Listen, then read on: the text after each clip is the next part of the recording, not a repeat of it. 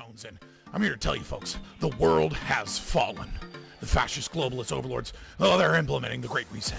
You don't believe me? I've seen the tapes. Watch it, folks. Watch as these pot-bellied Zoomer goblins work with the Illuminati to pit us against each other. I promised I'd be a good boy.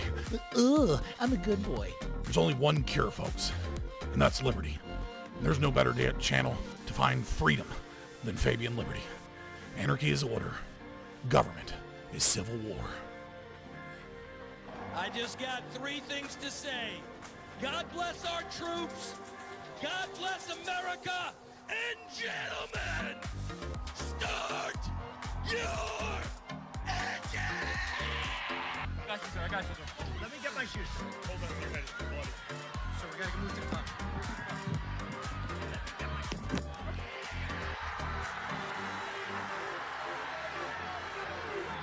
Not only do you have a micro penis, which is an important point, but on top of that, you refuse to share your Pokemon cards, and that's not nice. So first of all, a 2-inch penis is not a micro penis, okay?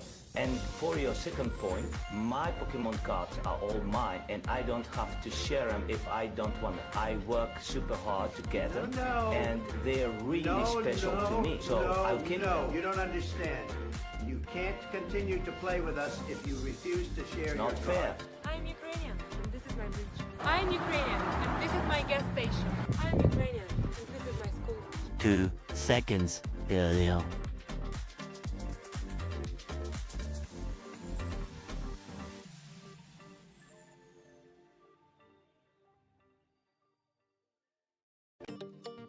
Would you let a Jew work out in your gym without paying if he claimed that the membership was promised to him by God 4,000 years ago? Bro, you are fucking... That's a good question. Yo, you're fucking funny. No, I mean, everyone pays. What if he tried bombing you for that? Bro, I mean, that would be like some crazy crime. Some acted, I don't even know, there, I don't know. Are you taking a political stance right now? Is found in my house. And that's called a bird grasshopper. I'm gonna eat him. He's not been transparent. I mean, there may be... They are making routine announcements about the things they are finding, and they are inviting questions about the things they are finding every single day. But by definition, he's not being transparent. They're not providing data for the things that they say they have found evidence of. They just aren't.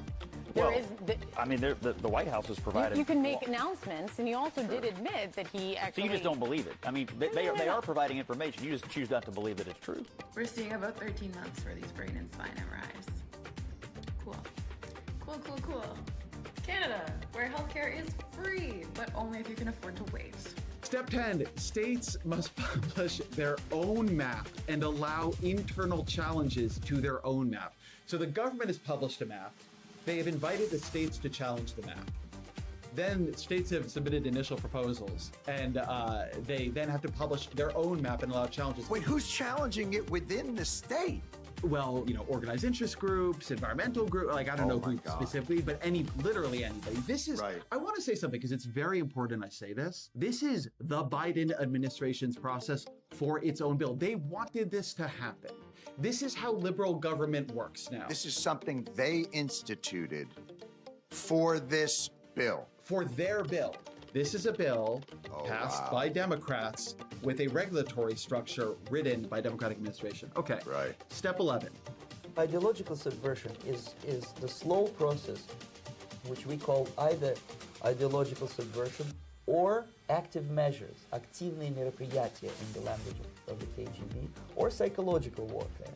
What it basically means is to change the perception of reality of every American to such an extent that despite of the abundance of information, no one is able to come to sensible conclusions in the interests of defending themselves, their families, their community, and their country. For our most tricky disagreements, seeking the truth and seeking to convince others of the truth might not be the right place to start. In fact, our reverence for the truth might be a distraction that's getting in the way of finding common ground and getting things done. Free fries when you get vaccinated? I got vaccinated. You're saying I could get this? These delicious fries? Wait a minute. But there's also a burger element to this? Let me check with Bill Neathart. Is it too early in the day to eat a burger? No. This could be breakfast? Okay. I want you to look at this and think about, again, some people love hamburgers, some don't. Really want to respect all ways of life. But if this is appealing to you, just think of this when you think of vaccination. Vaccination. I'm getting a very good feeling about vaccination right this moment. Thank you. When I win, I will immediately bring prices down starting on day one. Men to woman, or woman to men. Man to woman. From penis to vagina. In the shower, on a walk, the Dylan hour. Feeling sweet, feeling sour. I feel nothing. The Dylan hour.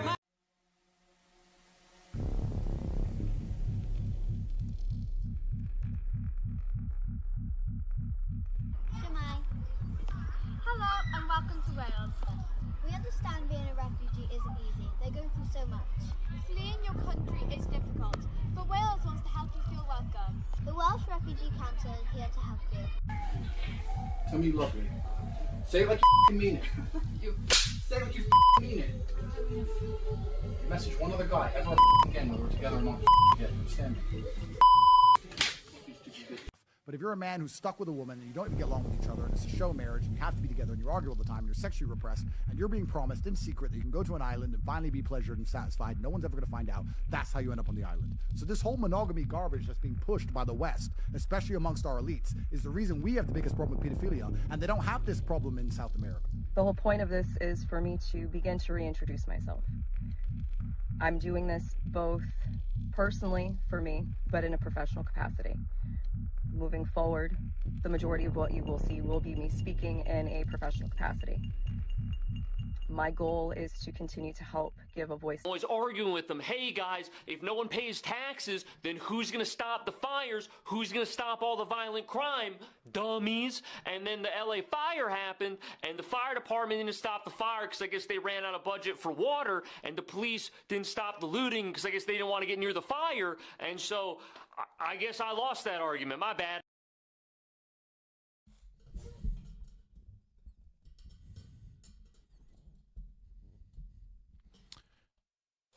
I had something I was gonna say at the intro that was out of pocket, and I forgot. I completely forgot what the fuck I was gonna say something dope and funny. I promise. It probably wasn't that funny. Let me not make promises I can't. But I got distracted by fucking pissing off Shrek Eyes because I had to mute him. Like, I'm sorry, guys. The channel is I'm gonna make this channel grow. All right. And if you spend most of your time in chat, let me get some music on. If you spend most of your time in chat being like, why are you late? Why does the intro suck? Oh, it's cause he can't prepare because he's bad. Like, eventually I'm gonna have to be like, all right, I have to mute you because like you're just gonna drive people away and make people less likely to like, follow, subscribe, and become viewers. Like, at a certain point, I have to like, I'm all for free speech, but like at a certain point I have to be like, okay, you're muted for 5 minutes. I have to like bop people on the nose if they're actively trying to drive people away from my channel. Even the fans. All right, I know Shrek Eyes. I don't know if you're watching still or not. You're probably done by the time out by now. But like, yeah, like at a certain point I gotta be like, hey, you can't keep attacking the channel and trying to get people to leave and then being like, why'd I get muted? All right, you're back. Yeah, like, dude, I'm not mad at you. If you want to, no, it's not gatekeeping. All right, don't, when you say, why is the intro so long? And then you respond with, oh, it's because he's ADHD and he can't prepare. Dude, I can prepare. I just don't want to open up stream to 4 viewers. Like that's why I have an intro video.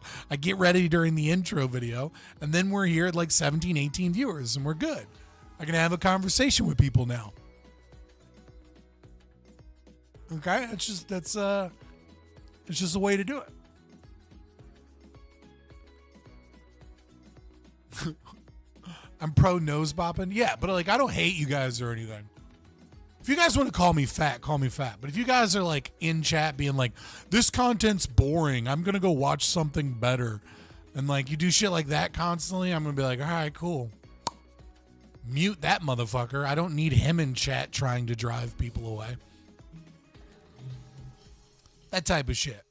I'm gonna have to start doing. I don't really wanna, but I know that it's not gonna help my channel if I let that shit continue. Fuck, man. I had something fucking that I wanted to talk about. Oh, I remember what it was now. Hold on. This wasn't it, but it was one of them. I feel like we all need to start getting behind MrBeast as ANCAPs. Hear me out. I understand MrBeast is probably a sociopath. Okay? Jay Dyer unblocked you. You're welcome. Dude, I keep DMing him and I'm being like, when will you debate me? Like, let's set something up. And then he just sends me like 10 minutes before random fucking obviously it's some type of bot or something. He'll just send me like fucking like Twitter space notification in my DMs like 10 minutes before or half hour before. And I'm like either already I'm like doing some shit. And I'm like, schedule something. And then he just like, and then I hear nothing from him. And then I just get like a random DM that's just like Twitter spaces, Catholics versus Orthodox on the fucking triune fucking rule. And I'm like, what? Like, what are you doing? Like, what is happening? But yeah, I'll happily debate him whenever he wants. I've DM'd him multiple times. He wants you to join the panel because you're not important enough for him? Oh, well, he can go fuck himself if that's what he wants. Yeah, like I'm not going to go join some random Twitter space. Like he can schedule something or whatever. Like he's already ran away from one fucking debate, mid-debate, rage quitting. You know what I mean? Like I already know he's a pussy when it comes to libertarians.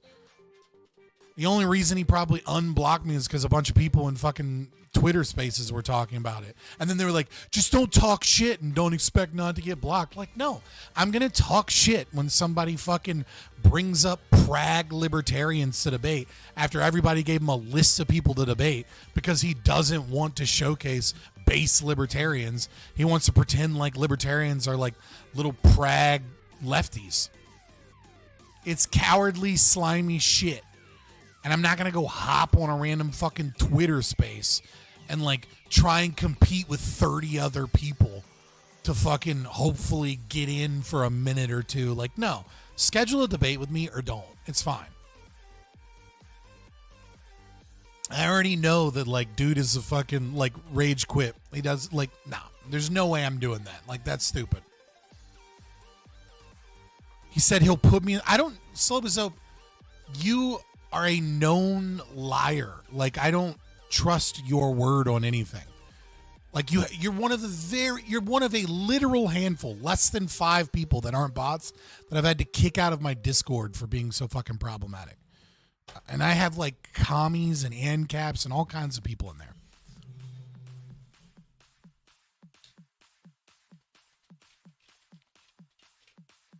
I don't believe you. I have no reason to believe anything that you say. Maybe you did, maybe you didn't. I don't care. I'm not going to go hop on some random Twitter space at the I've never lied yet. Oh my God, you're so full of shit. You bring nothing here. Slope once told me he organized an interview with MrBeast for you. Nah. That'd be dope. Okay, but seriously, oh man, I left my other vape. Seriously, we should support MrBeast, but not for the reasons you think.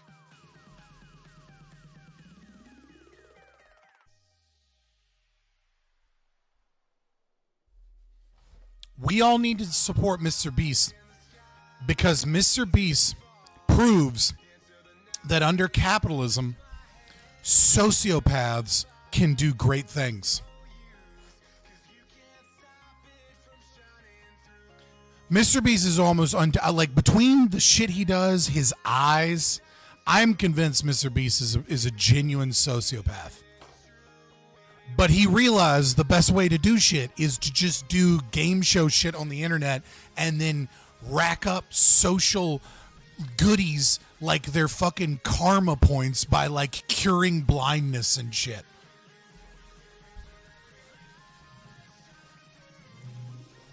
Slope is dope. There's like, dude, you would, it doesn't matter how good I do. You'll be like, Jay Dyer's amazing. Christianity-based, libertarian, stupid.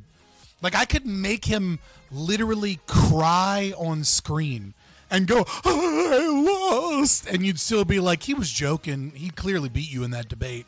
Like, it's such a stupid thing. You're not a fucking libertarian.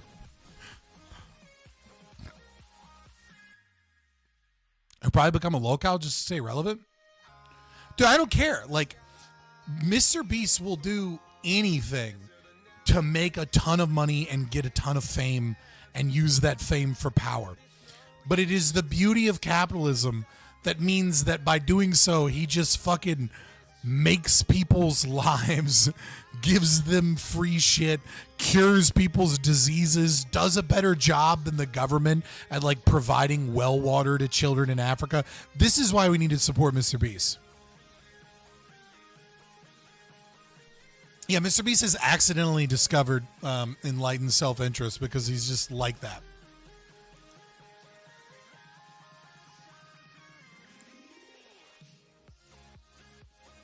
What do you mean he never did those things? What thing did he never do?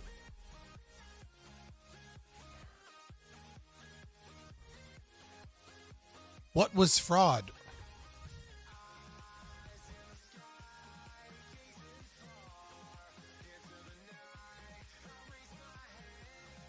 Who's they? What? That would be a good clip. Too bad they're not on. Mark, who is they? No, I'm so sick of people saying that like political opponents are retarded. Jay Dyer's not retarded. Jay Dyer's clearly intelligent. He's just a pussy.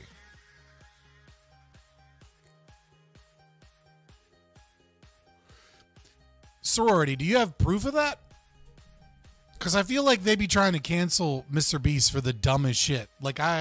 Is there actual proof that he committed fraud when he did that?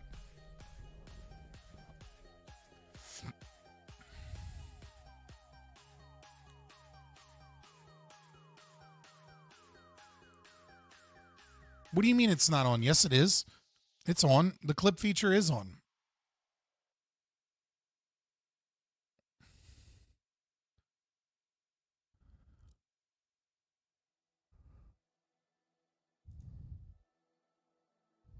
What if I go stronger? What if I get higher? What if I start doing things I know I will regret? I will make my own way. I will not surrender. No, people plenty of smart people believe dumb things. Like Jay Dyer's not dumb. He's just a pussy. That's why he fucking rage quit when he was getting stomped by Liquid Zulu.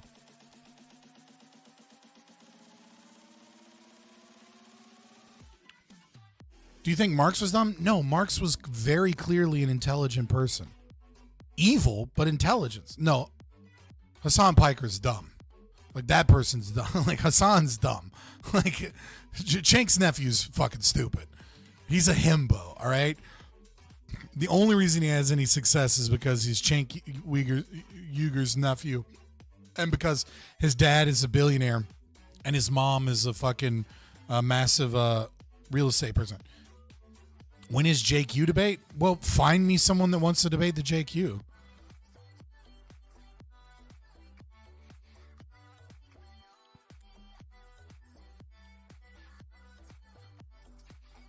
Jay Dyer I don't think Jay Dyer wants to debate the JQ on YouTube. If he does, I will. It's a stupid fucking position.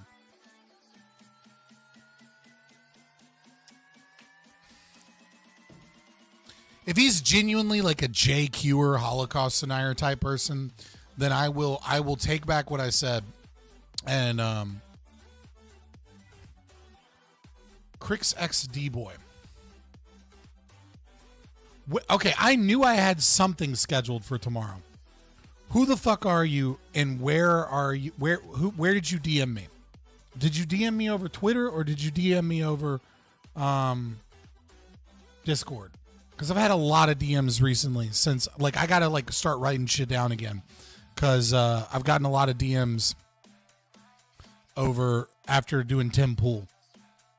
And I've had to like schedule shit out for the last couple days. So I gotta start writing shit down. 8-bit. Okay. I was like, I knew I had something scheduled for tomorrow, and I was going through all my DMs and couldn't figure out what was to review your debate and talk about Tim Pool as well. Like, yeah, that'll be fun. Cause I've got like I'm probably gonna have some like I'm trying to schedule something with Jake Rattlesnake. I'm trying to schedule something with Noah, Midwestern Marks again. Some random person came at me on Twitter. Couple of people I've never heard of that are really strange, but like I'm not a ladder puller guy, so I don't care if some small channel sees me and wants to talk to me. Like, I'll do it. So yeah, I've got a lot of DMs. You know Stefan Molyneux? I don't know him personally. Like, yeah, I've seen some of his stuff. The JQ is the Jewish question, which is just saying, why do the Jews run the world? Except the JQ isn't really like, why do the Jews run the world? It's the Jews run the world, and like the Jews are in charge of everything, and the Jews are the problem with like all of our things. And if only we could get rid of the Jews, then like the blacks would stop being like they are, and like we could get rid of all the non-white people, and like, you know, the banking system would be great, and like Hollywood would stop trying to trans the kids because of the Jews. It's the dumbest shit ever. Like, there's plenty of things that they quote unquote notice that are absolutely true, right? And like a lot of lefties will be like, you can't talk about overrepresentation of Jews in Hollywood. That's anti-Semitic. And it's like, no, you can talk about it. Like, but of course, like, that's just how that works.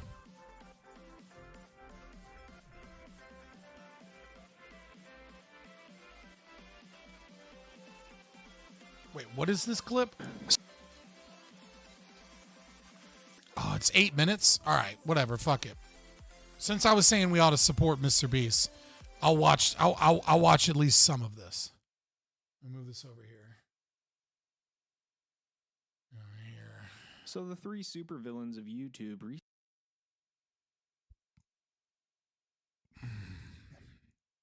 Someone sent this to me. Now, before I get into this, actually, hold on.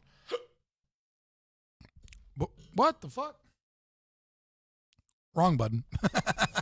Before I get into this, all right, like, share, subscribe. All those things are free. There's 23 of you currently watching. We'll probably get some more people in here later. Only 8 of you have liked the stream. That shit's free. That's ridiculous. Come on, give it a like. There's no reason to be watching the video, not give it a like. Unless your Slope is dope, because he's silly.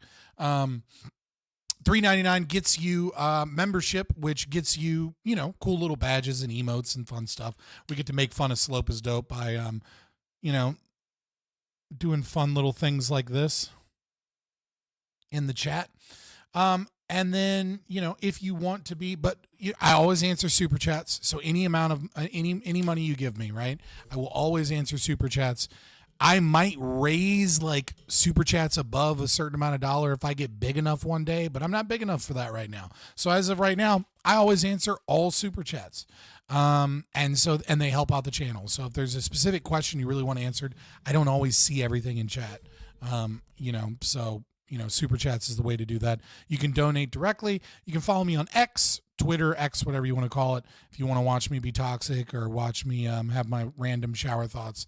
And then lastly, if you want to be a part of the community, everyone except for Slope is Dope is invited.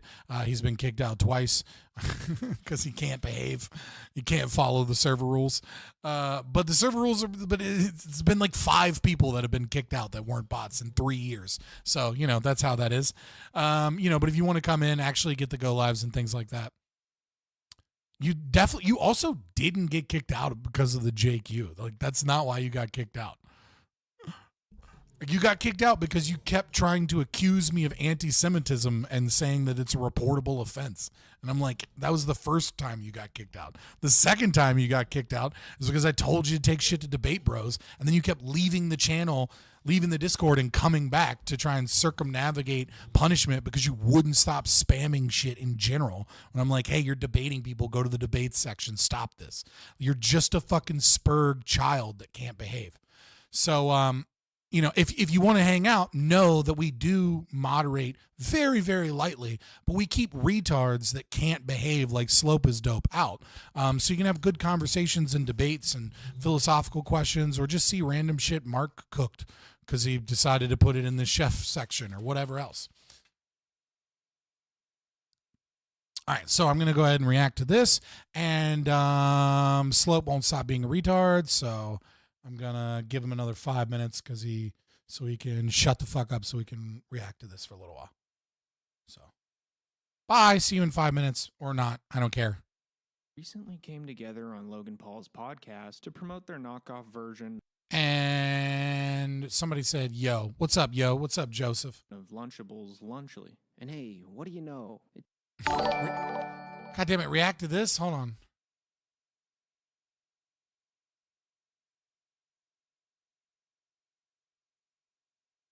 Oh my God. Hold on. 12 things not to say to someone with ADHD. Is there a fucking what is this website? Oh, it's MSN. What is oh God.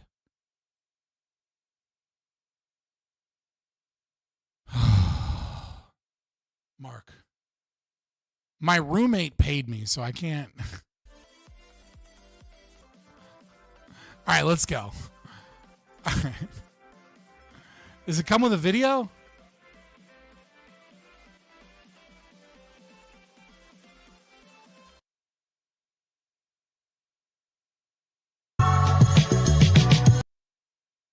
Oh no, this is just Huff Post saying, okay, hold on.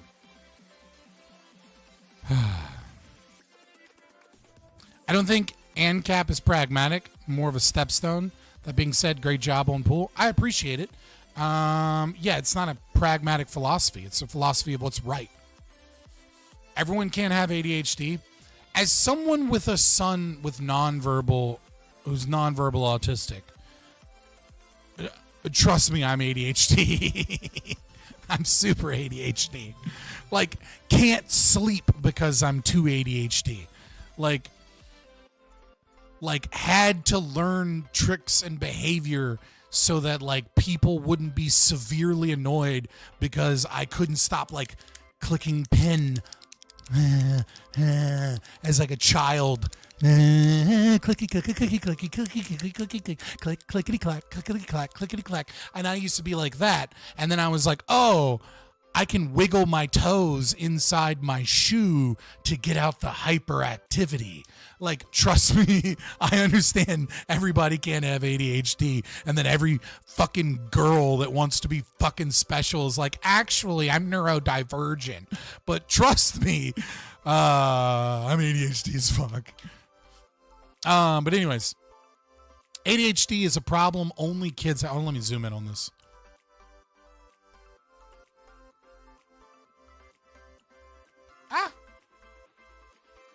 ADHD is a problem only kids have. So I feel like this is kind of true. Okay? And the reason this is kind of true is because it's overdiagnosed, as Jeanette pointed out. You have a lot of boys that are just having typical boy behavior, right? They're restless because you're sitting them in a fucking in a like a random ass fucking classroom. They're not being able to work with their hands. They're not being able to do like science labs. You're not giving them adequate time to get out energy. They're being fed shit food that like dysregulates their energy levels, and then like they're not allowed to horseplay. They're not allowed to goof around. It's an incredibly feminine environment. And so a bunch of kids become ADHD and then get medicated so that they behave. It's not. It's just boy behavior. So like this idea that like ADHD is a problem only kids have, I feel like is super true. Number one. Number two, there's something to do with either diet or whatever and aged male sperm with neurotypical disorders. And so it is a thing that the younger generations absolutely have more of than the older generations. I don't know if it's like microplastics or what the fuck it is. Nobody knows what it is. But we know that it's highly correlated with like sperm as men get older. And it's one of the few things. Most birth defects and issues are come from like women being too old, right? Because like if you're over 35 and you're a female, it's a geriatric pregnancy, right? Like that's way past your prime. Like you should be getting pregnant in like your mid 20s, and you've kind of already fucked up your fertility if you're like waiting until you're like 29, 30 to try and have kids. But ADHD autism seems to fucking be the dude's fault on that one.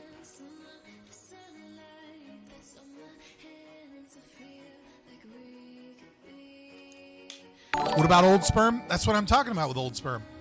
We don't know what's going on. We just know that like autism and ADHD, the likelihood of you having a child with those conditions go like they spike up a lot.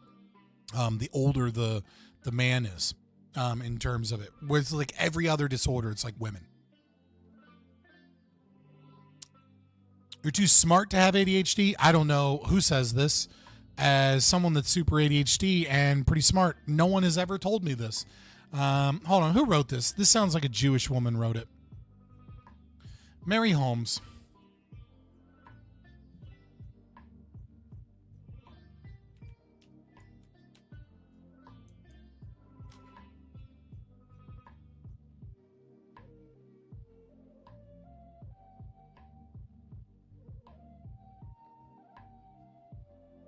Yeah.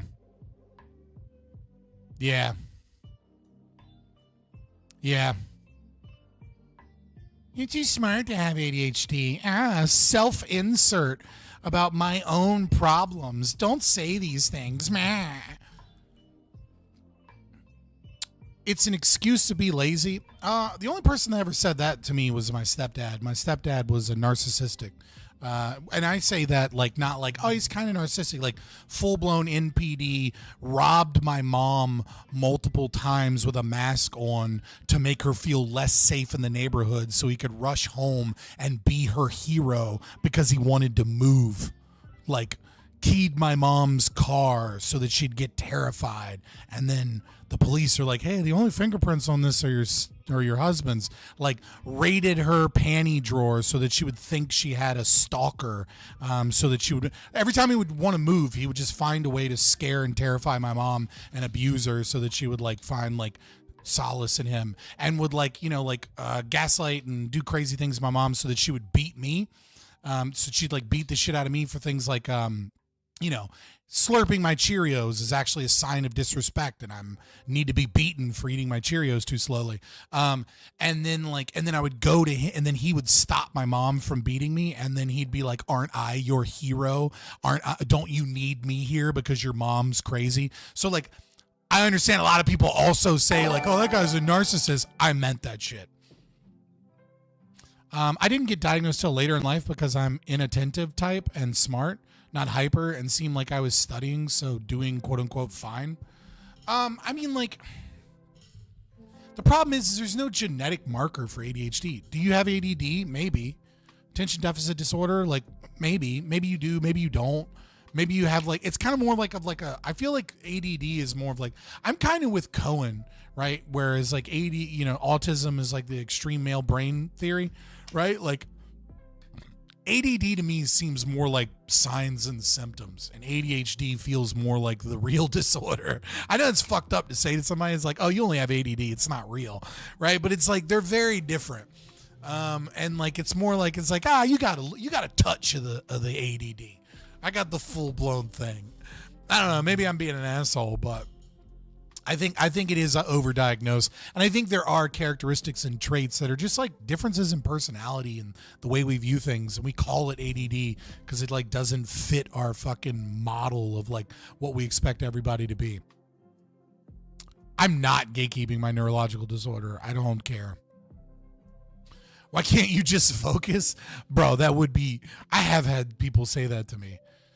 Nobody really says, why can't you just focus, for the record? Like, what people really say is like, why didn't you put a trash bag back in the trash can? If you really cared about doing it right or you respected things, you would do the job to completion.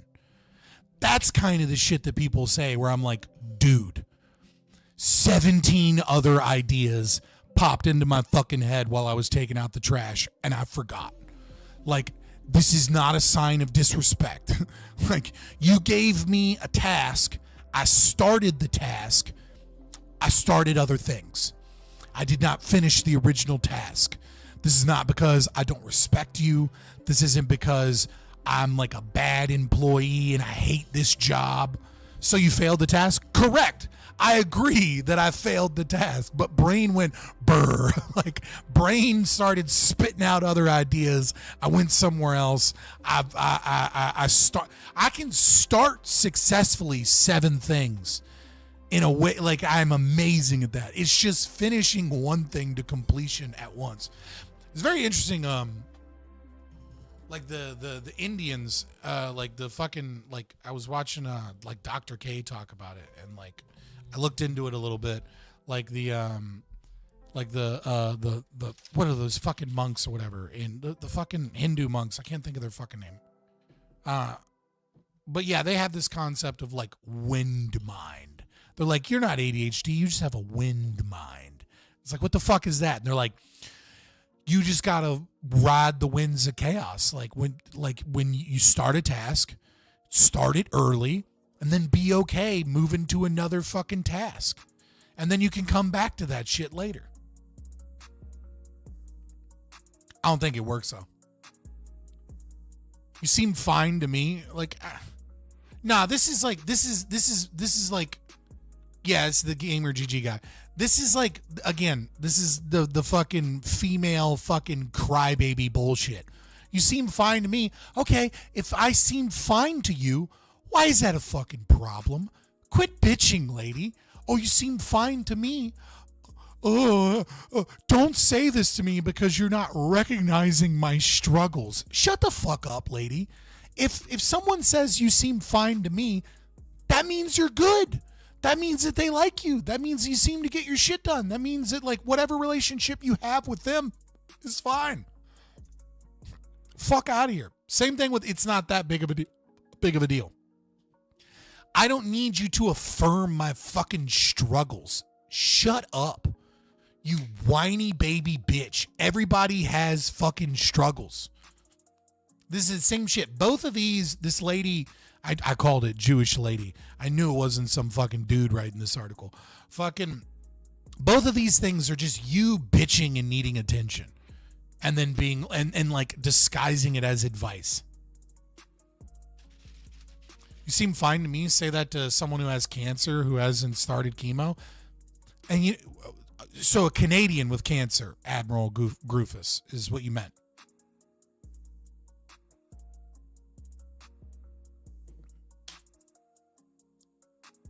Yeah, fair enough, Joseph.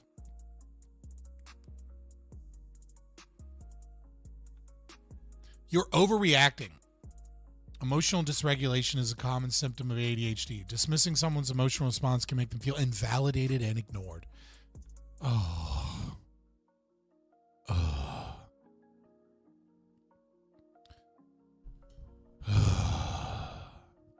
Listen.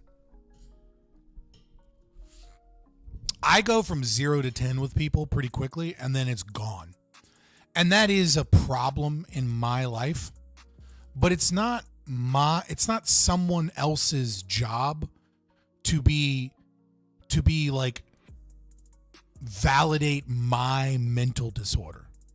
It's my job to inform people that my mental disorder is the way that sometimes I act like that, and to apologize and to be upfront with those people and be like, look, I'm gonna be like this sometimes. Somebody paid me to fucking to react to this, so I'm reacting to it.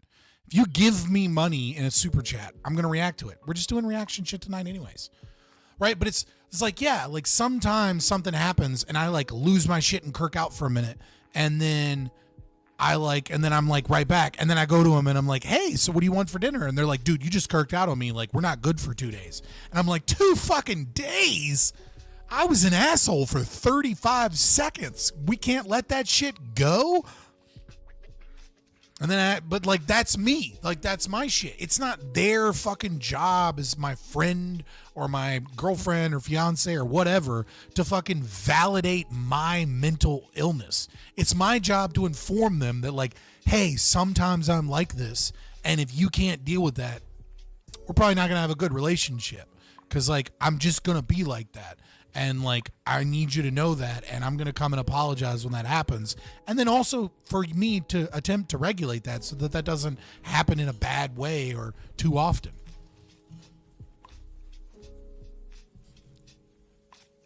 Or maybe 3 months, who knows? You don't seem to have any problems focusing on video games, TV, or phone. Yeah, dude, I hyperfixate on something every now and then. Number one. Number two, there is an appropriate response to this.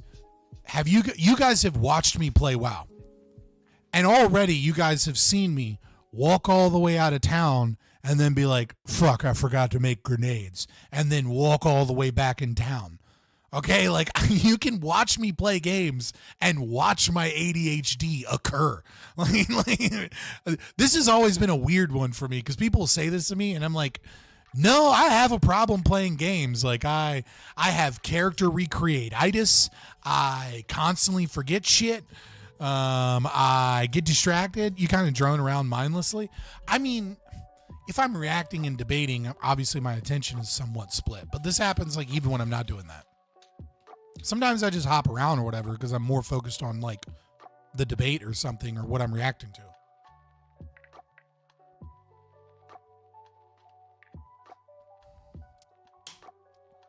I've only finished Baldur's Gate 3 like 3 times, and I have like 1,000 hours almost on that fucking... No, I don't. I have like 400 hours or something. Actually, hold on. Let me check.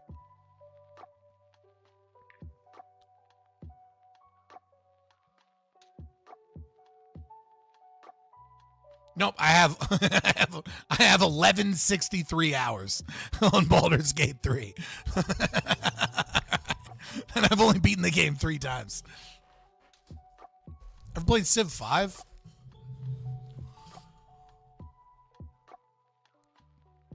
Hold on, which Civ do I have? I have Civ 6, I think, is what I'm playing mostly. What is the new one? Yeah, I've been playing Civ 6. The new one is not good enough for me to play my I can play Civ. The new Civ kind of sucks from what I've been told for like a bunch of reasons. Main topic is more interesting. Dude, I'm on 8 out of 12. Like, relax. We will get there. This is a live stream. This is not a like dedicated video.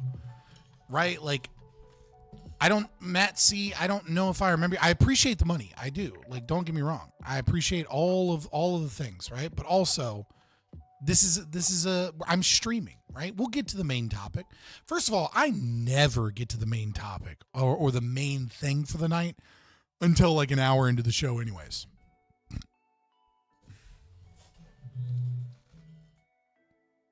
Yeah, I've got 1163 in Baldur's Gate. You're trying to be difficult. No one has literally ever said this to me. This just sounds like woman speak trying to fucking complain on the internet. No, you're supposed to do it this way.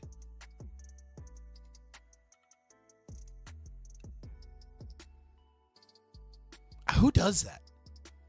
Who does that? Who comes up to someone and is like, you're not doing it the right way? That doesn't happen to me, ever. Read the text. ADHD has its challenges, but one advantage it often brings is an out-of-the-box approach to problem solving.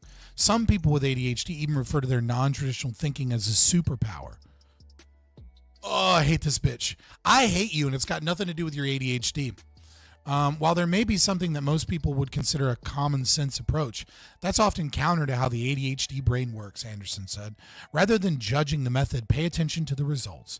Because of this divergent thinking, people with ADHD are great at finding alternative, often better ways of solving a problem. I mean, that's true, but like nobody bitches about what you do. Like, this is such a woman-coded thing. Is like some guy tries to help them and they're like, he's not validating me. Whereas if it was a dude, he'd be like, no, I'm gonna get this shit done my way. And they'd be like, you got it? And I'd be like, yeah, I got it. You'll see. And then you'll produce the results. And they'll be like, hell yeah, dude, you got it done. Like, this is woman complaining. This is woman-splaining, right? Remember when we talk about mansplaining? This is woman-splaining. Droning on about their fucking feelings not being validated and how people are picking on them. Like, shut up. Everyone has a little ADHD.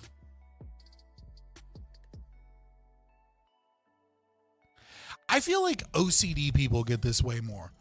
I feel like everybody pretends like they have ADHD and it's not a thing, but like I feel like this is an OCD thing worse. Like I genuinely kind of feel bad for the people with OCD that are like, you know what I mean? Like, oh, I got home and I have to drive back to work because my whole family will die if I don't make the trip to and from work twice. And then people are like, oh my God, I have to make my pencils straight. I'm a little OCD too. And it's like, you know what I mean? Like, I feel bad for the people with like legit severe OCD that hear this shit that are just like, you have no idea the fucking struggle I have when I go into a room and I'm like, oh, the whole world's going to end if I don't take my pants off and put them back on 17 times and go woo woo pop, woo woo pop, woo woo pop. Like, while I do it, you know what I mean? Like, and they're over there like, ooh, I don't like my laundry to be unclean. I'm kind of OCD about that. I don't really get this as an ADHD thing.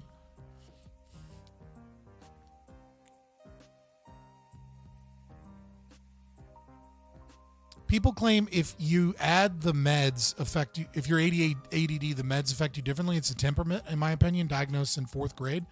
Yes. So if I take like Adderall or something like that, I have really hard time sleeping. My creativity goes down.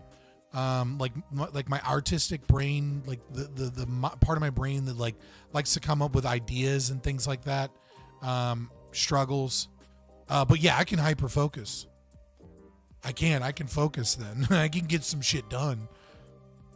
It's really more of a trade-off for me, and so I don't know. I'm not a big fan of them. Sometimes I'll be like, oh, I really got to get this done. Maybe I should take my meds. And then I do. And every time I do, I'm like, I hate this. I should not have done this. This was bad. I don't like this feeling.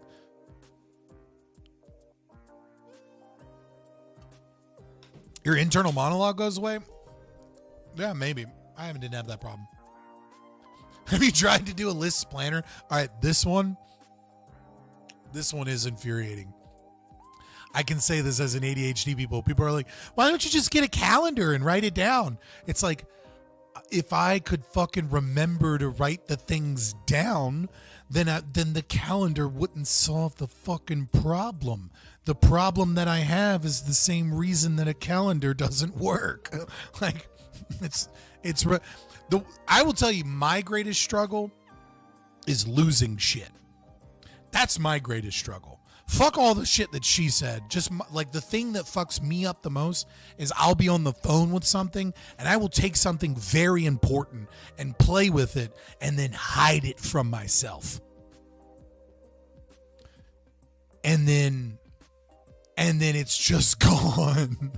like I lost my dad's parking pass for his car, like that he needs for work, and I tore apart my whole fucking house, and he was just like, It was behind my couch. I don't know how that is. Every now and then I go into the refrigerator and I'm like, oh, that's where that was. Things that don't go in the refrigerator, like, and it's really bad because I'm super tall because because I'm 6'5". And I have my back hurts and shit. I will put things in places where nobody else will ever see them. I'm the only one that could ever see these things. There's a pocket dimension. Yeah, dude, like that's my greatest struggle. I've lost so many wallets, so many keys. Like I lose my cell phone at least 4 or 5 times a day. I have to go like looking around for my cell phone for 5 minutes or 10 minutes. Sounds like living with a roommate you never see who has dementia. Like, yeah. I mean, it's gotten to the point where like I've started to buy things that are hot pink. These are my headphones for going out for walks or working out, right? My Beats headphones. I bought hot pink headphones or pods because at least when I lose them, they stand out. I can be like, aha, I see them. They're shiny and pink. Ah, like because I've lost my other like AirPods or not AirPods. Like the Android version of them. I had like some better ones, some Samsung ones. And I had like 2 pairs of them and lost them both like forever. And then I was like, no, fuck this. I'm buying the hot pink fucking Beats so that I don't fucking lose them. All right. So somebody wanted me to react to this, so let's get on to it. Turns out that the 3 billionaires have absolutely zero chemistry together. Thanks for joining me, guys. Let's go. Yeah, well. Oh, pleasure. Yeah. No, like throughout this podcast, it's clear that they A, know nothing about each other. Hold on. Let's speed this up. Apparently this is funny. I don't know. And B, completely despise each other's success. Like in the beginning, when MrBeast starts describing one of the sets for his new TV series, Logan can't help but suggest that Jimmy's copying the set of the popular outdoor music festival, Burning Man. Cool. I know you, Jimmy, just got done shooting your Amazon show, oh my gosh, which, yes. from what it sounds like, is going to be the biggest game show in history ever. What would you say is the best episode? I mean, say it. Don't say yeah, it. Say what you did. We built a city in the middle of nowhere. There's just a field. What? And that's just Burning Man. We pulled up. No, we built like an actual Yeah, city. that's what they do at Burning Man. Yeah, but like we went to Burning Man. Wait, as in like buildings. Buildings, like actually a walled-in city. That dude, the armchair psychology of this is a little wild right now. Like the fucking like, see how he hates him because he just tries to be funny on a podcast. The contestants lived in throughout the show. What?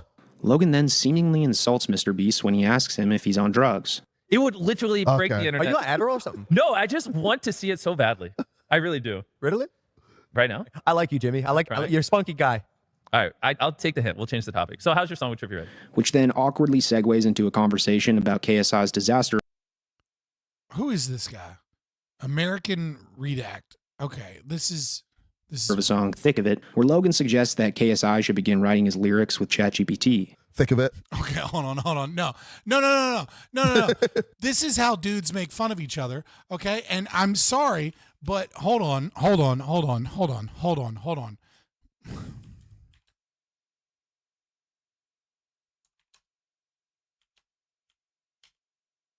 Okay?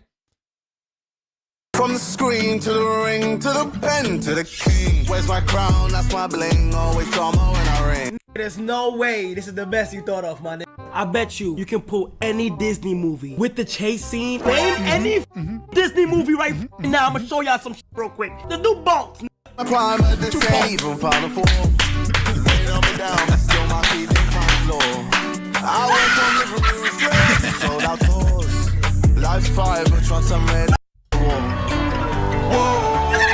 From the no, like, hold on. He deserves to be made fun of for that song, and just giving him a light dig about like you should use ChatGPT for the lyrics. Like, no, like that's fair. Like, this guy thinks that they're all like fake friends or whatever. I mean, maybe, you know what I mean, but like, or maybe people are just trying to podcast. And they're a bunch of famous people that have to maintain their clout, and they're also just like jibing at each other. Featuring Trippie Redd. Yeah. Obviously, I'm promoting that music. Yeah, man, if I were you, I'd write a song and have ChatGPT write all the lyrics. Oh, shit. I'm joking, but like... well, I mean, I do dibble and dabble with AI. I have like AI friends, and I just talk to them every now and then. But after they finish their forced intros of each other, they begin to address the reason why they're sitting there pretending to be friends in the first place, and that is to promote their new product. But yeah, we did launch Lunchly today. We actually just did it. If you guys saw on Instagram Live, I also think people are confused about what the product is. They're like, wait, so it's just Prime and Feastables in a Lunchables? No. I want to hear your Lunchly pitch. My Lunchly pitch. Yeah, you got to start sneaking that in. Just eat it. It's fantastic. I like that. But instead of celebrating their launch like normal friends who launch a business together would, the demons inside of them couldn't help but to address the negative criticism and lawsuits that they're facing. No, but Jimmy, the demons inside of them couldn't help but face. Hold on. Fantastic. Listen to this. But instead of celebrating their launch like normal friends who launch a business together would, the demons inside of them couldn't help but to address the negative criticism and lawsuits that they're facing. The negative criticism and lawsuits are facing. I don't know if you're launching a product and there are lawsuits against you, that doesn't sound like they're the demons inside of you. It sounds like that's a publicly available and known thing that they're attempting to address because they're launching and talking about a product and they want to dispel the myths, the rumors, or whatever. Like, what is this person talking about? Who was it you, Shrek Eyes, that said this is a funny video? This video is funny because this dude is just a straight up hater trying to pull something out of nothing. No, but Jimmy, I really want to talk about these lawsuits because they're a big deal on the private side. So you're telling me you don't purposely just put, what is it, forever chemicals in your drink to... Bro, we were shocked. Me and him were talking, we're like, yo, what do people You don't think just this is? bust open barrels of forever chemicals and dump that in there? Like, what do you think this is? Like some fucking rinky-dink operation where that's like what we're trying to like... I don't even want to say. It's so stupid, dude. People are so dumb. As much as I believe in people and like the up and coming generations and the world, and I hope we're headed in the right spot, I just am. Drail, where it are never you ceases from to that you're going to bed right now? I don't remember where you're from. I apologize, but nevertheless, good night, brother. Amaze me how dumb people. It's a weird way to say preservatives. Yeah, right. People are. Like you'd think that Logan would know how to conduct himself professionally at this point, especially when discussing lawsuits surrounding his company. Like the levels of immaturity. Hold on, we're talking about Logan Paul. We're talking about the guy that went to fucking Japan, went to the suicide forest and filmed a person hanging from a tree and giggled and laughed about it and made and put that video on the internet. And we're like, you'd think he'd be mature about this, but clearly these are fake friends. In this podcast is baffling. Turkish Quando Riz. A whole state. Blue Tie Ohio Riz. Yo, that's like... Do you know Blue Tie Ohio Riz? Like, what are you saying? Especially when the conversation shifts focus to a discussion about balding, which is something that Logan and KSI both struggle with. The only difference is that KSI covers his with a bandana, while Logan chose to get a hair transplant and have his bangs on his forehead. So when MrBeast This feels like more like you're trying to shit on them for being bald. suggests that they should all go to Turkey to get a hair transplant, things get a little dicey between KSI and Logan Paul. Yeah, like I grew a beard. Yeah. The bandana hasn't changed. It's got bigger. It's got bigger, yeah. The hairline's receded. I've accepted it, people. But you Let's go to Turkey. No, I don't want to go to Turkey. I want my beard on my side of my face. Yeah, but you can have a forehead right here. You can have a forehead. Bro, I don't care how I look because my girlfriend loves me for me. It is so sick. So who cares what some people online... What? Okay, I can't watch this anymore. Like, this dude is clearly just a massive fucking hater. Like, this is so stupid. Oh, fuck. Smutness. Fuck the Paul brothers. They're all right. Logan seems fine to me. I feel like a large part of the problem with celebrities like Logan Paul and stuff is that like people want them to be something they're not. Like they have this like there's this weird, how do I put this? There's like two halves to celebrity in terms of like societal expectation, where like everybody knows that these people are just like clout people making content for content's sake and knows that they shouldn't really have that much respect or anything. And then there's this other segment that like treats all celebrities like they're football stars from the 1970s, and they're like, you're supposed to be a role model for young children. And it's like, where are you getting this idea from? Like, that shit died decades ago. It's like, they're fine so long as you don't look up to them and think of them as like these like good people.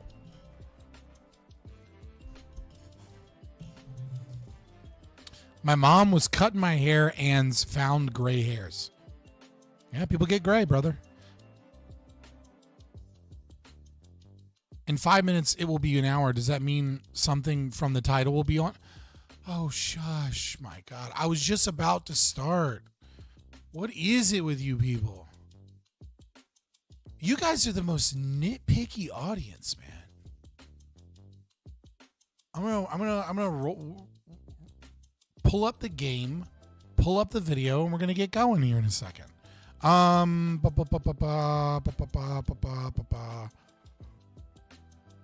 I guess we could play WoW. I'm trying to figure out if I should play WoW or Path of Exile. I want to play Civ 6? Dude, I'm so bad at Civ. I'm not good enough to play Civ on stream.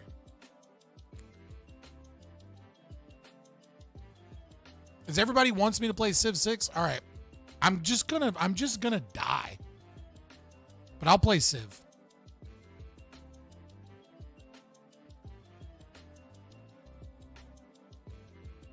Did I cut my hair? I always cut my own hair.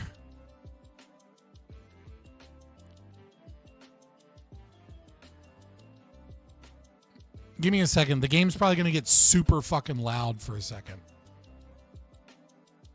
It usually does in like the intro.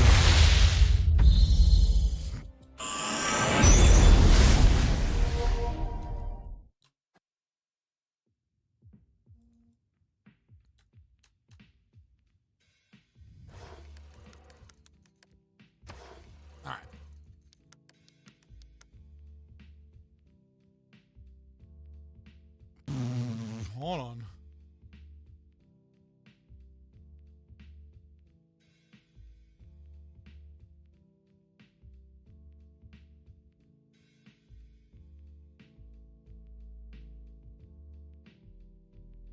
There we go. All right.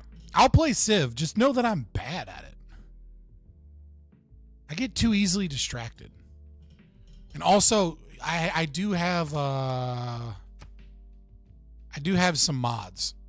The only mods that are game breaking are Sukrat's Oceans or Sukratax Oceans. It adds extra shit to the oceans, but I'll play with that off. And then I have one that like gives me a scout in the beginning, but it gives everybody a scout, so it's balanced. It just gets the game started faster.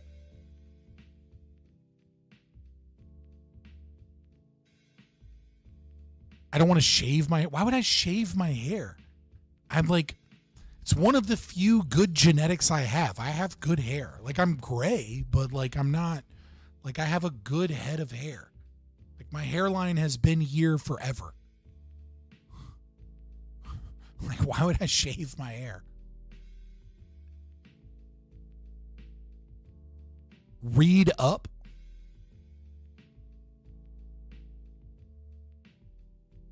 I'm not scrolling back up to shit. Like, nobody's chat messages are guaranteed to be read unless they're fucking super chats. That's how that works, boys. Let me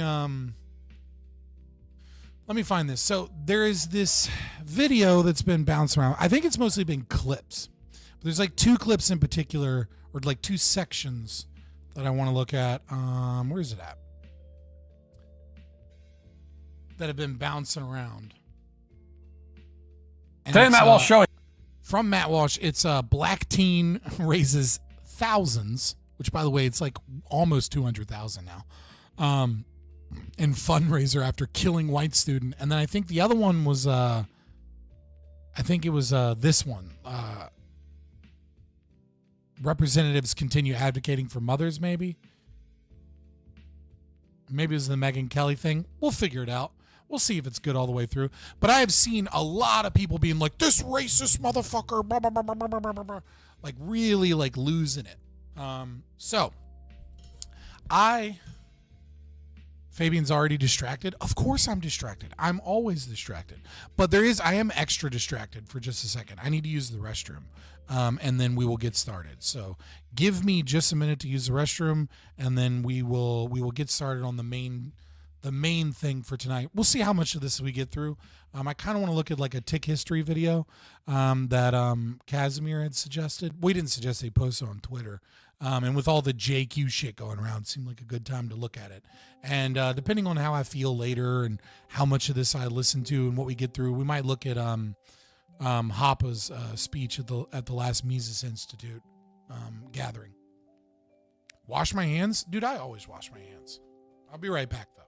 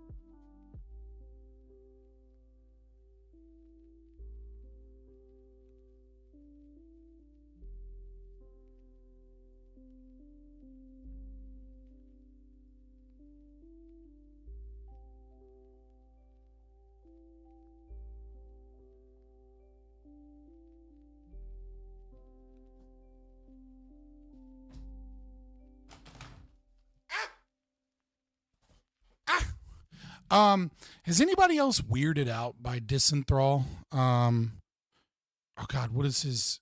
I don't remember what his other YouTube channel thing or whatever is called. The Anarchast or whatever.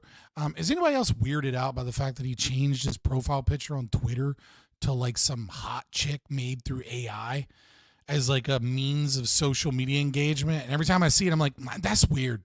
That's creepy to me. I don't know. There's something very unsettling about knowing somebody's a dude and they have like a big titty hot chick as their profile picture. Like, and it's meant to look like, I guess, like the female version of him or something. And it's like he's catfishing. And I'm like, why are you catfishing? Like, it's like for liberty, bro. And it's like, I don't, this is weird. Something about this feels fucking gay and slimy. I don't know. Yeah, but it's not a parody account. It's his own account. And he just turned himself into like a fucking girl in the profile. It's very trans-coded. I don't know.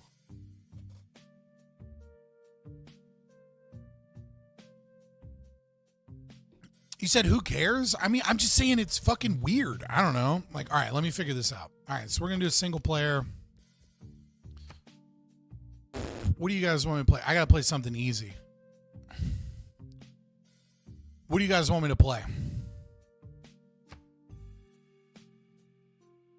Dude, I always tell the truth. I might play Trajan and play with fucking Heroes and Legends. Babylon? I said play something easy. And you gave me the one that I have to focus on the tech tree massively and like do a bunch of planning on. I'm not playing fucking Babylon. Barbarossa? I don't like doing like the science tech route. Rome domination? I could play Caesar. No, not Matt Walsh. I'm talking about fucking Anarchast. Get with the ADHD program here, boy. Do Spartan then? I don't think I have Sparta. I have I don't think I have Sparta. Or what's her name? It's the female version of Greece. Sparta sucks though. I could do Julius Caesar. I don't know. I'm just trying to play something simple.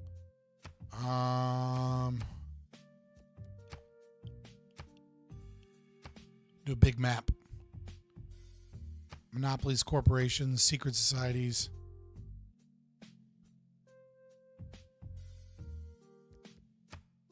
And then we'll do wet. We'll do legendary start. We'll do new world. Hey.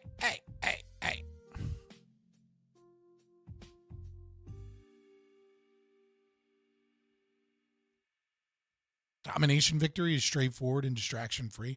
But you guys also have to remember that I'm bad at this. So I'm probably going to just like lose or some shit. Especially considering like I'm focused on streaming and Matt Walsh.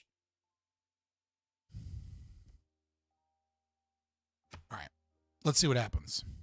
A crowdfunding campaign for the black teen who stabbed a white kid to death has now raised well over $150,000. People are rallying around him and giving him money because he killed a white kid. What does that tell? Dude, that is like, this is crazy. Like I saw like Maj Touré and a bunch of other people get like involved in this conversation about this case. And this feels like a crossing the event horizon kind of situation. Like we're being sucked into the black hole at this point, because it seems to be that the left, predominantly like the racially motivated black left, has now just adopted. And there's another case too, which is like a pro-life like mixed girl that got punched in the face by a black woman just out of nowhere because she was being rude. It seems that the left, the racially motivated like black left, is now of the position that if you aggravate a black person by telling them that they're wrong or by engaging in like the most minimal level of aggression, then all violence against you is justified, and we need to support the black person in making them free, and they need to get rich, and it's really good that that white person was stabbed to death. Like the black left, the racially motivated, like critical race theory, Black Lives Matter left, right? They are now they have kind of all come together and decided white people that say no deserve to be murdered. Like this case, like the idea that this case has anybody on this kid's side is fucking psycho. Tell us about the culture. We'll discuss also more anti-Trump and anti-Elon protests over the weekend. We'll check out the highlights. A bipartisan group of women in Congress have been fighting for the right to work from home, and it looks like they'll get their way. And for our daily cancellation, sadly today, I must cancel Megyn Kelly. We'll talk about all that and more today on The Matt Walsh Show.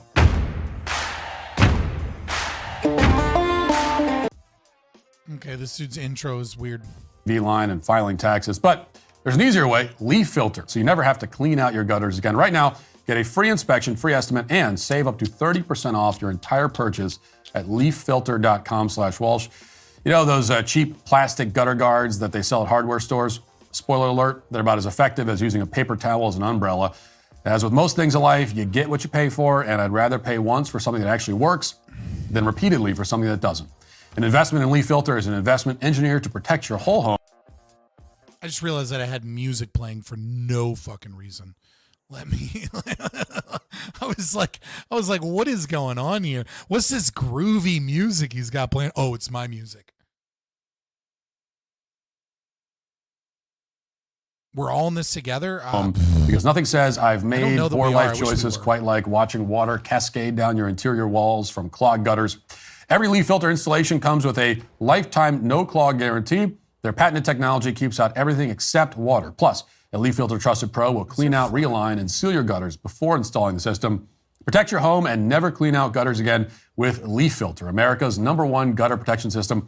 Schedule your free inspection and take advantage of the Spring Spectacular sale with up to 30% off your entire purchase at leaffilter.com/Walsh. That's a free estimate, free inspection, and 30% off at leaffilter.com/Walsh. See representative for warranty details. Okay, listen, I don't interrupt people's paid product placement. And I understand that there are conservative companies, but having your product advertised next to Matt Walsh just feels wild to me. I'm not saying we should cancel him. I'm not saying that, like, how dare he make money off of products. I'm just saying the company that is like Matt Walsh, I trust him not to do anything too provocative that'll be associated with my company, is bold. Like, unless you're selling Bibles, like, it's fucking weird that you'd have that you would put your product on Matt Walsh. It's like, what do you guys sell? Oh, we sell gutters, and we want to make sure that no one that is even center left will ever fucking buy our product because we don't want to protect the roofs of those lefties that are transing the kids. Like, I'm not saying he doesn't deserve it, right? I'm sure his rates are probably lower, and it's probably some of the best advertising you can get until he says some shit where people are like, fuck anybody that associates with him. Like, I don't know. It's weird to me. But then again, maybe not. Maybe who the fuck is being like, got to make sure I boycott Leaf Filter because they're associated with Matt Walsh? Probably nobody. So, it just feels weird to me.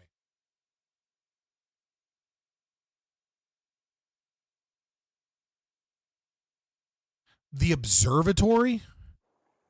What the fuck is the observatory? Is that like a late game fucking science?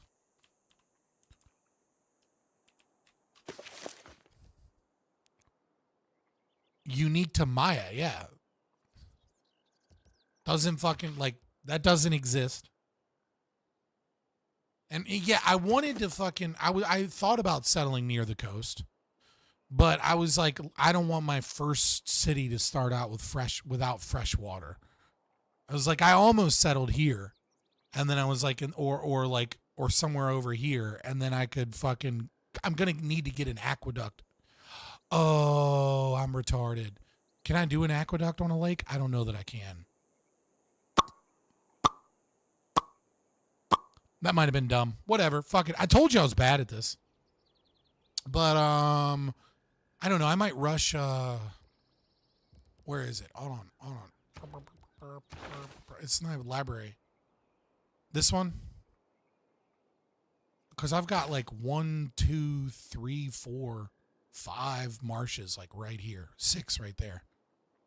So I might be able to get a lot of science if I can get that.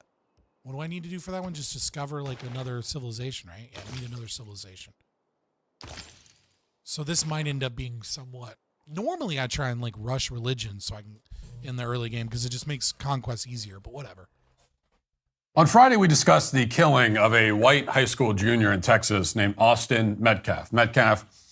No, I hate Republicans almost as much as I hate Democrats, but no, I would not have preferred DeSantis over Trump. I don't think DeSantis would have been better. I think DeSantis would have just been normal and more the same.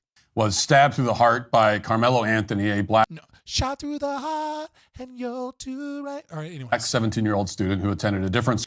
That was insensitive. I'm sorry. Somebody was murdered, but it was funny in that moment. So I choose funny over being a good person sometimes. School. According to the arrest warrant, Anthony was. No, DeSantis would not have been better on tariffs. DeSantis just wouldn't have done anything about it, right? We don't know. I said before the election, and I still think it's going to be true, is that Trump is going to fucking tariff everybody. The markets are going to dip like crazy. It's going to get rid of a lot of the funny money and bullshit because our stock market is propped way the fuck up on a fake economy. It's a house of fucking cards. And so this giant shock in the economy, they're like, oh, fuck, the recession's finally going to be here. It's no, it's just adequately fucking the market's volatile and all of a sudden 10% of the wealth just magically fucking disappears. I wonder how that happens. That happens because our economy's fucking fake. We have a service industry and it's all bullshit. It's just readjusting to reality as Trump starts going crazy like a bull in a china shop. And what is he going to do? He's going to negotiate a bunch of free trade agreements with a bunch of other countries. But the one country he's not going to fucking deal with is China.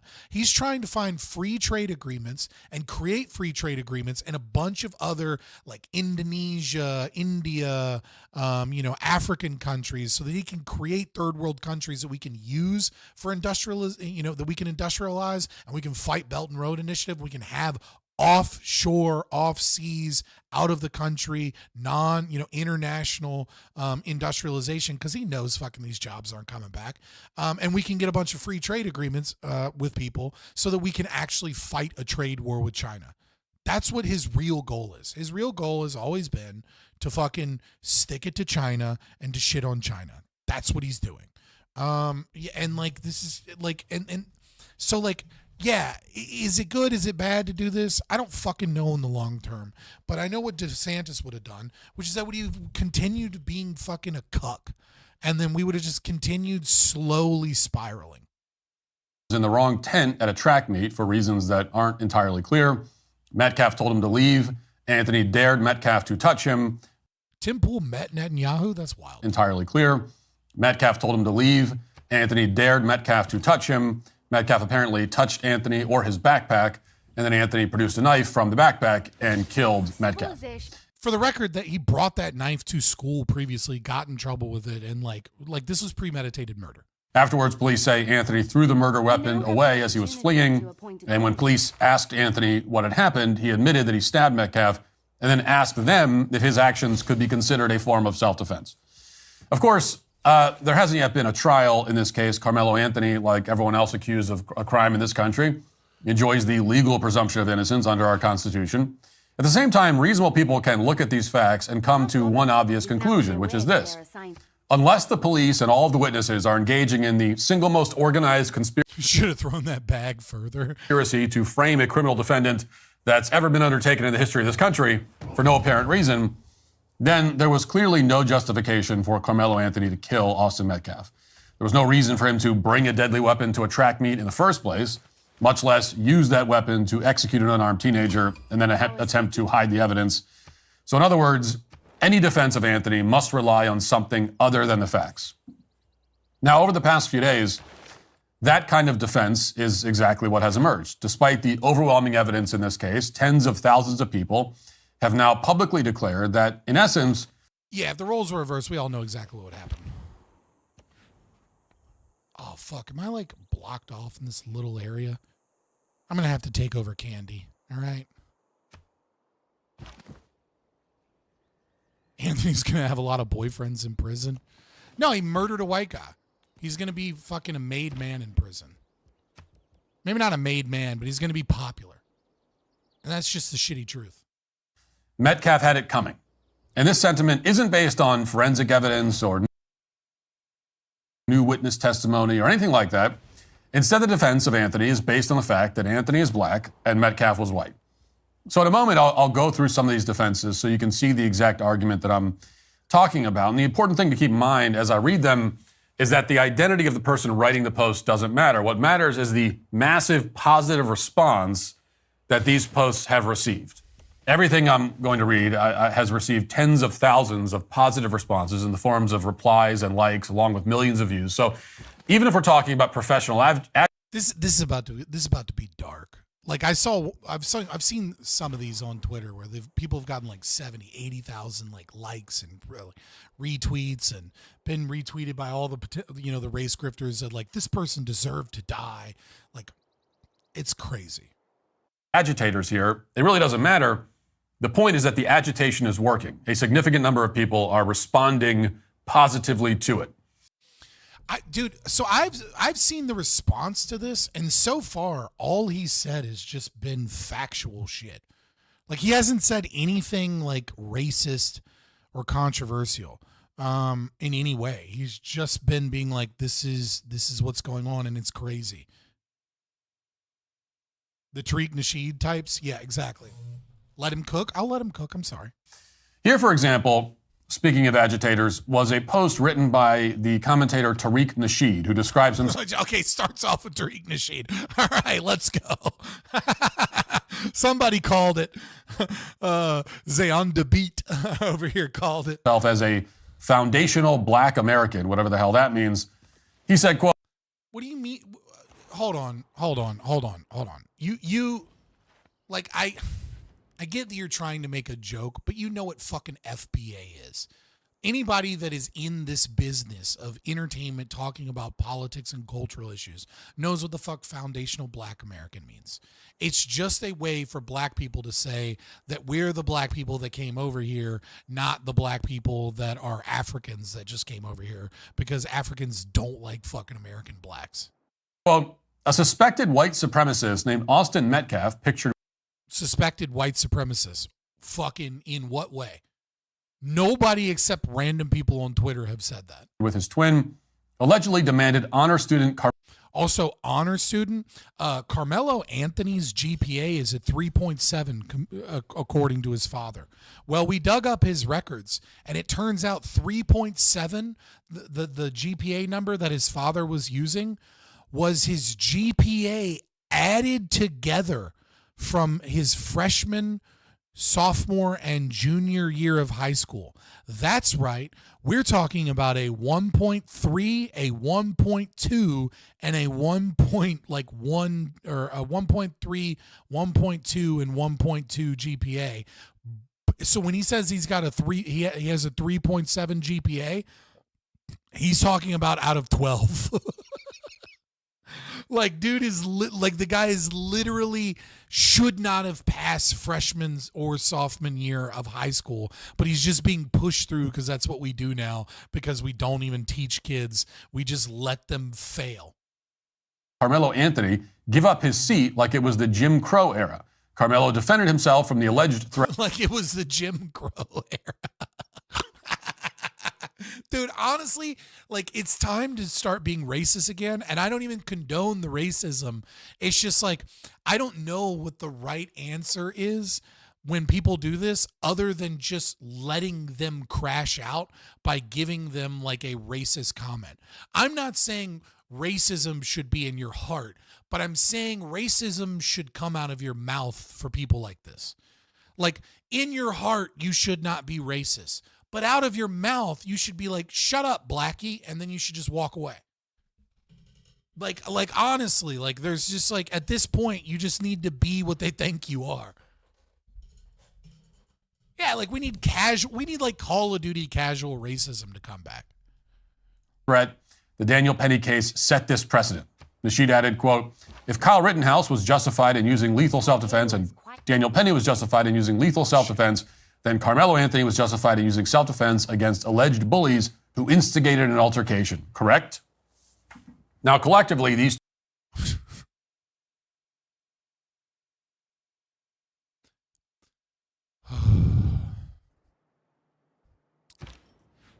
You don't need to stab someone in a heart. I don't know who started this. Supposedly the white guy started it by telling him to get out of the seat. Now, maybe he was being a bully in that moment.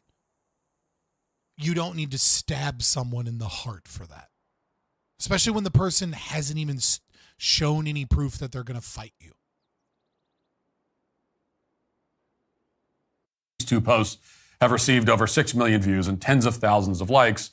Austin Metcalf, according to the Post, was a suspected white supremacist, even though there's been no evidence whatsoever to suggest that that's true. It's just completely invented by this guy. In this instance, as in pretty much every other instance, the words white supremacist are obviously just a synonym for whites. And the people responding to this post understand that Austin Metcalf was not a member of some white nationalist group. They don't care. They simply despise him because he was white, which is all it takes. Nice. Nice, boys. We met Tamar of Georgia. This bitch is a little bit of a fucking... She plays kind of like a domination. Bitch, stop. There we go. Nice. Got me a little goodie hut. Then Tariq compares the situation to the Jim Crow era, which is apparently meant to imply that it's impossible. Yeah, you don't get to McNuke someone for being mean. Facts. Compares the situation to the Jim Crow era, which is apparently meant to imply that it's impossible for black people to be in the wrong place at any time for any reason. If you're a white person, then evidently you are not allowed to tell a black person that he's not allowed in a particular area, even if he's not actually allowed in that area. That appears to be the logic here. I mean, if you wake... It's like they... So this is my ADHD acting up again. All I can think of is the Burger King guy on the plane. Like, get that off the plane. Like, it's all I can think of. Because they're yelling over his seat. And it's so, like he crashes out to the point that he stabs someone in the heart. Wake up at 2 a.m. and a random black person is inside your home and you tell them to leave, then you're basically reinventing Jim Crow. The rest of the Sheed's defense makes a half-hearted comparison to the Kyle Rittenhouse and Daniel Penny cases. Never mind the fact that both Rittenhouse and Penny were repeatedly threatened with lethal force before they responded in kind, which is why juries acquitted both men. Also, never mind the fact that Tariq Nasheed thinks that both Penny and Rittenhouse should be in prison, which means... Right. Yeah, right. So there's not even ideological consistency here, right? Like he's just being like, it's just a whataboutism to trigger the race baiters. I'll go this out. Where should I set up my next town? Like, I guess right here, if I'm going to do science and there's a marsh there, I can set my second. What is this flood? Susceptible to flooding, but that's fine. I can build up some farms here and then depending upon what's here, might be able to get like a good dock slash yeah, we could get something. We could get something there and then get shipbuilding up. But Georgia might settle up here before me, and all that's up here is tundra. Hold on, let me find the marsh. Okay, all the marsh is up here by me anyways. Okay.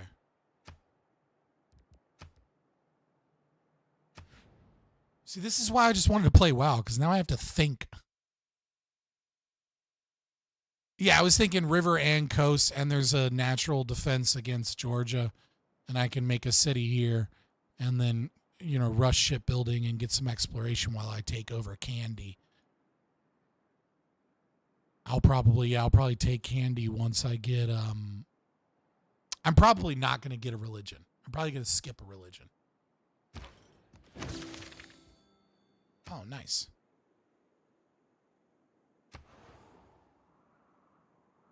You want Candy? Tariq Nasheed is why juries acquitted both men. Also, never mind the fact that Tariq Nasheed thinks that both Penny and Rittenhouse should be in prison, which means by his own logic, Anthony should be too. But in reality, as those cases demonstrated, lethal force is the appropriate response to somebody pointing a loaded gun in your face or to a violent felon who's terrorizing a subway car as he yells. You gotta make sure you get a slinger and kill your first barbarian with a slinger so that you can fucking rush that archery. I'm not really rushing anything because I'm not good enough to rush shit, but you know what I mean. I'm going to kill you and I'm prepared to go to jail for life. On the other hand, lethal force is not the appropriate response to a student touching your backpack during a track meet or telling you you're in the wrong tent. The only person who could Hold on now. You can't murder people when they touch your backpack or tell you that you're in the wrong place? Don't you know that black people are allowed to go anywhere they want without facing any criticism whatsoever? And if you challenge that, we have to stab you in the heart? Dude, I'm trying to find the thing that so many people like Maj Touré and like all, like I saw like other libertarians online and other people were like trying to act like Matt Walsh is a racist here. Is it because he gets into like the 1350 conversation, which is just facts? Like at what, like he's not saying anything that should be controversial so far. Yeah, this is Civ 6. This is what people wanted me to play, so I started playing it. Possibly be confused about this or pretend to be confused is, for the record, I'm bad at it. Somebody who is seeking as desperately as he possibly can to justify the murder of a white These motherfuckers. There's a meteor over here. I'm probably not gonna be able to get it. Motherfucker.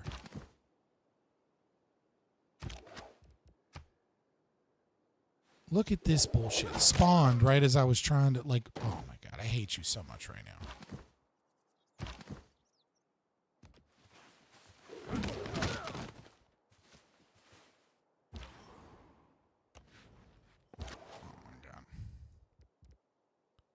What's the defensive stat here? Defensive modifier 3? Yeah, I'll hang out here. That's fine. minor at the hands of a black killer. That's the only explanation for this kind of reason. You hate this game already, Play Mario Brothers. I hate you. There's no way that I could focus playing Mario Brothers. Or lack thereof.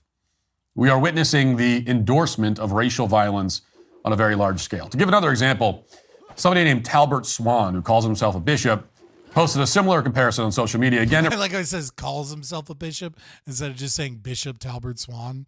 And be of great benefit. I'll pick. At his best, man is.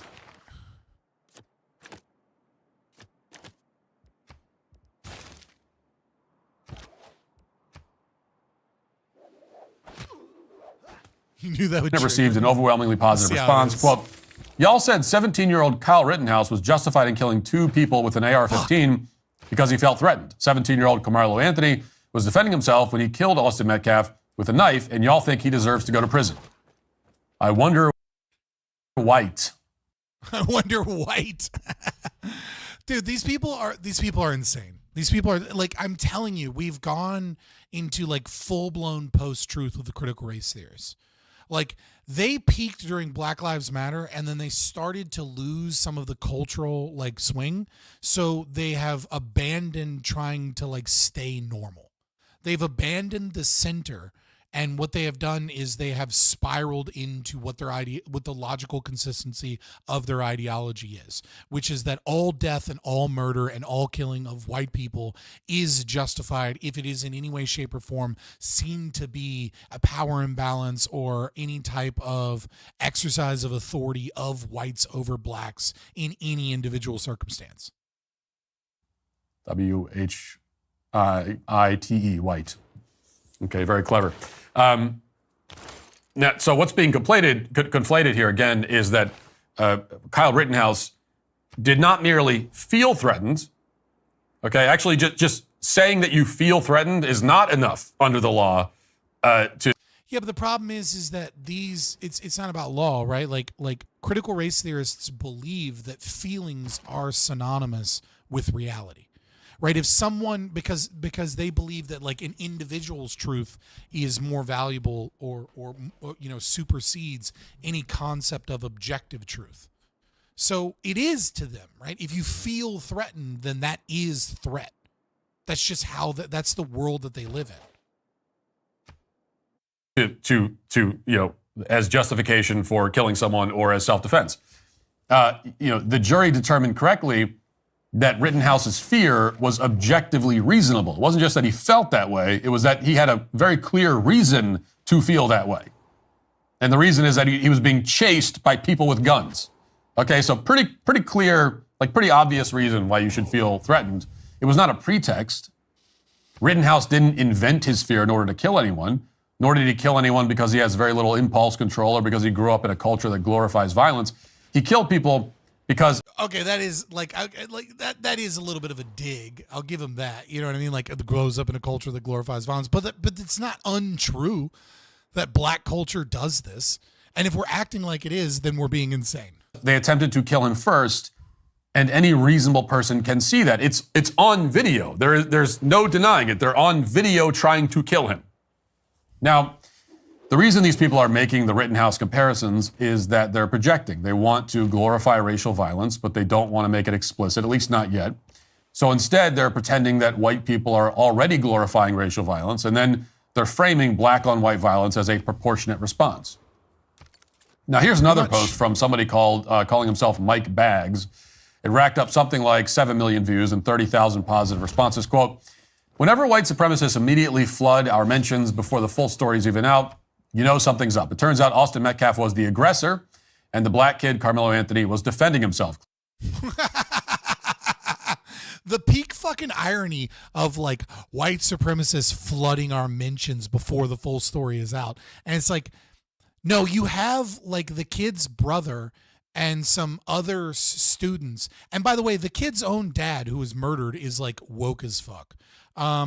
which is weird because he's gone out hunting. He somehow got like captured. It's like he's like, well, you know, we really have to look at both sides. There's something very strange with the way he's grieving.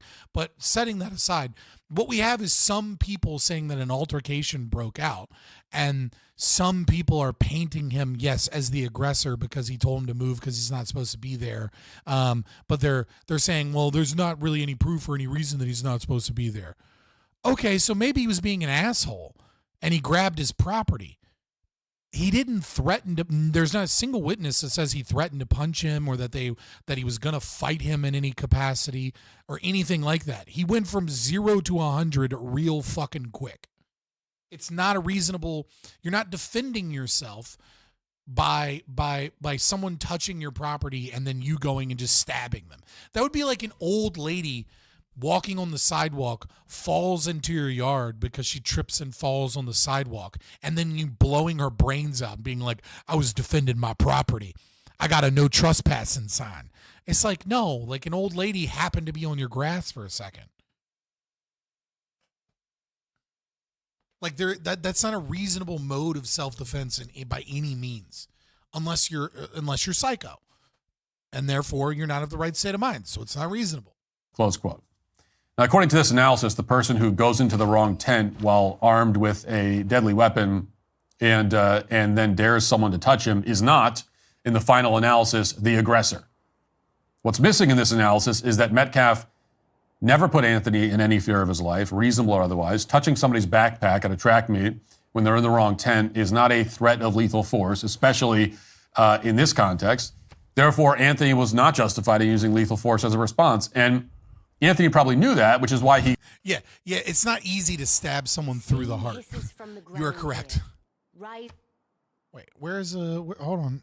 Ooh, we need to put a marker here. Aqueduct. Where is it? Hold on. Is it beside it or on it? Place aqueduct. It provides blah, blah, blah, water, adjacent river, mountain, yada, yada, yada. If adjacent to geothermal fissure plus 1 amenity. Okay. So, like something like right here. Probably over here somewhere. We want an aqueduct if we can get one. Because we can get amenities while we're invading people. And we can get all the things we would normally get anyways from an aqueduct.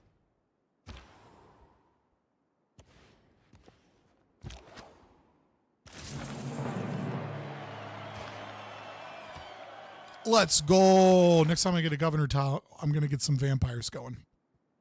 What does Groundbreaker give me again? 50% yield from harvest. And I need... What can I harvest?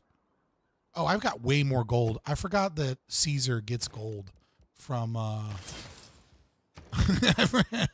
forgot that Caesar gets gold from taking over barbarian camps. My bad. He got rid of the murder weapon and why he asked the police officers if he could possibly have a Dude, I am playing the game and reacting. This is what people wanted, okay? Which is why he got rid of the murder weapon and why he asked the police officers if he could possibly have a viable self-defense claim, which is not something you do if you have a viable self-defense claim. But a lot of people seem intent on ignoring these facts. Here's another post with 10 million views and around 80,000 likes. Quote, the twins didn't just ask him to leave. They tried to jump him before attacking him. They tried to take his belongings. They broke his phone and they stomped on it. Ask yourself, if two 200-plus pound attackers came at your child, what would you expect them to do? Carmelo defended himself against violent aggression. Wait, is there any evidence of this? I haven't heard this part of it. Hold on. Where is this evidence? Hold on. The twins didn't just ask him to leave. They tried to jump him. I haven't heard this from anybody. Before attacking him, they tried to take his belongings, broke his phone. I haven't heard this either, and stomped on it. Aggressors, that is not a crime. Close quote. Now, none of that is true. It's just okay. I was like, this is the first I'm hearing of any of that shit. Totally fabricated. Austin Metcalf did not jump anyone. He didn't attempt to steal any belongings, nor did he break anybody's phone. All that information was contained in a fake Facebook post from somebody pretending to be the local chief of police. Anybody with access to Google or who's equipped with basic common sense could have figured that out immediately. But millions of people wanted to believe that this post was true, even though it was obviously fake. And the reason these people wanted to believe this fake information is that when you get down to it, they would support a black person, any black person, who kills a white person for any reason. This is the O.J. Simpson effect, except Carmelo Anthony isn't famous. He has no pre-existing fan base. Ooh, look at that. Look at that. I got to find a way to put a city down here. Oh, sorry. Let me go back. I'm being insensitive. You guys made me do this. They would support a black person, any black person, who kills a white person for any reason. This is the O.J. Simpson effect, except Carmelo Anthony isn't famous. He has no pre-existing fan base. This is the purest form of racial resentment, and now it's on full display. We're not dealing with an honest disagreement about the facts here.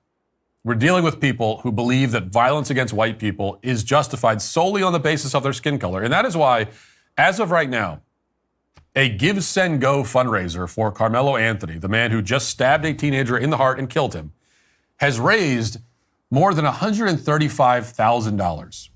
Yes, the killer's family, with his official Give, Send, Go, has raised $135,000. Those are people, actual people, not bots or trolls, giving someone money as a reward for killing a white kid. The fundraising page complains that it's been a challenging and difficult time for Carmelo Anthony's family. It claims that, quote, the narrative being spread is false, unjust, and harmful. And there was a similar fundraiser that was taken down by GoFundMe because raising money for murder suspects isn't acceptable under their terms of service. But it's apparently just fine for Give, Send, Go, the supposedly Christian alternative. Now, the reason that this is happening, the reason the killer is being celebrated and even funded by a significant number of Americans is that everything I said on Friday is true. The culture among young black males in this country glorifies violence, and in particular, it I'm still struggling to find where anything he's saying is something that should be like controversial. Like, I'm just not. What am I missing? Like, I'm not seeing anything other than him just showcasing the bullshit of the left. And like, I'm just not getting it. I don't know.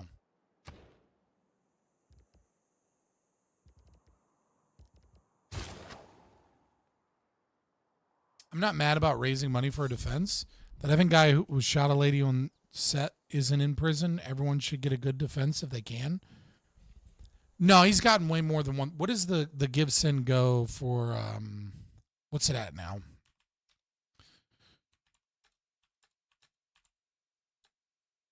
No, not for Luigi. Fuck, what's the case? What's the kid's name? Oh my God.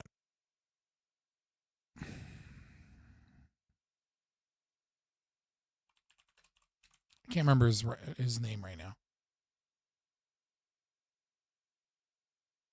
For Texas football star, Austin Metcalf's accused killer.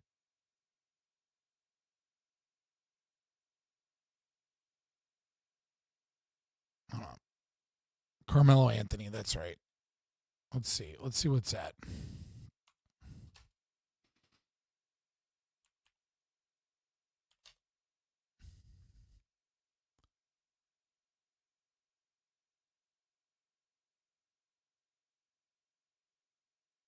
It is now at $254,691.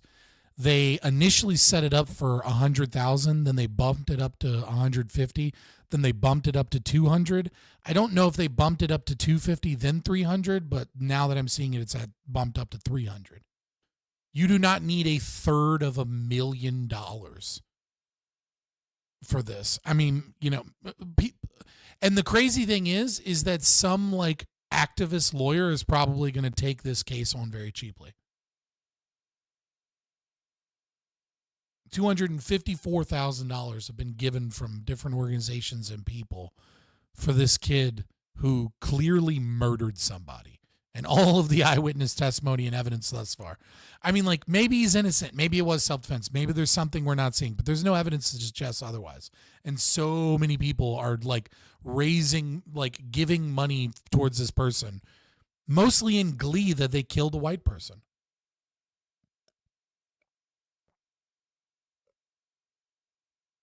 I'd hate to be on that jury. Yeah, because if you're on that jury, you know that if you don't make the right answer, your city burns down to the ground and your family will be targeted. Like, that's what being on that jury is going to mean.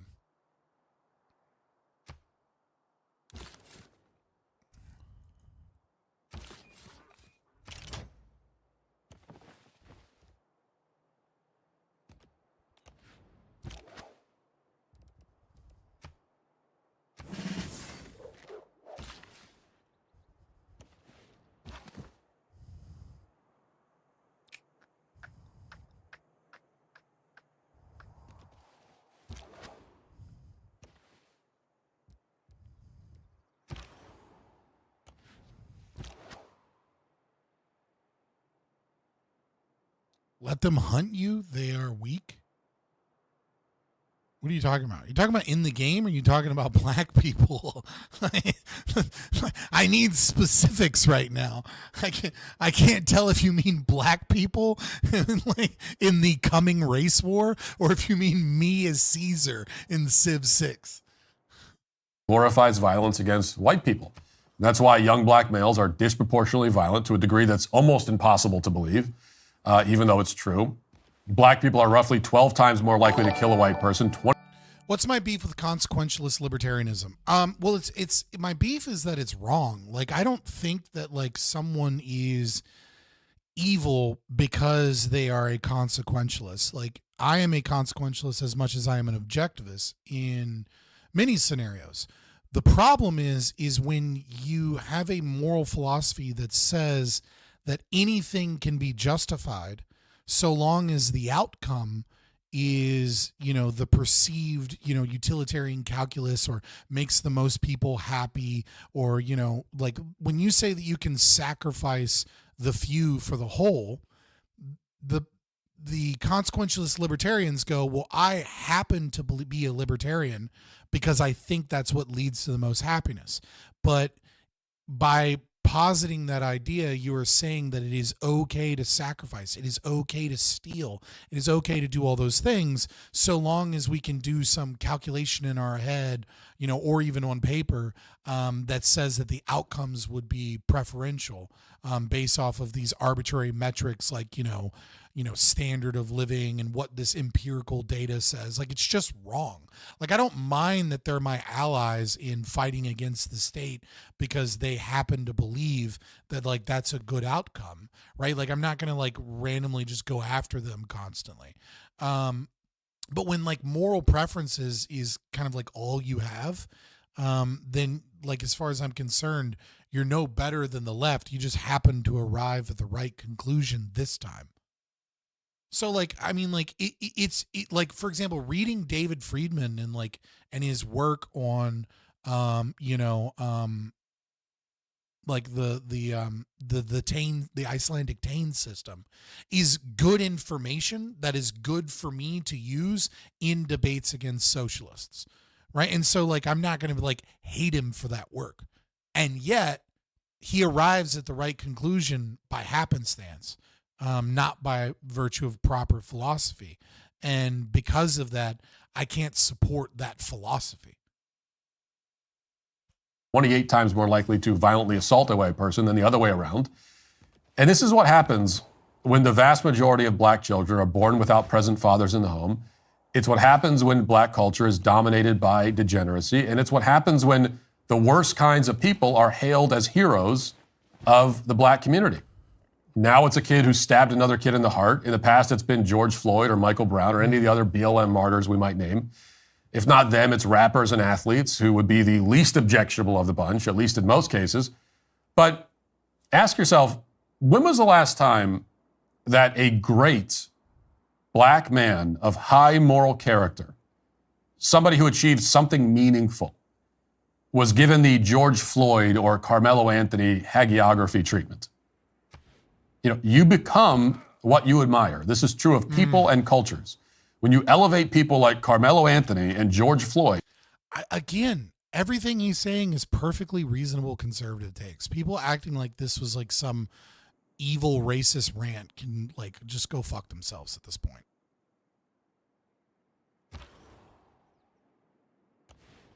Like I've got nothing for it.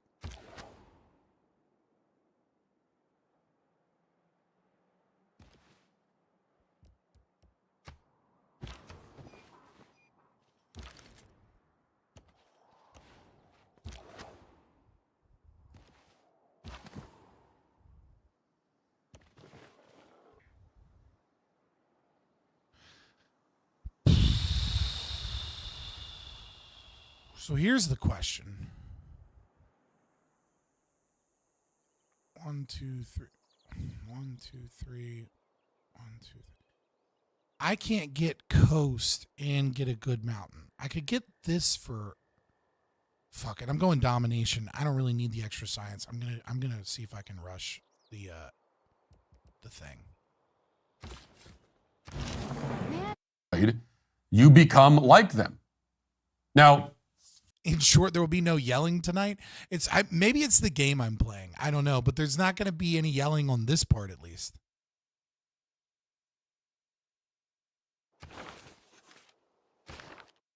Obviously, there are great black men and women in the world and throughout history.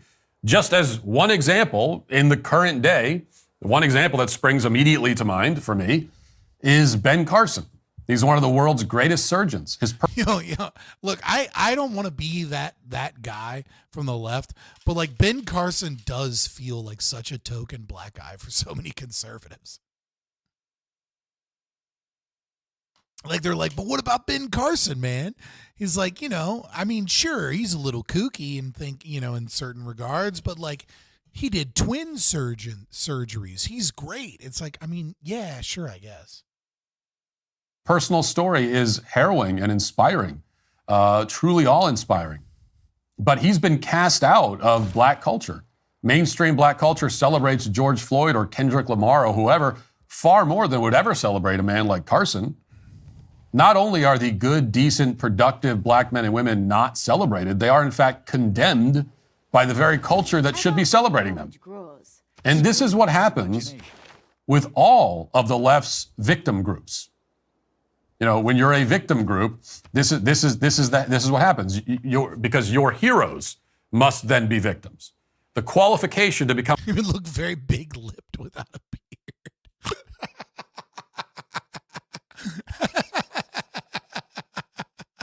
Why is that so funny? It's such a random ass fucking like half insult, but it's so funny to me for some reason.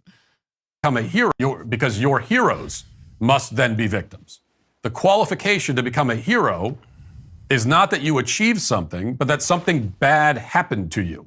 Even if in reality, you did the bad thing to yourself, as was the case with George Floyd, Carmelo Anthony, Michael Brown, and so on. We see a version of this problem in American culture at large. We tore down the statues of our true historical heroes. Now they're being replaced by pop stars and celebrities and other assorted degenerates. The end result of this trend, which is continuing even though so many Americans reject it, will be that many more people will die. Any country that tolerates racial violence will inevitably descend further and further towards dysfunction and open race warfare.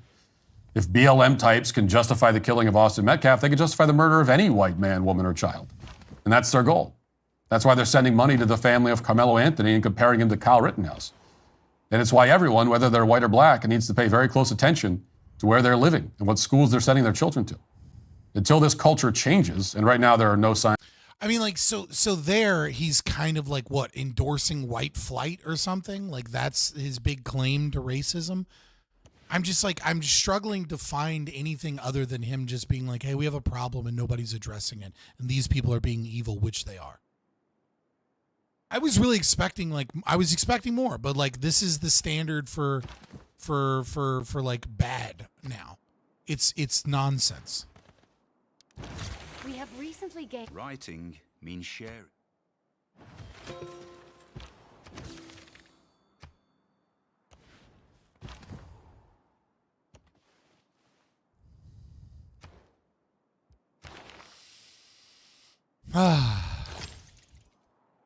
Unfortunate. That it will. The consequences of it. Yeah, I mean, I think Scott Adams' take was a little harsh. You know what I mean? Like, you know what I mean? Like, I think, but I mean, every day he kind of just seems more right. Ignorance are simply too great to ignore. Now let's get to our 5 headlines.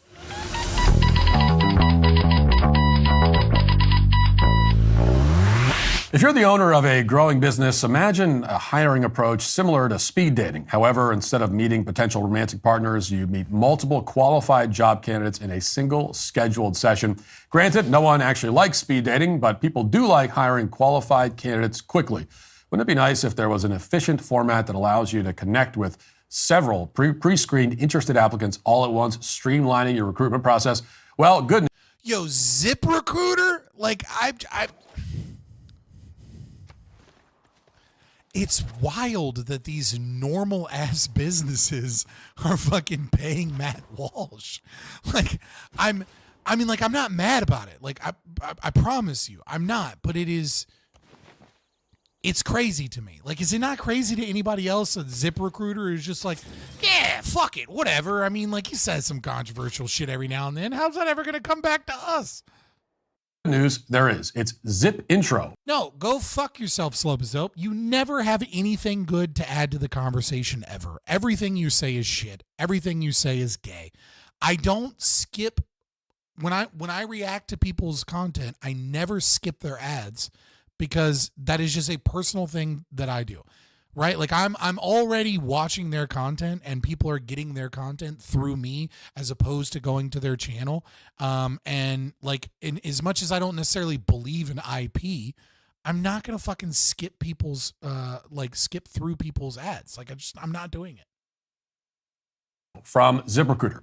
You can post your job today and start talking to qualified candidates tomorrow. And right now you can try Zip Intro for free at ziprecruiter.com/Walsh. Zip Intro transforms your hiring process with our streamlined approach to candidate assessment.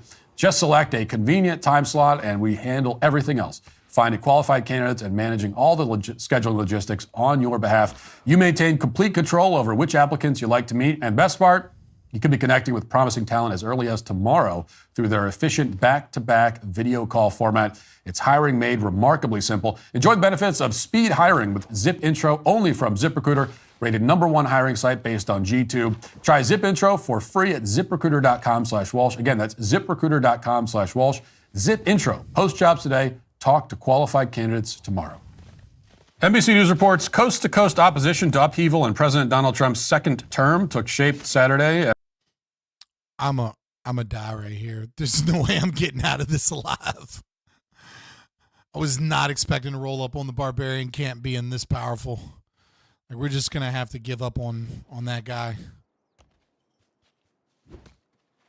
I got way too yeah, I don't care about the protests. We get it. Fucking blue organizations are paying for people to protest. Duh. We're gonna go to this next one. Advocating for mothers, all right? Because I feel like this probably goes in line with a lot of what I was talking about on Temple. Daily Wire's going to die? Yeah, probably. I mean, the real problem with Daily Wire is they haven't moved with the conservatives when it comes to Israel. That's really what is killing Daily Wire. Like, you're not, like, you know, Jeremy Boeing wants to fucking remake Hollywood and spend massive amounts of money making movies. And, like, there's some profit to be made in that, but it's an extremely big risk and you need a lot of capital. And then the second thing is that like the modern right is like, fuck Israel. And everybody at the Daily Wire is like, no, Israel's actually kind of good. Like, you know, it's, you know, they're our greatest ally. And so it doesn't matter how based you are on trans issues. It doesn't matter how based you are on Doge. It doesn't matter how much you talk shit on that. If you can't get behind the fact that nobody wants to spend hundreds of millions of dollars on fucking, you know, on helping Israel fucking bomb people, like you're gonna lose a lot of conservatives. Like that's like those two things, and like it's just like it's not long for this world.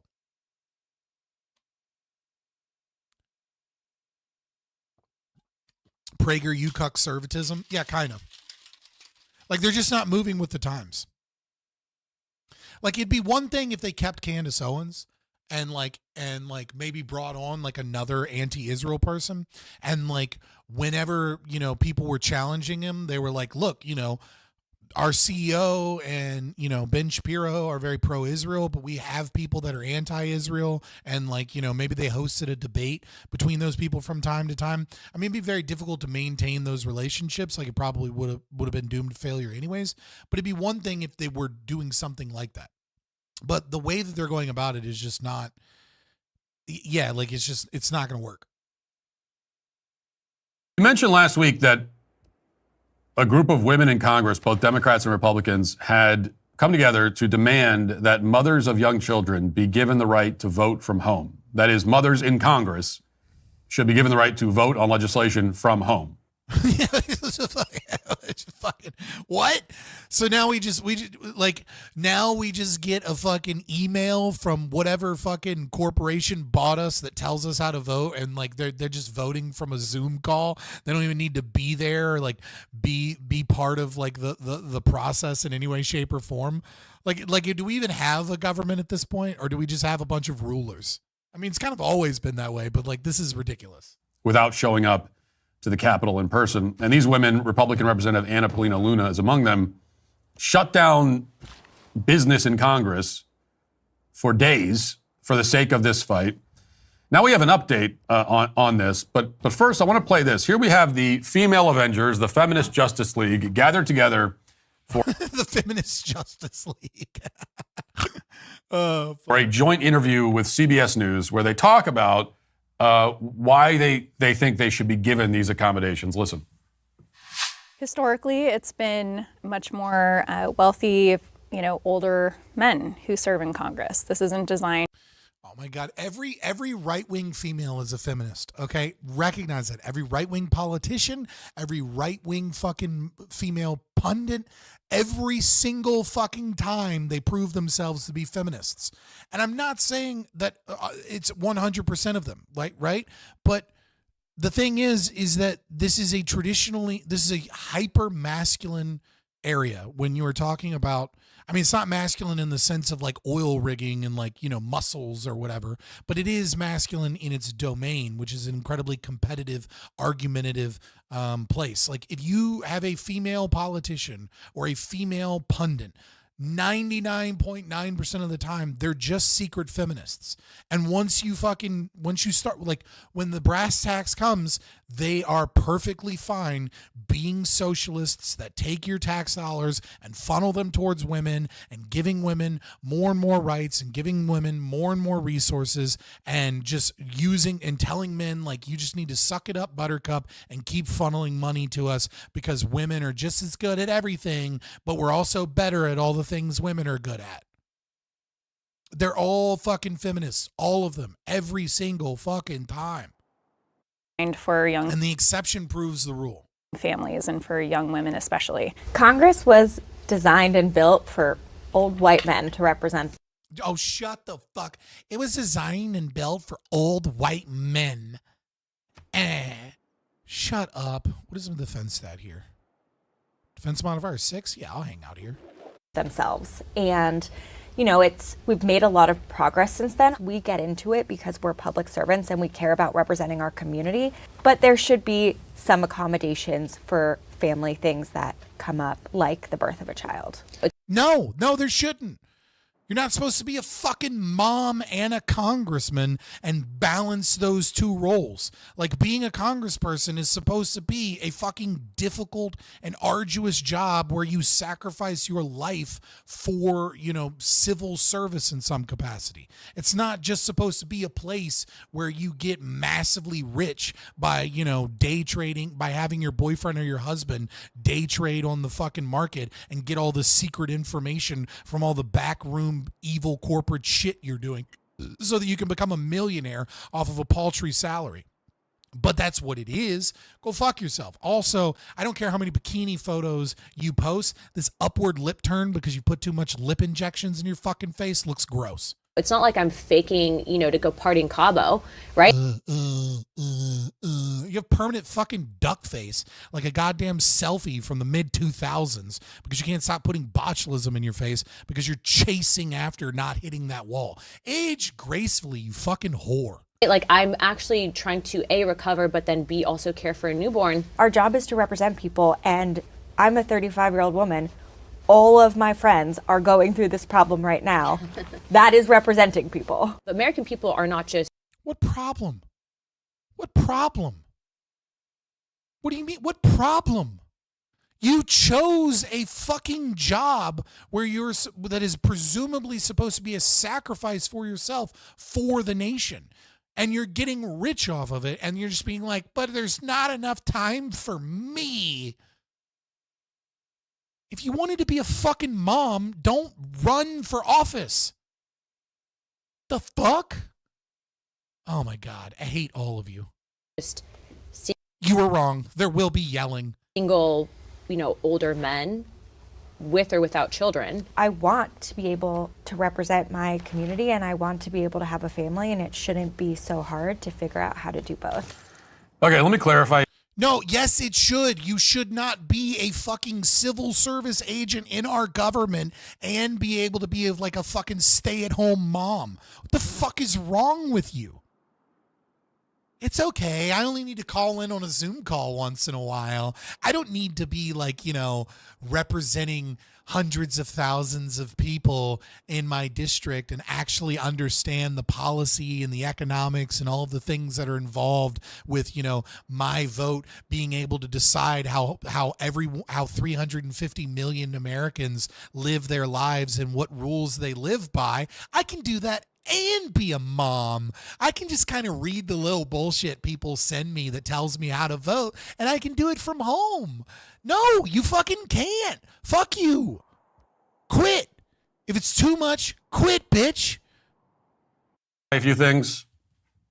First of all, and I say this because I honestly believe these ladies may not understand this point, you are being paid by the taxpayers to represent your constituents in your district, not your friends.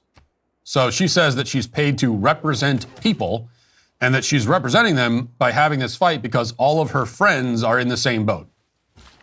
But that's not why you're up there, okay? You are not there to represent your girlfriends. You aren't there to express the concerns that you hear from your friends when you go for girls' night at the karaoke bar or whatever. Okay, you're not there to represent your brunch and mimosas constituency. You're there to represent the constituents in your district. And let me ask you this, ladies. Real quick, how the fuck have I not found a second continent at this point? Am I crazy? I'm crazy, right? Like, I have to be crazy. I know I'm bad at this game, but how have I not found a second continent? Did any of your constituents, a single one, did a single one of your constituents in any of your districts ever tell you that they care about making sure members of Congress have more maternity leave? Did a right. Like, which constituents? The ones that simp for you on your Instagram when you bitch? Like, what are you talking about? Like, what the fuck, man? Oh, shit. Actually, I'm not going to get that, so I'll get this right now. Single one of your constituents tell you that. Okay, Anna, you're... I told you guys I was bad at this game, but you were like, you guys all wanted me to play it. So I was like, all right, I'll play it. And then on top of that, I'm super fucking distracted because I'm having to pay attention to chat and fucking react to Matt Walsh. Do you have any idea how hard it is to juggle all of those things and not make stupid mistakes constantly? Supposed to be the Republican conservative here. Which of your constituents said that they care deeply about making sure that you can vote from home? Yeah, right. Can you show me that? Where are all these letters of support? I'm telling you, I guarantee you, if you like genuinely challenge them to do that they would show you, like Instagram reactions from like people, like especially like Anna Paulina, that's like posting bikini photos and shit. Where did you hear this? All of these. I don't own Mario. Shut up, Stacy. Where's this overwhelming voice from your constituents who are saying, you know, the most important thing to me right now in America is making sure that you people in Congress don't have to go to work physically? If the answer is none of them have ever said that, okay, then you need to go do your job. This is not your job. I don't give a damn what makes you. Somebody completed the Great Bath, and I got real scared because I only have 4 turns left on the Marsh one. You comfortable. That's not why you are there. All we're hearing from these women is well, this is what I want. This would make me. We don't give a damn what makes you comfortable. That's not why you are there. We didn't pay you for that. You're not getting paid for that. Okay, you are there to do the work for your constituents. If you don't want to do that job, you can quit. Okay, no one is forcing you to do this. No one put a gun to your head and told you had to run for Congress. You chose to do that.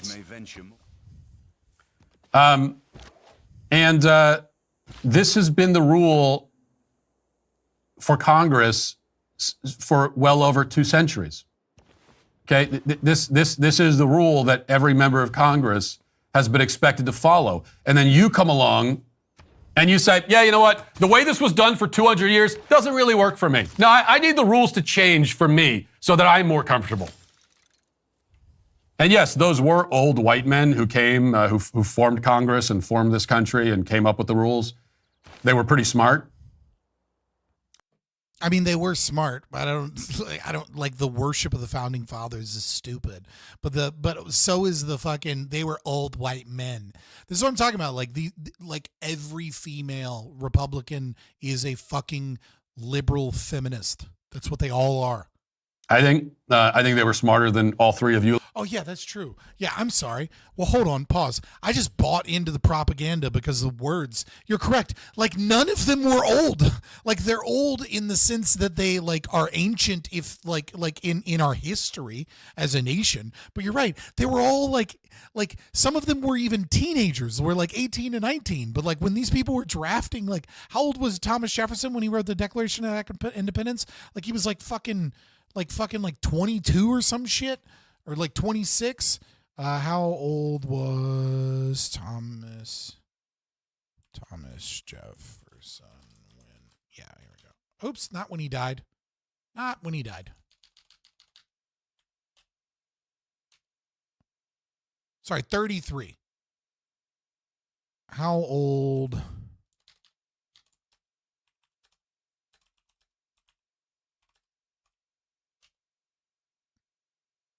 Some in their 20s and 30s when they played key roles in the, like, hold on. James Madison was 25 when he was at the Constitutional Convention.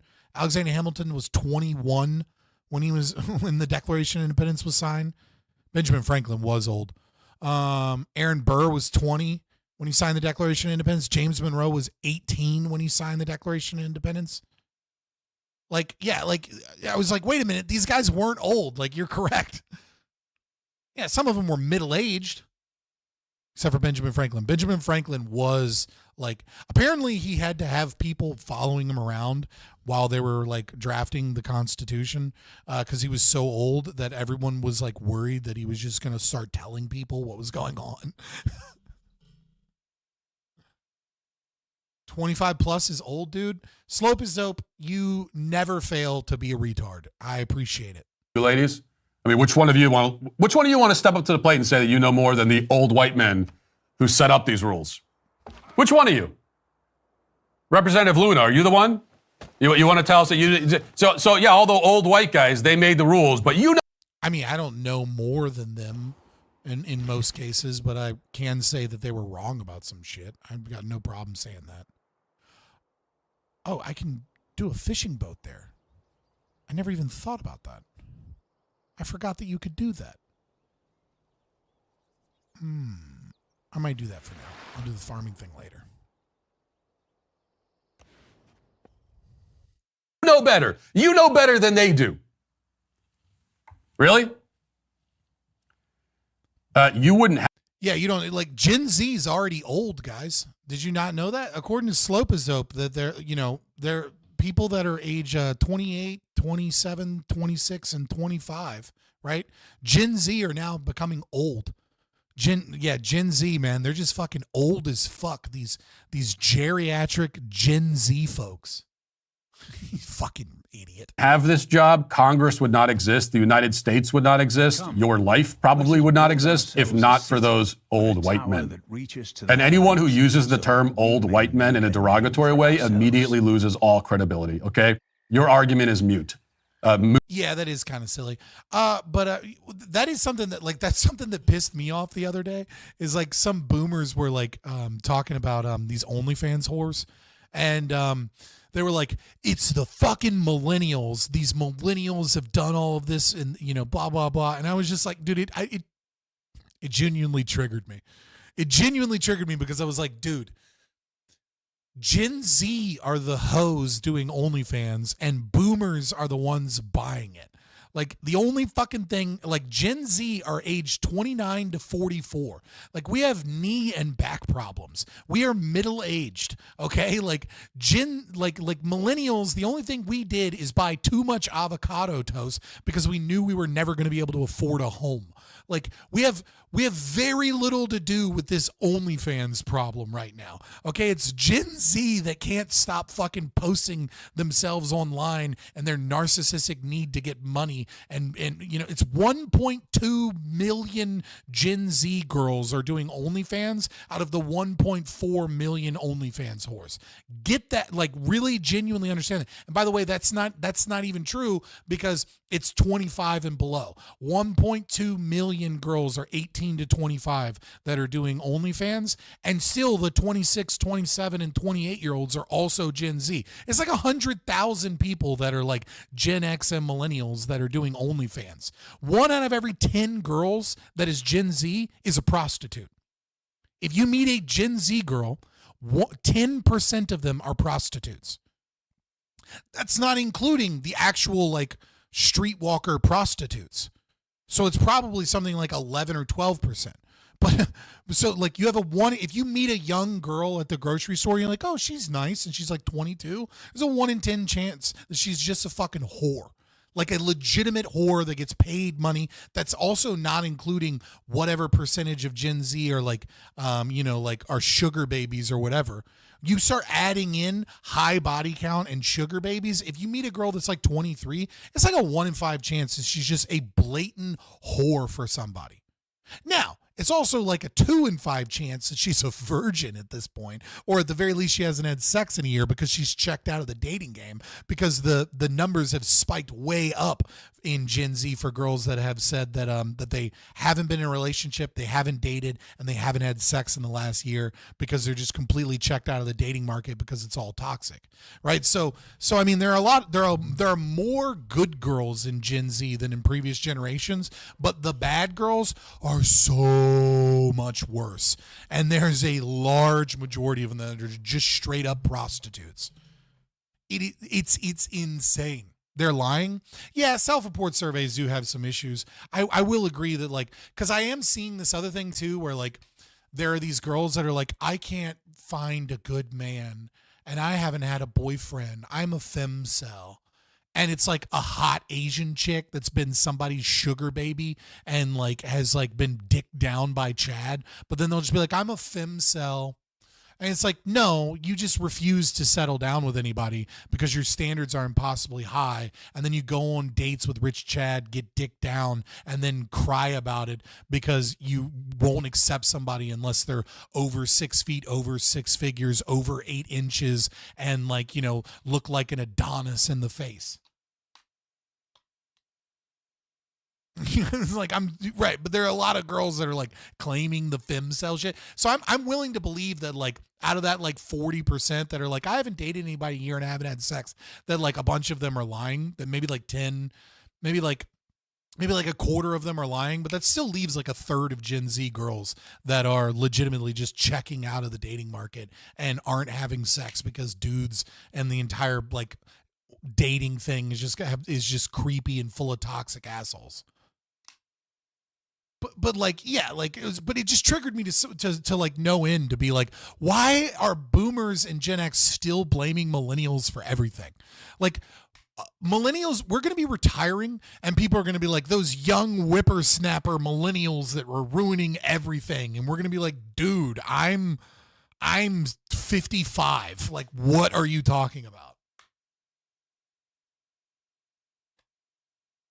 Yeah. I mean, that is too. They're like the Gen Z is like splitting. Like young Gen Z girls are either like posting TikTok videos about the patriarchy, or they're posting TikTok videos dancing to a song with a swastika in the background, like in how Hitler was based. Like Gen Z is not okay. No, I'm not 55, but I'm saying like boomers that are alive and Gen X are still going to be blaming millennials for like whatever problem the young generation is doing, like when we're 55. I've been trying, like, I haven't been trying to understand Gen Z, but Mark does get high a lot and then put on videos of like meme compilations. And it has been like, I've just been absorbing what Gen Z considers to be humor, and it's very perplexing. I feel like one day I'm going to understand it. I don't understand it right now because it's all very like surrealist, you know, it's just like chaos. Like, I swear to God, Gen Z sense of humor is just whatever is madness is funny. Why would I watch Nick? Nick's a millennial and gay. He's a gay millennial fucking fed. Like, why would I watch him for any understanding of Gen Z or anything? Is Nick a Zoomer? Is he really? I thought he was older than that.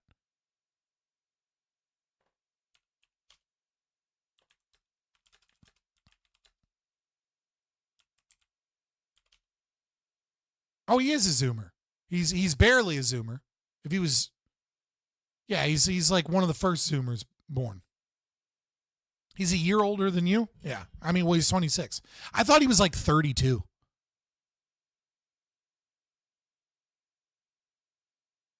Yeah, I legit thought he was a millennial. Okay, so he's an older Gen Z gay fed. My bad. Moot, rather. And my proof I'm out of touch? Dude, being in touch with Nick Fuentes is proof that you're out of touch with reality. Like, Nick Fuentes is not relevant in any way, shape, or form. Like, yeah, he's a part of some he's only relevant to people that do not touch grass in any way, shape, or form and are full-blown retards in the culture war. Yeah, he's an obvious fed, or he'd be in jail. Also, so yeah, all the old white guys, they made the rules, but you know, he's the most relevant. Oh my God, hold on. Like, Slope, I'm sorry, I have to train myself to not respond to retards like you. Better, you know better than they do. Really? You wouldn't have this job. Congress would not exist. The United States would not exist. Your life probably would not exist. That's not a fucking argument. I mean, like, I get it, but that's not a fucking argument. If not for those old white men. And anyone who uses the term old white men in a derogatory way immediately loses all credibility, okay? Your argument is moot, rather. And my argument is mute now because I just said mute instead of moot.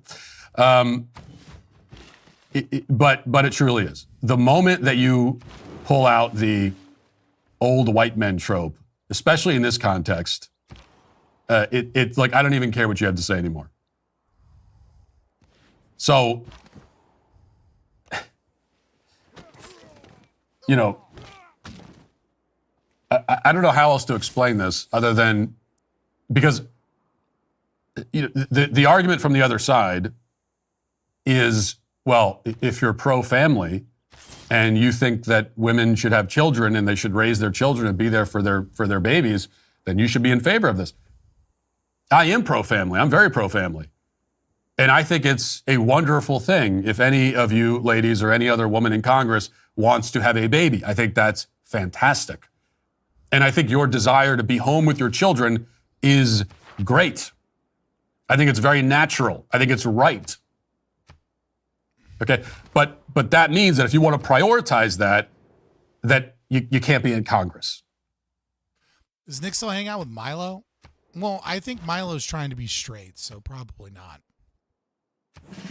Okay, Congress is not a job made for everybody and anybody. It's made for very particular sorts of people who are able to do certain things, such as show up in person to the Capitol to vote. Basically a few days a month. So this whole thing is just to me outrageous and highly annoying. But of course, it looks like these women are going to get what they want. Here's ABC News with the update. Speaker Mike Johnson and Florida GOP Representative Anna Paulina Luna say that they have cut a deal to end the fight over proxy voting for new parents, which will reopen the House floor after nearly a week of legislative paralysis. House Republican leaders will formalize vote pairing, a procedure that allows a member who is absent during a vote to coordinate with a present member on the other side of the matter to offset the absence. So, for example, the procedure in this case would allow a new mother who is absent for a House vote to team up with a present lawmaker voting opposite from their stance to form a pair. So not only are we going to get people that are completely uninformed to an even larger degree because they're trying to prioritize being a mom over being an elected official, but now they're going to pair up with someone from the opposing part. From like, we're just writing in legislation now that like the default is Democrat, Republican, and we're going to get some wonderful fucking pairing up. This sounds like even more AIDSy than what they were proposing. Okay, great. So the obnoxious, whiny women will get their way. Tale as old as time. Yeah, pretty much. And we're gonna allow this. Good thing that there's no conceivable way that this could be abused, right? Enabling members of Congress to not show up in person. No way that that's going to be abused. No. This is only going to be for parents in the first, 12 weeks of the baby's life. It's not going to extend beyond that. It's not going to be abused. It's not going to. No. There's no such thing as a slippery slope, brother. You're crazy. You're crazy for thinking that. That would never happen. How am I the first to discover this? It's like turn fucking 50. I've got two cities on turn 50. I'm playing horribly. How the fuck am I the first person to discover this? To be taken advantage of. No, because politicians would never do that. No, we can trust them. We can trust them to use this newfound freedom and luxury and accommodation that they've been given. We can trust them to use it responsibly and to never abuse it. Yeah, that'll never happen. That's what we're being told anyway. All right. Here's one for the no good deed goes unpunished file. I want you to look what happened to a DoorDasher in Texas who tried to help someone. Listen. He was just trying to get some food. Altman's decided to order the man food. I opened my car, I was gonna go get him some food, and literally the second I opened my door to step out, he just starts stabbing me. Fort Worth Police Department says Quindarius Cartwright is the man.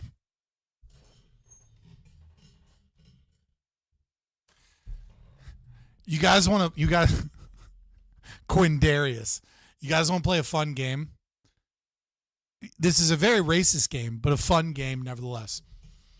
Oh my God. Let's play. I want you guys to make up a black name.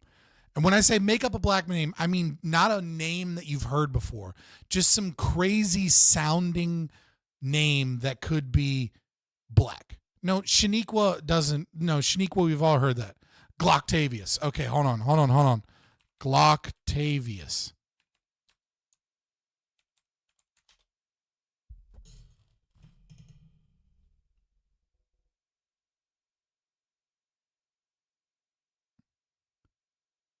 I'm just saying, Octavius on parole.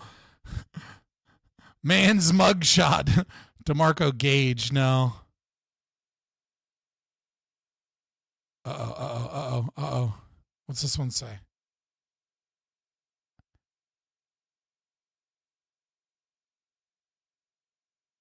All right, let's try a different one. Let's get a different one, boys.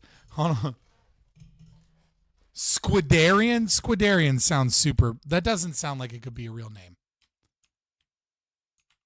Is that how you spelled it? Hold on. Yeah, that is how you spelled it.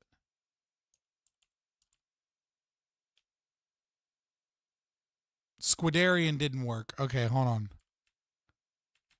It's a fun game. Billawagon. You can't have last names. Marquis Washington, though, might work.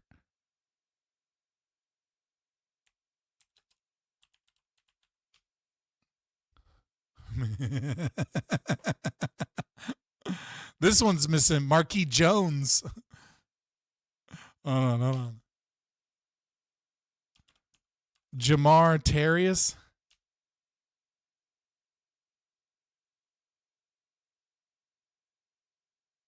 Jamarcus Amarion Jaquez Lackey punched 22-year-old Nicaeus Waddell.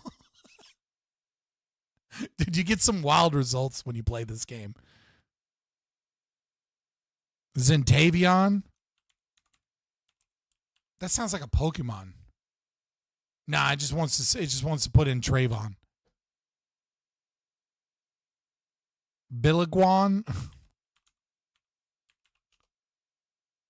Nah, that doesn't even come up with anything close.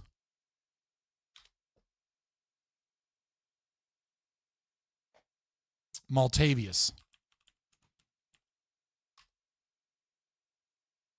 Sorry, no, but it's Montavious. Montavious has there's a lot of Montaviuses that have been arrested.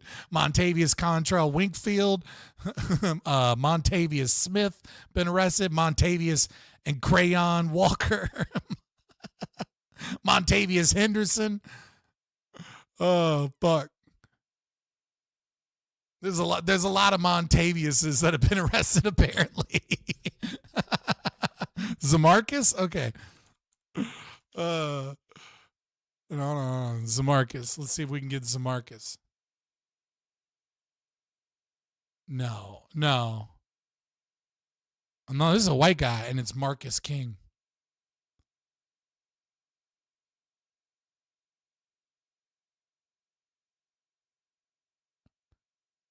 Nah, Zamarcus doesn't work. Let's see what else we got. Takir? Or Taquir? Oh, no, hold on. Sorry. There's a right way to spell this. Takir Sharif. Oh, that's London. Never mind.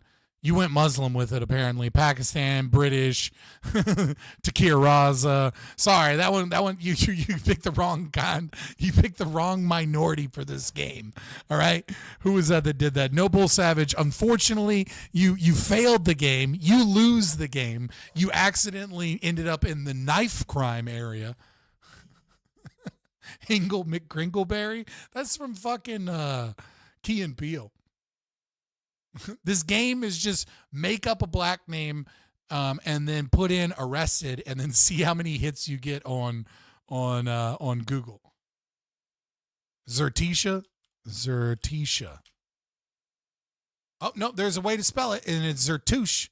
And Zertush Fulbright been arrested by the DEA. And Zertush Reina is apparently a some kind of thing. Zertush Angel.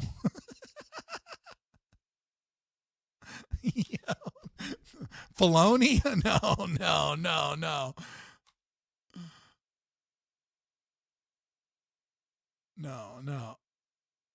No, it just keeps, it's too close to felony. So it just keeps trying to like autocorrect and shit. Immunique?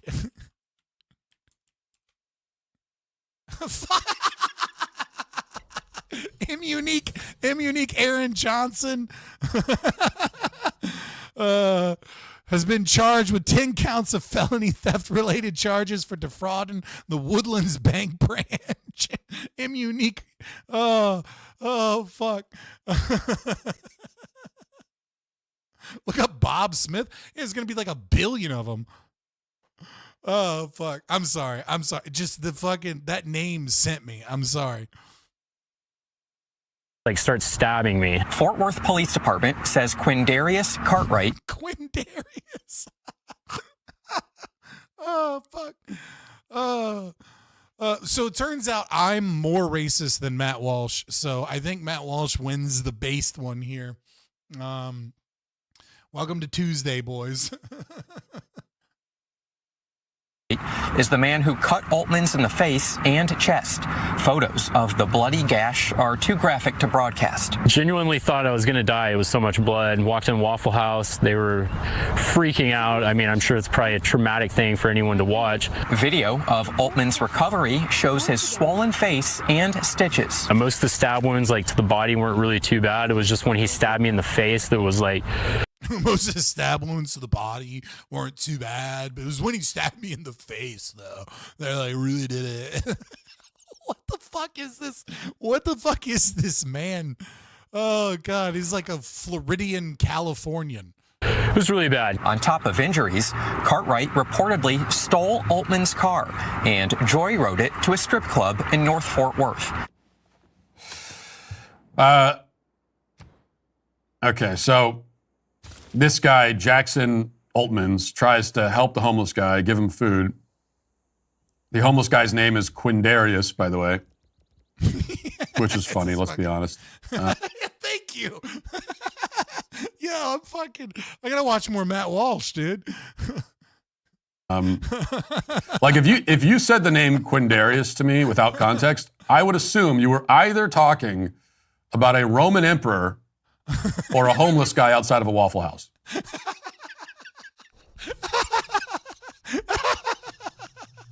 He's not wrong.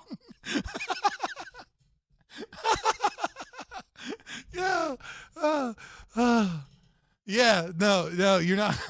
Like, we was Romans and sheet. Oh, fuck. Those are the two options for a name like Quindarius. And in this case, it was a homeless guy outside of a Waffle House. The DoorDasher would have been much better off if it was a Roman emperor outside of the... even one of the evil ones, it would have been better. But instead, he gets the homeless guy, tries to give the guy food, ends up getting stabbed. And this is why, people think I'm mean for the way that I talk about the homeless, but this is why. And I've said before that I'll give money to the homeless. I'll give them food sometimes. I try to help. But I'm at the point now where I'm done with all of that.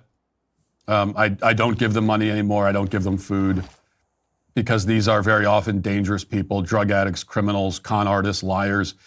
I'll tell you, the last time I gave a homeless guy some money, this was recently. This is kind of like the final straw moment for me, and because I'm at a gas station, I'm standing at the pump, and this guy comes up. He's got this whole sob story about how he lost his job in his apartment and he's on the street now and he needs some money for food and to get a bus ticket to go down to his sister or whatever. I forget the whole story that he told me, but that was the story. Now, I'm not an idiot. I knew he was lying. Okay. Right. I knew he's not buying any damn bus ticket. So I knew it was made up, but I gave him a few bucks anyway, trying to be nice, trying to be generous.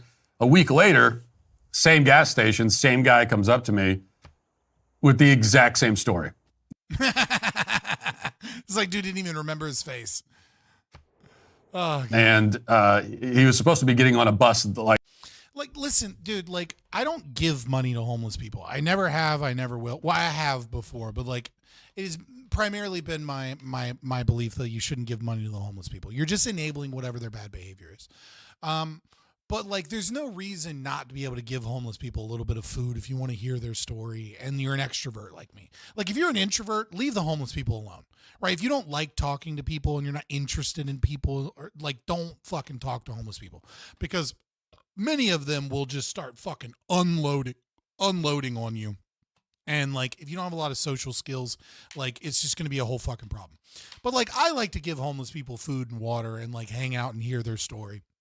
And I can usually cut through their bullshit and be like, dude, don't bullshit me. I'm not giving you any fucking money. Like, I'm just curious. Like, I just want to hang out. I want to do whatever. But like, I mean, like, that's kind of what I do. I give homeless people socks around Christmas time because that's when the winter is about to hit real bad. And I don't know, like, I've probably told you guys this before, but my mom and I go out and give socks every time. And every single time, my mom is like a liberal, right? And I don't mean like a liberal in the way that like I'm a liberal because I'm a libertarian because I believe in like, you know, individual rights. I mean it like the, you know, Democrat voting like liberal type, right? And we buy socks for the homeless. And every single year that we do this, my mom buys half socks for men and half socks for women. And every year my mom is like, where are all of the homeless women? All I can find is homeless men. And every year I have to be like, Mom, there are no homeless women.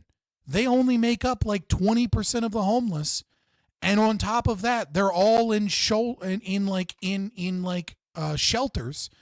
And or they're like on a friend's couch, like some dude is taking care of them, or they're in a shelter somewhere. And every year we have to go drive to battered women's shelters and give them socks, because we will run out of socks for dudes and then we'll just have a box of socks for women.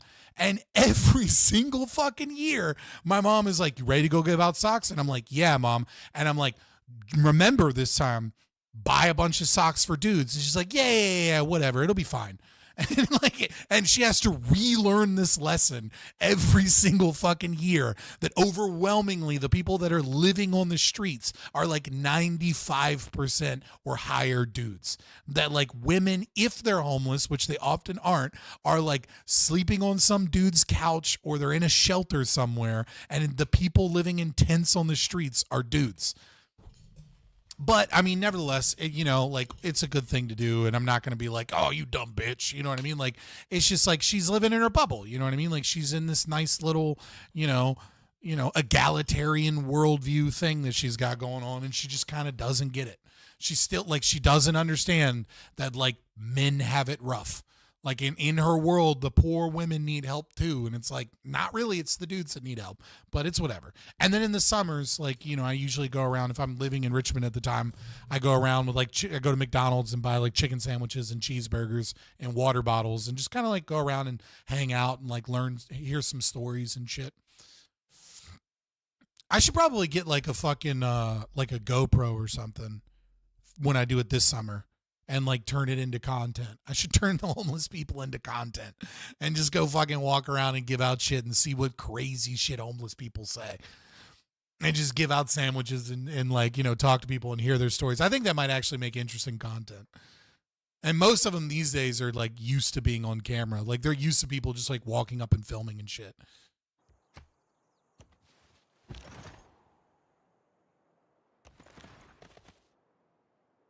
Like last week, to go down to his sister's or whatever to start his. Wait, what did Casimir say? Scott is not telling you the whole story. I got him drunk once and he told me the second half. Once he drops off his mom, he circles back and drives around taking the socks away. No, I fucking don't. You know how I can tell you how I know that story is bullshit, right? Because if you've ever been, I mean, it's funny, but if you've ever been to these places, they do not let men in. Like almost all of these shelters that like house women, you cannot, like, the front door is hidden and you have to like know somebody to know where the entrance is, and they will only let women approach. They will not let men approach. So I have to wait in the car and like let my mom approach, and then sometimes they'll let me like grab a box or something. But because it's socks, like I usually just let my mom do it. It's not like it's a heavy box or anything. But like those places will not, like if they see a guy like approaching or hanging out, like they'll call the police and the police will come investigate you. Because they're super worried about like some ex-boyfriend or something finding one of the women that like ran away to a shelter. And it like fair, because a lot of those women are, as Nico says, fair, right? Because a lot of those women are pretty heavily abused.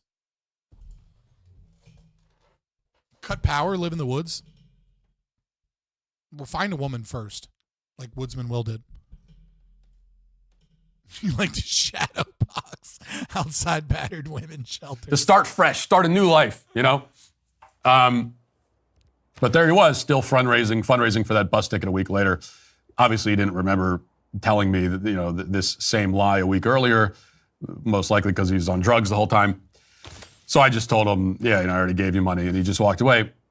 Now, again, I knew he was lying. I knew it was a scam, but still, to be lied to by the same guy with the same lie, that was just irritating. And that was, you know, that was probably my.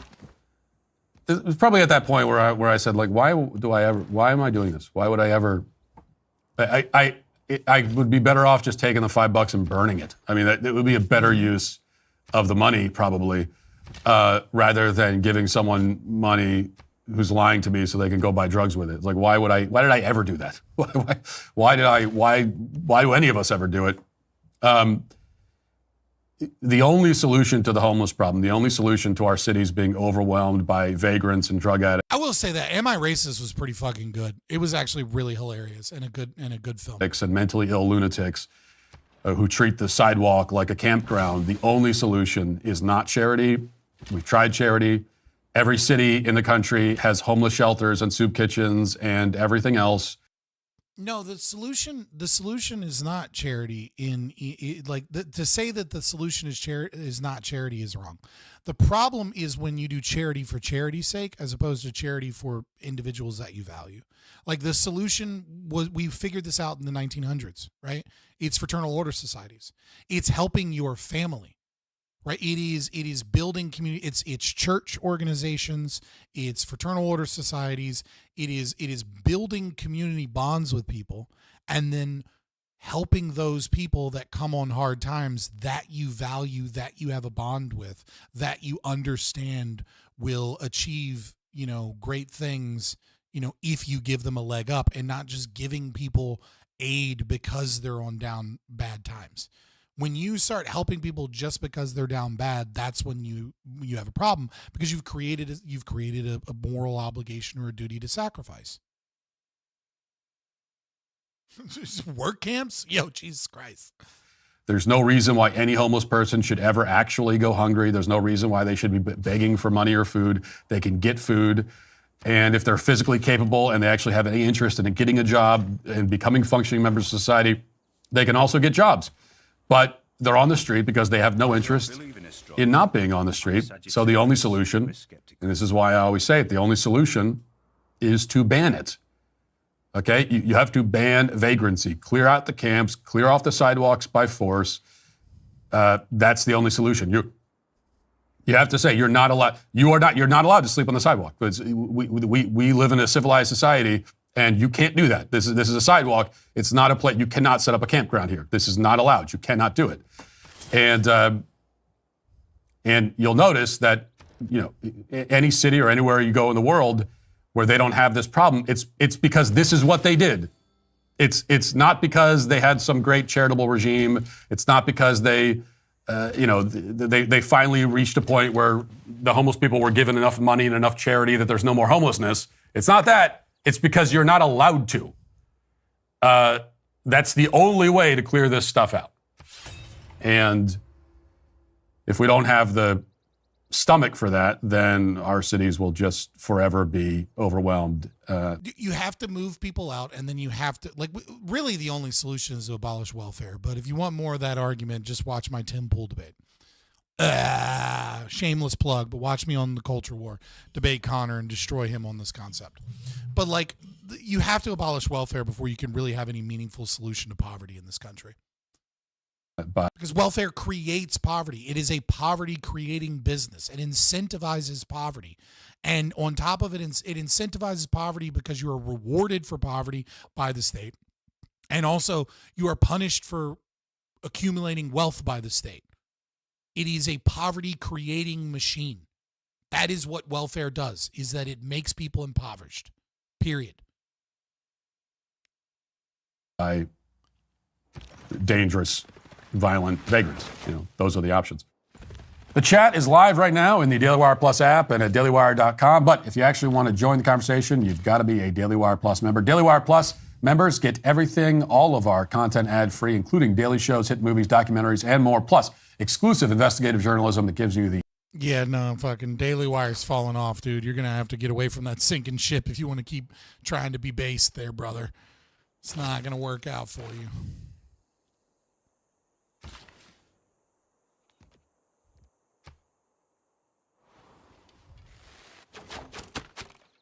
The whole story, not just the part that fits a narrative. Become a member today at dailywire.com/subscribe or download the Daily Wire Plus app in the App Store right now. Now let's get to our daily cancellation.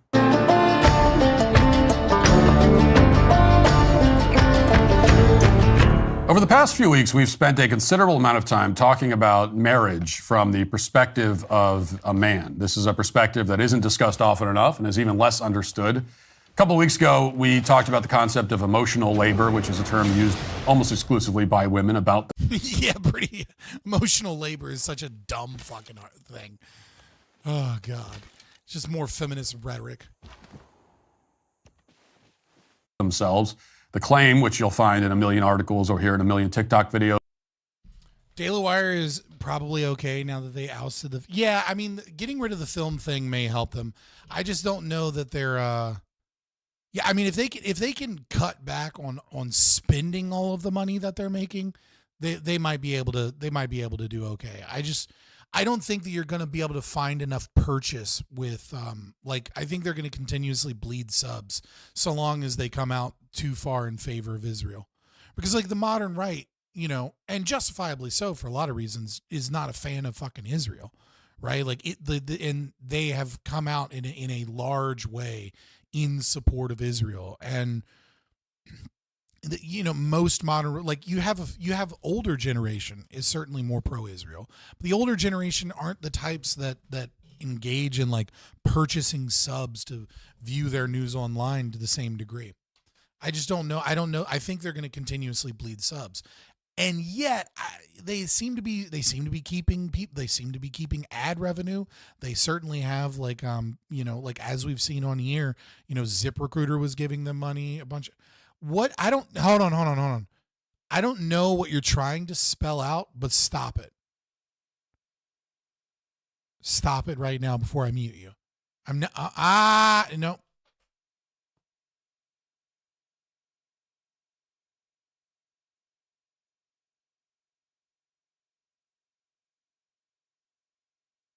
Put you in a 1 minute timeout. I'm not having people fucking spamming some shit so that they can say something that ought to be TOS. I don't know what it is, but don't start that shit here.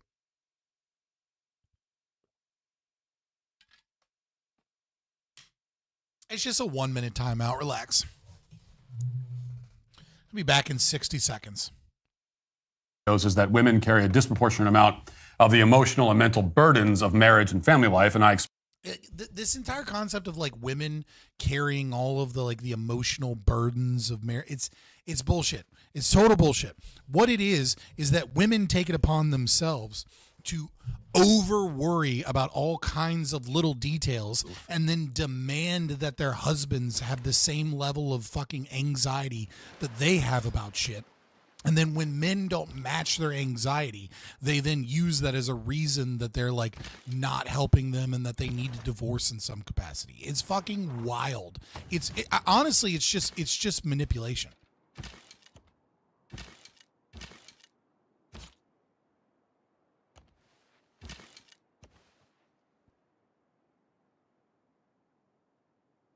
What did you say? What did you say?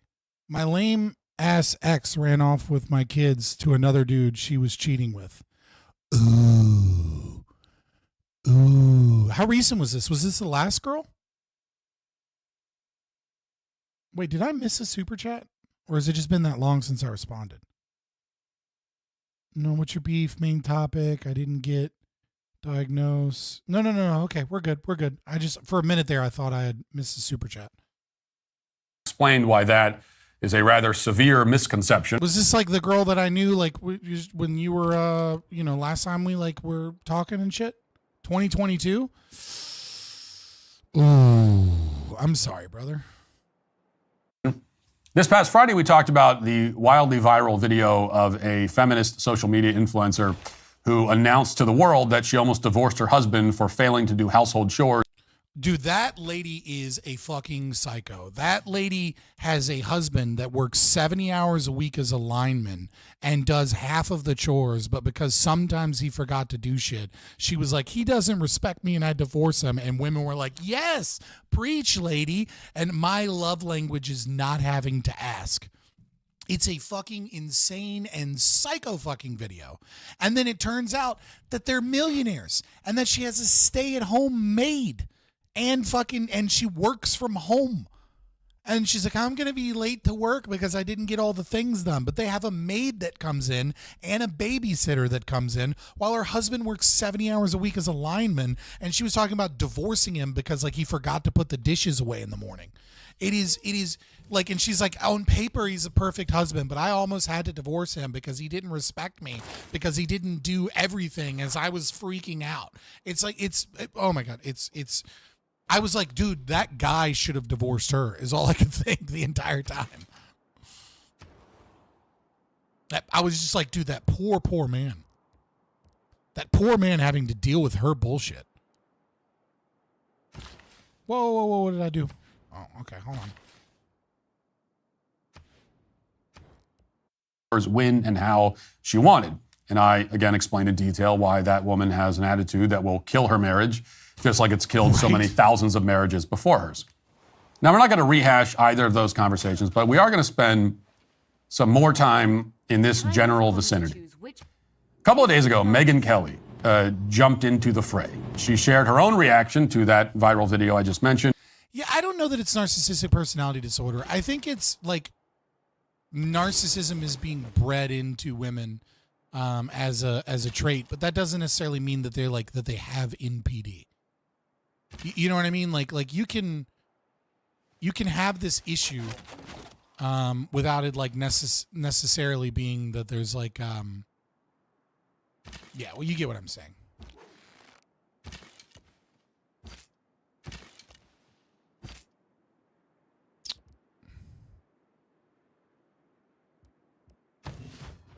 And she seemed to generally disapprove of the woman castigating her husband publicly, but she also disapproves of the way that many men on the right approach and talk about marriage.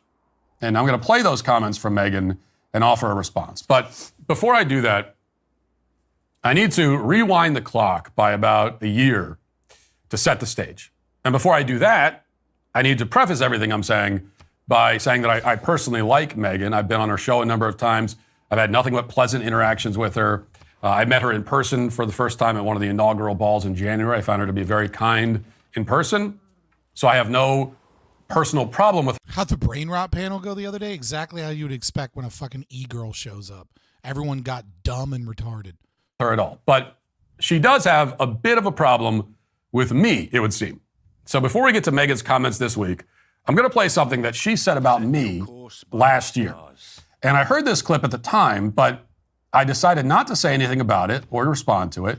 I try not to get into public spats with people on our own side, which is why I quite frequently let it slide when people on our side, who I thought were friends or at least friendly, take shots at me, which it happens all the time.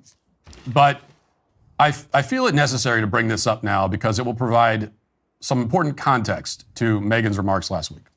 And also, I think the conflict between feminism and what we now call the traditional view of marriage and gender roles is coming to a head. It's coming to a head on the right. And now is the time to get it all out in the open.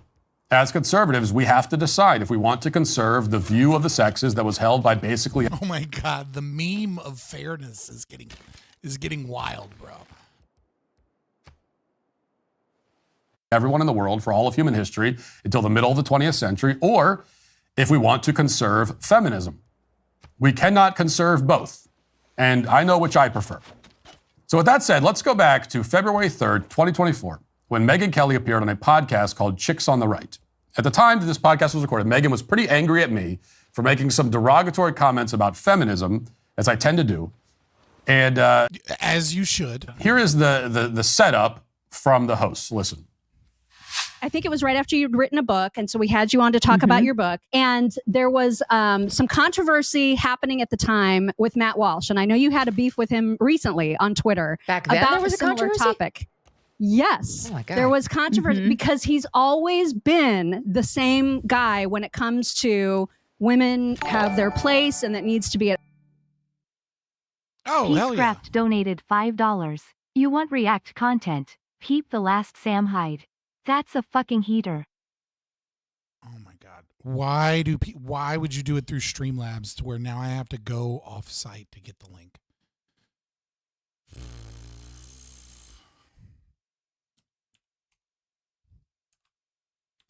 This is starting to get boring anyways. I'm not gonna lie. I kind of don't care about his spat with Megyn Kelly.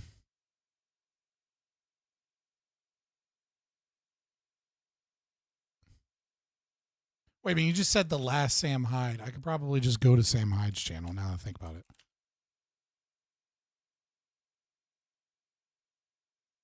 You guys better get on.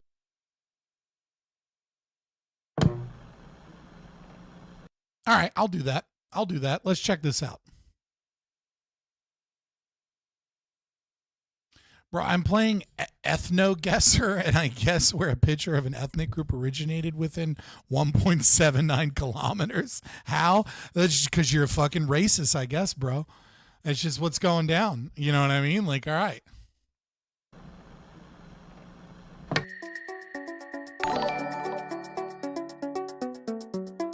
Oh, you gave me Peacecraft donated $1. Play my first clip first, though, you fucking jabroni. What clip? Oh, so I didn't. You said the last Sam Hyde thing, so I assume that's what the thing was. Oh my God, you fucking homo!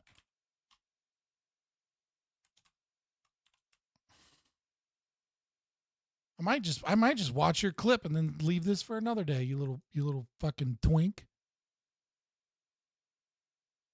Give me a second. Let me see. Trying to remember where the links are in Streamlabs. Where do I go? Is it under tipping? And then tip history. There we go.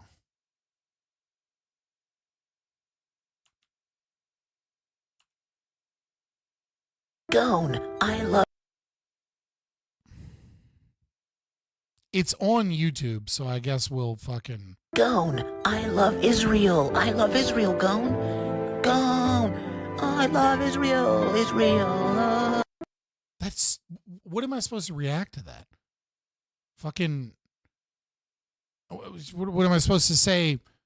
Israel may or may not have been behind Epstein's island, and Hunter X Hunter also has a weird clown pedophile. Ha ha! Like, what the fuck? What am I supposed to say to that?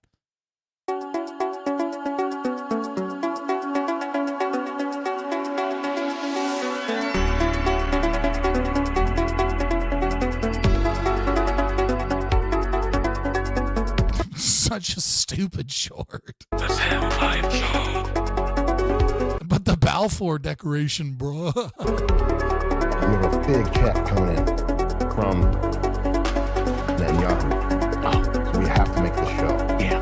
Two biggest Shabbos boys in all of, where are we? Well, you're a Shabbos boy. I'm a Shabbos boy. I'm Brazilian. Well, Brazilian. Couldn't do that. I'm Brazilian. coded.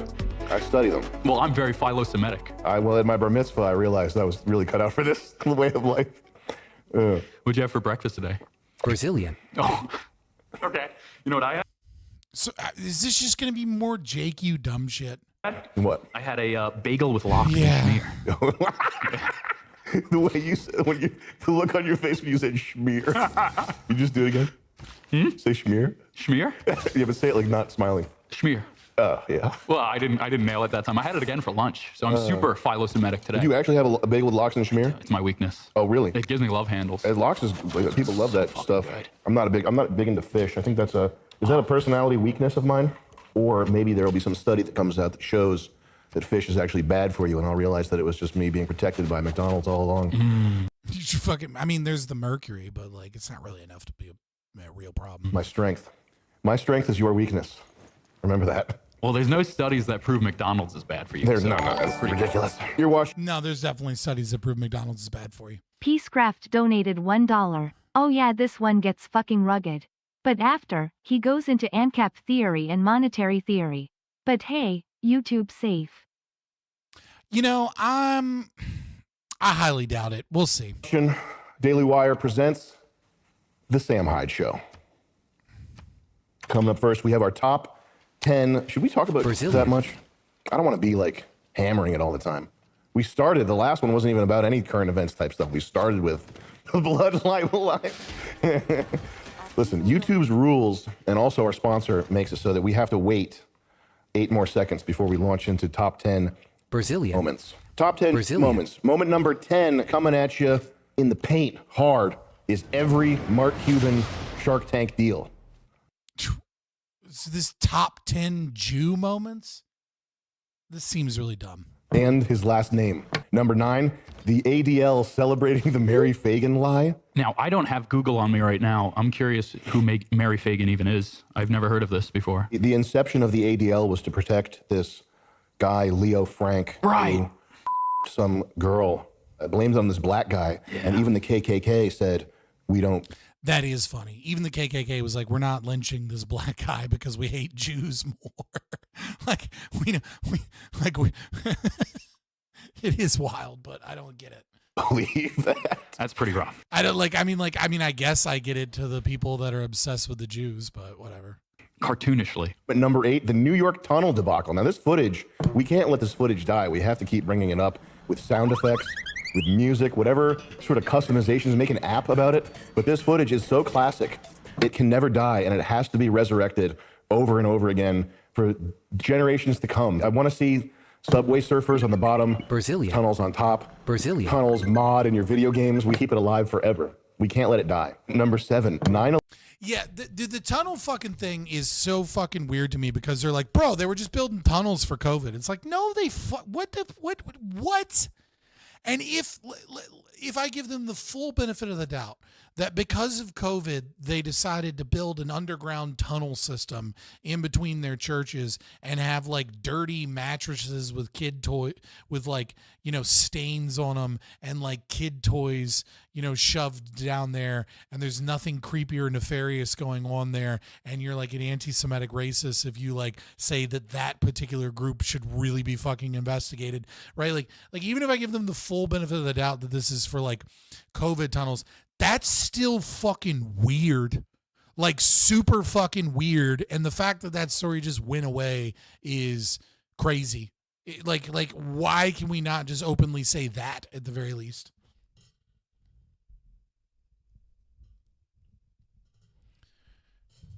I might want to fix my auto mod. It's timing people out for harmless emotes.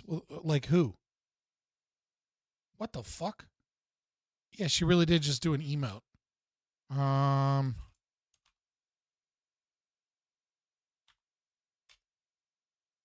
is my Streamlabs doing that? Hold on, give me a second. If I go to CloudBot,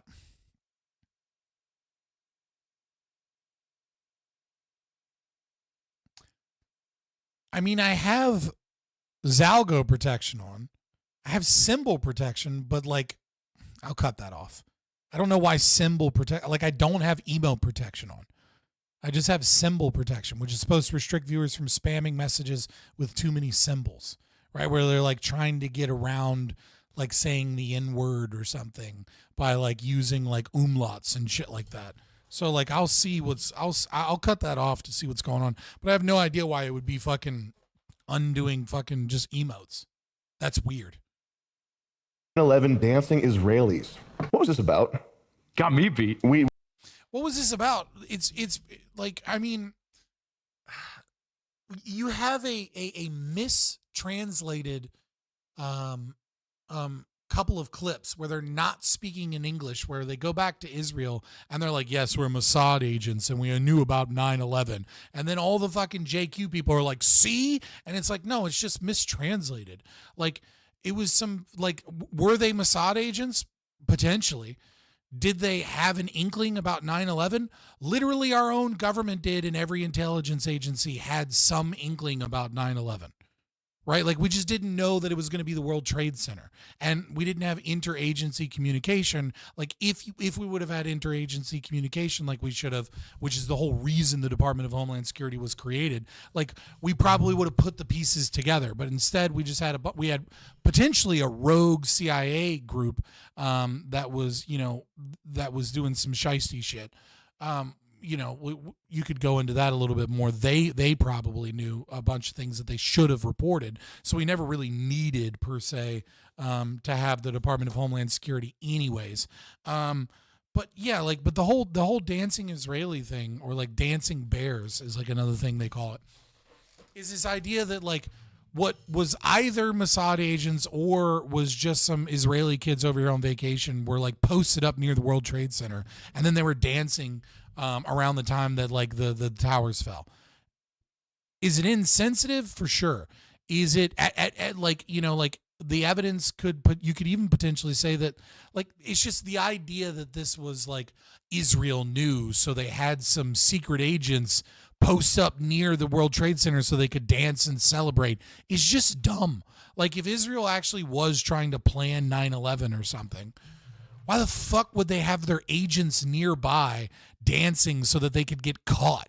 Like, it's just like it's like you know what it reminds me of? It reminds me of oh my God, what is that joke? Let's see if I can find it. It's this comedian, but I can't remember the comedian's name.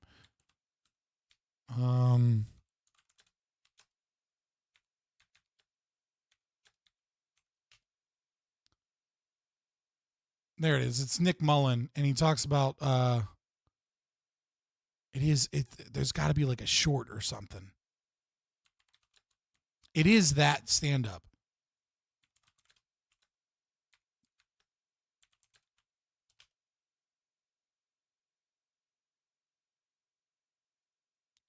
Is it? I just don't know if it's in this clip, and I don't remember like where it is in the special. Sewer system, China syndrome. What does this one say? Conspiracy guys? Maybe? It's funny, I think about it. That's probably where my conspiratorial thinking started. There's a chemical in the water in the pool, right? And then everybody, brave summer day where you're like, it was an inside job.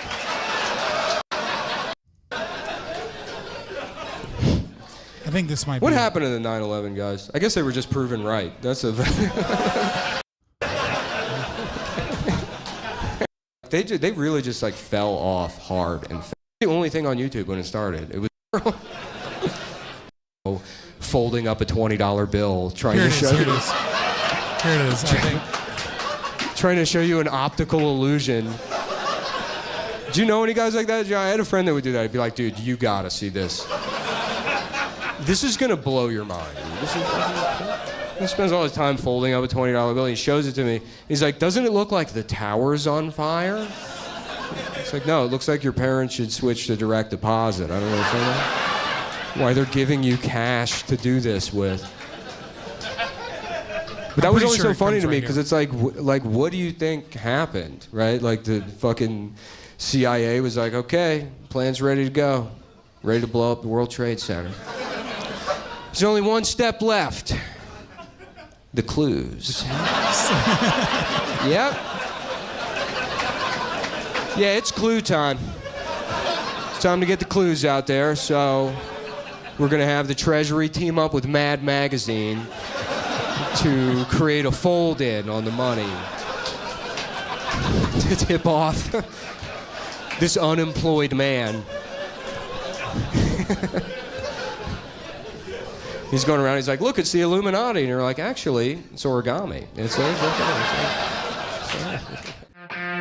No, like that's what I think of when people are like, yeah, there was these Mossad agents that were like planted there to dance, and then they came back after their celebration. Like, it's dumb. It's like even if Israeli intelligence had a hand in 9/11, which I don't think there's any evidence that like strongly suggests that, the idea that they would have like college-age Mossad agents there to like post up and dance and celebrate their victories so that they could potentially get caught is just fucking dumb. Did we ever get an answer for that? Why were there Israelis dancing when the Twin Towers fell? It doesn't make sense. We've never had an answer. Didn't they pack them all in a white van and drive them off? It began when this woman was watching the Twin Towers burning from her apartment in New Jersey. She noticed 3 men on top of a van, posing for pictures with the towers burning in the background. And I could see that they were like happy. You know, they didn't look shocked to me. You know, they didn't look shocked. I thought it was very strange. The witness called police, who stopped the van hours later and No, I fixed the settings. It should work. We'll just see we'll see if I need to like go back or whatever. arrested 5 men. All 5, it turns out, were Israeli. They all just drove off into the sunset after that They happened? lifted themselves into the sky like the Lorax. I don't know if this is a hoax or not, but I saw something on Twitter about them being on Israeli television after. Did you see that? The fact of the matter is we are coming from a country that experiences terror. Why did he say I don't know if this is a hoax or not? Right? Like it's almost like he knows that it's mistranslated, but he still wants to sell the fucking either the bit or whatever about it being the Jews and like like he wants to sell the mystique, the mystery of it all.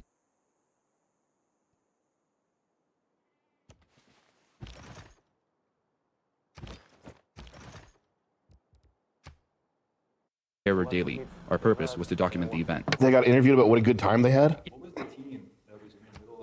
No, Peacecraft sent it. He said it's a heater, but so far it's just fucking stupid. The art. Those were Danish guys.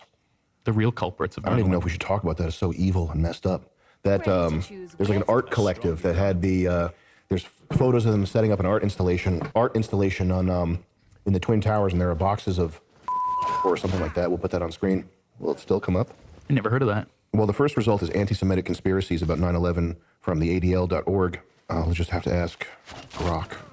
Did you see the thing about every AI company logo being an asshole? No. Claude AI, which I've been using, trying to use frustratingly, the logo is a winking asshole. And the new one, Manus, what does that stand for? Men's anus. The logo is like a finger going like this. Wasn't one of them goatee? What is this? Isn't funny or Peacecraft. Why did you send this to me? This is stupid. It was very similar to Goatsy. We'll show Goatsy on screen real quick. Episode 4, we're showing Goatsy on screen. We're past the 8-second mark on YouTube. We can show Goatsy on screen. You fucking Mark just randomly popping in 3 NSA or CIA agents, I forgot which, went AWOL from Europe to hunt UFOs in Florida that were harassing a pool guy. Well, fuck, I need more information on that. That sounds way more interesting than whatever this fucking let's make fun of the Jews fucking video I'm currently watching. That's right. That's right. You're telling me the Danish? That's the new thing? The Danish are the ones? Gelatin, that's what it's called.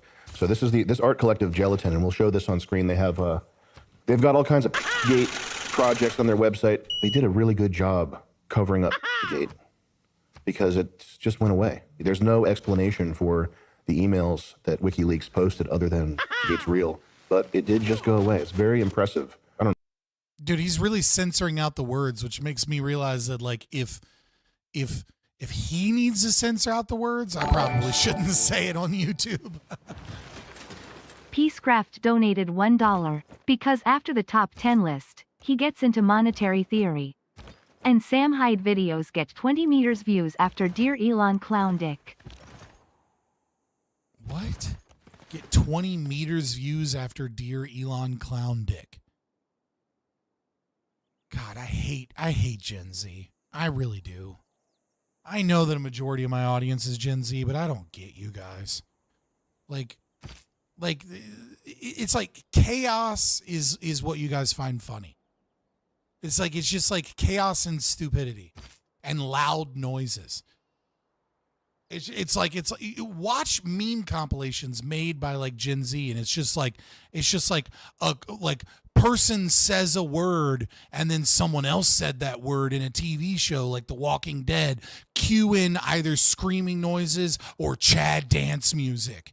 And it's like the same shit. It's just like whatever is just so outlandishly chaotic and stupid, it becomes funny, not because it's funny, but because if you're not one of them, you wouldn't get it. Chad, funny. Or it's like surrealist, nihilist bullshit. Like this, like so far this video is completely stupid, full of like jokes that are masquerading as like some form of like, if you know, you know, wink, wink. Peacecraft donated $1. Don't blame me for 20 meters being auto-translated from 20 million. Here's another $1. Go buy yourself a new haircut. No, I'm not buying a haircut, bro. I'm cutting my own hair. I'm keeping this shitty haircut forever. I mean, so far, it's just nonsense. It's just like bad. Like the I saw the Elon video, and like that was an interesting video. But so far in this, it's just it's just like jokes upon jokes about the elite, I guess.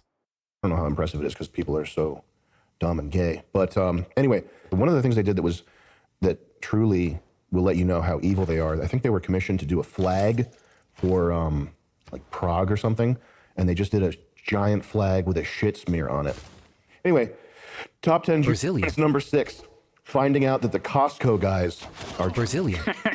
I refer to that as 9/11-2. I was so on board with these guys and everything they stood for, and I don't know if I can be anymore. If they support this genocide, isn't that crazy? There's a genocide happening right now.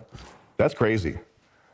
It's not something, I'm not going to stand on a soapbox about it, but it is kind of nuts that we're living through ethnic cleansing that we're paying for. I'm not a soapboxy type guy, but genocide is a little heavy-handed, but I mean, like for all intents and purposes, sure. The fact that half my money is being stolen from me to pay for ethnic cleansing, I don't know if I support that really at the end of the day. My husband, Bobble Blah says hi. Yes, the tarded is real. The tarded is real. And hi, Bobble Blah. I appreciate you being here. Clearly, Stacey Pastry couldn't have found me on her own. I know this because my demographic data shows that my audience is 97.1% male. So if there is a female here, it had to be a husband. I don't, and I know, Stacey, you're gonna be like, no, I found you, and I'm just gonna be like, no, I don't believe you. I don't believe you. Actually, hold on. Let me look at my demographic data. Hold on. Let's find it real quick. It's YouTube Studio, analytics, audience. Let's see. Geographics, device type, formats, age and gender. Here we go. In the last 28 days, it has been 99.7% male and 0.4% female. Like, I'm not shitting you. Here you go. Again, there you go. There's my demographic data. All right. 99.7% male in the last month. All right. So I know that it had to be a male because Stacey Pastry, you're probably the only one. It's you and sorority or sorority. I can't ever say the fucking name. It's you two, and then everyone else is male, clearly.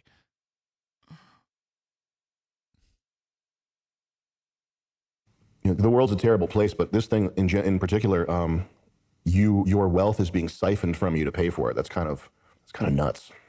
Shout out to the Costco guys, though. I don't know if did they? Yeah, the Costco guys are Jews. The Jews really must be taking over the world now.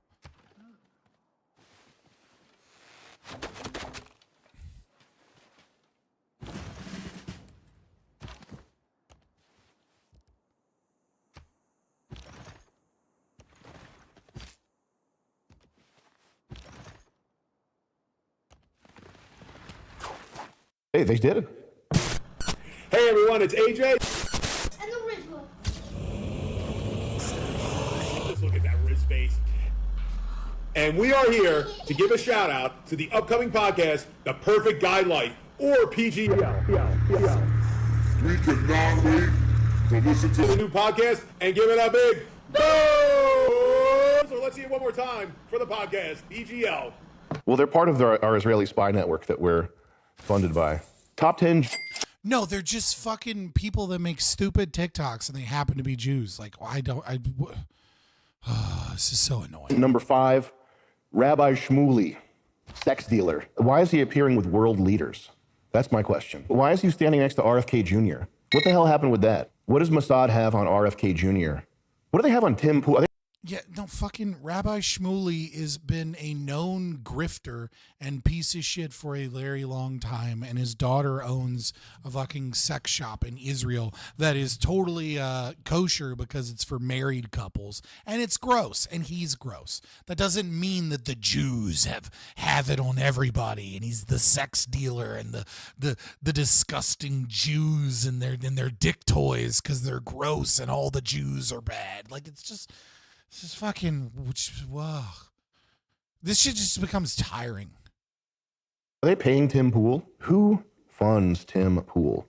Like, it's just like, it's like it's like, there's this, James Lindsay, as much as I hate him on this like new woke right shit, he like posted this image the other day and it perfectly describes like how I feel about many of these people. And it's like one of those like images where it's got like 36 little dots and they're all numbered and you're supposed to like draw a line to each dot and then it like draws a picture and then it's just the dots are like drawn, some of them missing a bunch of the dots so that it makes a Star of David. And it's like, it's exactly how these people are. They're just like, Jews run everything. Let me find the Jew. Aha, the Jew. And it's like, really, we're down to like the boom fucking Costco family, like just the most innocent TikToks that have no political influence whatsoever. But it's like, but I've seen so many people be like, they're Jews. Did you know they're Jews? The Jews are everywhere. And it's like, I'm sorry, Jews are fucking better at media than the typical person. I don't know what to tell you, man.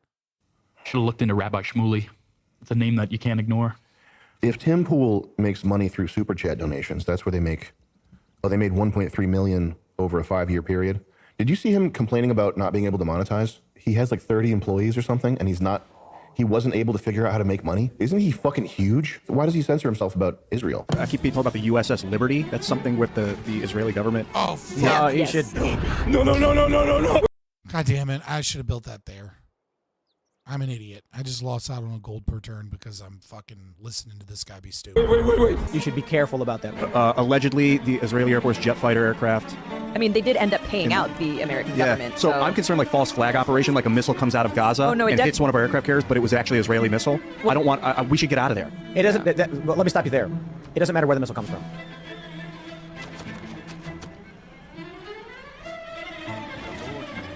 So now, like, Tim Pool is owned by the Jews because he has a show on YouTube and he doesn't want to get banned? Like, what? I just got back from Tim Pool's, right? Tim Pool was fucking gracious. He was fucking relaxed. Everybody around him was like, nobody around him was afraid to like be around the big guy. Everybody there was super fucking cool. You know what I mean? Like the fucking, like we were barely there for a couple minutes before, you know, one of his employees was talking about trying to get Jankum in his like backpacking trip across Africa, like in Zambia. You know what I mean? Like the tech sound guy was like talking about conspiracy shit with us. Like we met a lot of really cool and nice people, and it was a great time. And like there was no corporate feeling. The shit that he says on camera, he says as soon as he's off camera, right? Like you can tell that he like actually cares about shit. To be honest with you, I would have assumed he was more of a grifter. Like I didn't expect him to just kind of have the same political conversational beliefs, like just chilling, talking about it, like while he's like skateboarding with his little fucking finger skateboard thing, just like as like, I don't know, it's like not a nervous tick or whatever, but like he's just like come and hang out with us and he's using one of those little fucking skateboard things. Like it's just like his very, like the vibe was super cool. Dude owns way too many boxes of Pop-Tarts. I'll say that. Way too many boxes of he has a shelf like stacked up to the ceiling half full of jumbo-sized Pop-Tarts. I mean, he's got bags of like Jocko Willink fucking like whey protein and like a bunch of other shit. Like he's got a bunch of food there. But like I was like, that's like 400 fucking Pop-Tarts, man. Why do you have so many Pop-Tarts? It's like Pop-Tarts are good snacks. You know, like, all right, fair enough. That's weird, huh?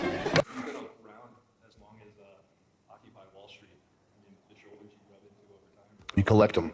Yeah. If Rabbi Shmuley is like an operative, if he's planted there, if he's put there on purpose, why would they put somebody that's so ugly and unlikable that he immediately makes anybody that listens to one word that comes out of his mouth hate? Brazilian.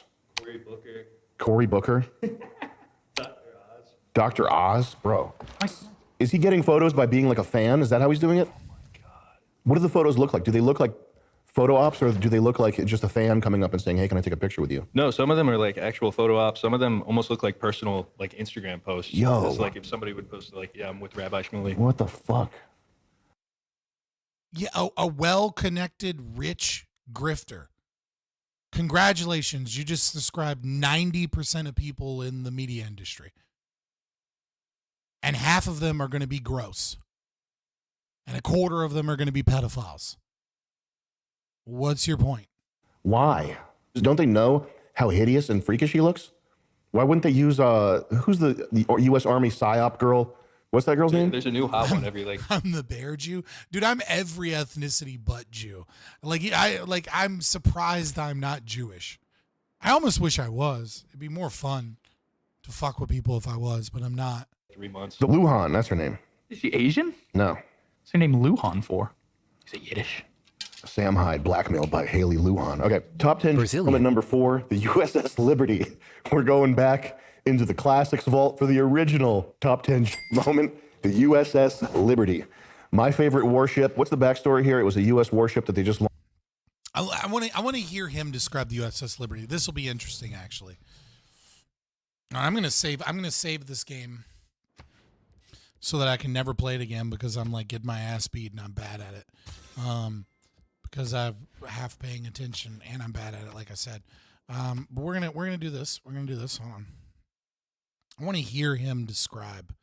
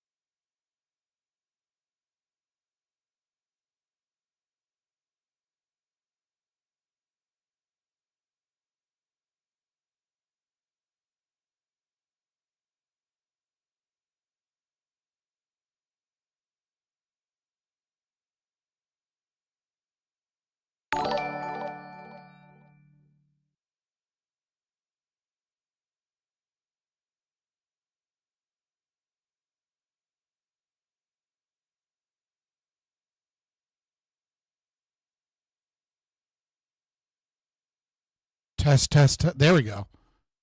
I had to just like cut my mic on and off again on the sonar thing. The game closing fucked up my audio somehow. That was weird. All right, thanks for the $2. But no, I'm just saying, like, I'm interested to see how he describes USS Liberty because I can guarantee this is going to be so dumb. Let's see what happens. Dude, you can't be saying "can't hear you now" after I've fixed the audio. 420 TV, you're so fucking behind. Launched some missiles at for fun. It was off the coast of Egypt or Syria, Israel. They're doing proxy communication, and the idea is that they feared the U.S. picked something up, so they like completely annihilated the ship. It was beyond the passing jet fire when they were going for like airboat or the rescue boats. Like they're killing soldiers from the rescue boats. Oh, wow. Yeah, I think it's pretty cut and dry, like what happened. They were shooting up the rescue boats? Yeah. Whoa. Yeah, like That's heavy, Somalian pirate style. Like I didn't even know rolling that. Somalian pirate style. I mean, we don't know if it was a miscommunication or if Israel was just doing some dirty shit, right? But like, yeah, that happens. That happens when that happens between nations. Like Israel, like this idea is like, it's very interesting. It's like we have this false lie told to us by Republicans that like Israel is this great ally. And so when we find some proof, like the USS Liberty, right, is like one example of some amazing fuck up by the Israelis in one regard or another, where they didn't do their due diligence and just started fucking attacking us, either because we were going to discover some shit that they were doing secretly, or because like the people in charge were complete doofuses, you know. But like Israel's not our greatest ally, but that is like, it's then used as like this calling card. Like the USS Liberty would be a fair argument and should be something that would be brought up if it was used as a calling card of like why we should distance ourselves from them because they're not really this great ally, and we shouldn't be giving them money. Hell yeah. Like the USS Liberty is a great example of that. But like it's used as like this conspiratorial thing about how like, what were they doing? What evil machinations were they doing? And like, this is like, you know, it's like, no, like we were in their waters. We're supposed to be allies. We should have been allowed to be there. We communicated that we should be there. And then they shot our fucking shit down, which, you know, could have triggered a war, but it didn't because of like, oh, because the Jews and the ADL run everything. No, because nobody wants to fucking start a war with another democratic nation over a fuck up, and no country, neither our country nor their country, gives a fuck about soldiers' lives. It wouldn't economically benefit anybody, so we fucking swept it under the rug. Over, they shot 2 out of the water and took 1 aboard their boat as a trophy of their kill. The Israelis did. They circled the ship, machine gunning, firefighters, stretcher bearers, anything to destroy our ship. They did it. We thought the attack was over again. No, the attack was not over. They sent troop-carrying helicopters to finish us off. Israeli Marines that's ready fair. to board our ship. And all of a sudden, they just Weed raises your IQ? No. All right, bro. left. Damn. I think I saw a tweet from some guy saying, why does it matter where the missiles came from? Like, yo. Top 10 moment number 3, Dave Portnoy existing. It says you're buying his company back for $1. What's that about? He sold Barstool to Penn Gaming for like, I think it was $500 million, but he had a clause in it that if they went insolvent or bankrupt, that he could buy the company back from them for $1. That's pretty smart. And that's exactly what happened. They went insolvent after a year. What was their business? Mostly like sports gambling and like the legalization of that across the country. This is like, we're talking 2020-ish, like COVID times. This gambling and sports stuff that is zombifying people is such fag shit, and it has to be ridiculed. Why is that allowed on YouTube? Like why like why, what? Why is he got to use Brazilian over top of like him saying Jewish things, but he can just say fucking slurs? Like when I don't think that's allowed on YouTube. Did that one accidentally slip through the fucking censors? I mean, listen, I've seen him be funny. This is not funny. This is dumb. And punished as much as possible. If you see somebody gambling or being sports out in person, it's just the gayest thing you can do. That's the thing. We're not a serious people if we're doing the sports and the gambling stuff and like sports betting. How low what are you eating boogers out of the dumpster now? How low are you going to stoop before you have a come to God moment? Yeah, I mean, I'm not a gambler, but like, again, what is this? Just like, gay and Jews are gay. Look at this Jew moment. Guy made money off of the gambling. It's like, I'm guessing the thread here is that like the evil Jews are the ones that, like, you know, make money off of gambling and interest and usury, and like the evil Jews are trying to force the sports betting on people so that they can, you know, create the degenerate society so that they can destroy Western civilization with their big noses and their usury or whatever. But it's just like, it's just tiring tropes. And it's like, I don't know.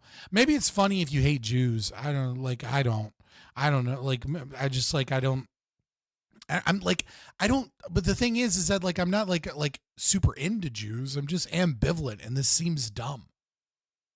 Like, I'm just like, what is it's fucking David Portnoy, and he made money with a business because they flopped on their gambling and the usury and the Jews. Like, it's like the comedy here now is just keywords.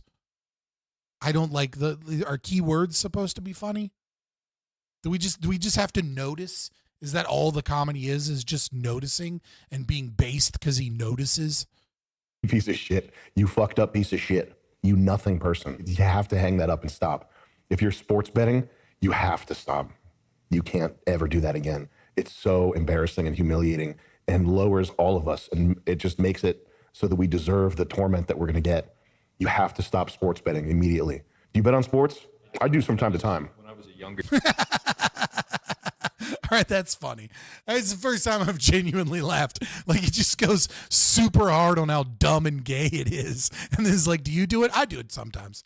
All right, that's kind of funny. I'll give him that. That's a funny bit. Yeah, I do once every couple of weeks, but every time it's just a blowout.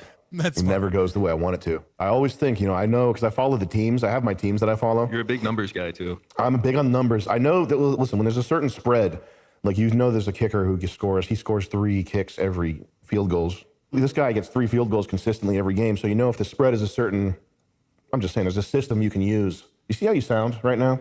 You see what you sound like? It's Tom Brady's birthday. He's going to throw 4 touchdowns. You know that you should be for thinking about this stuff. You might as well play clicker games, play cookie clicker, bro. That's a better use of your time. Top 10 moment number 2, and this might be my personal number 1 because this one is so goated and such an epic moment that is just in the Hall of Champions. Okay. All right. So I check my phone. I have Hinge.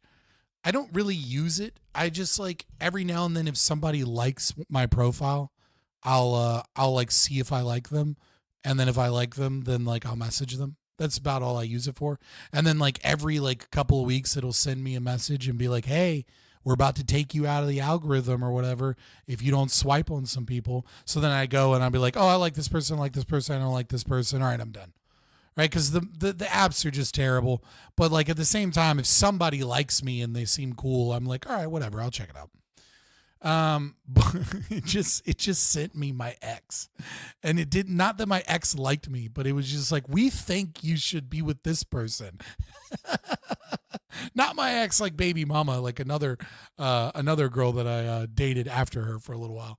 And I was just yo, been there, done that, Hinge. No, thank you. She does OnlyFans now.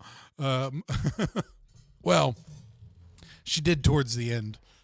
That was part of I think I haven't really said that on stream, but you can kind of guess some of my hatred of whores and OnlyFans girls, where some of that comes from.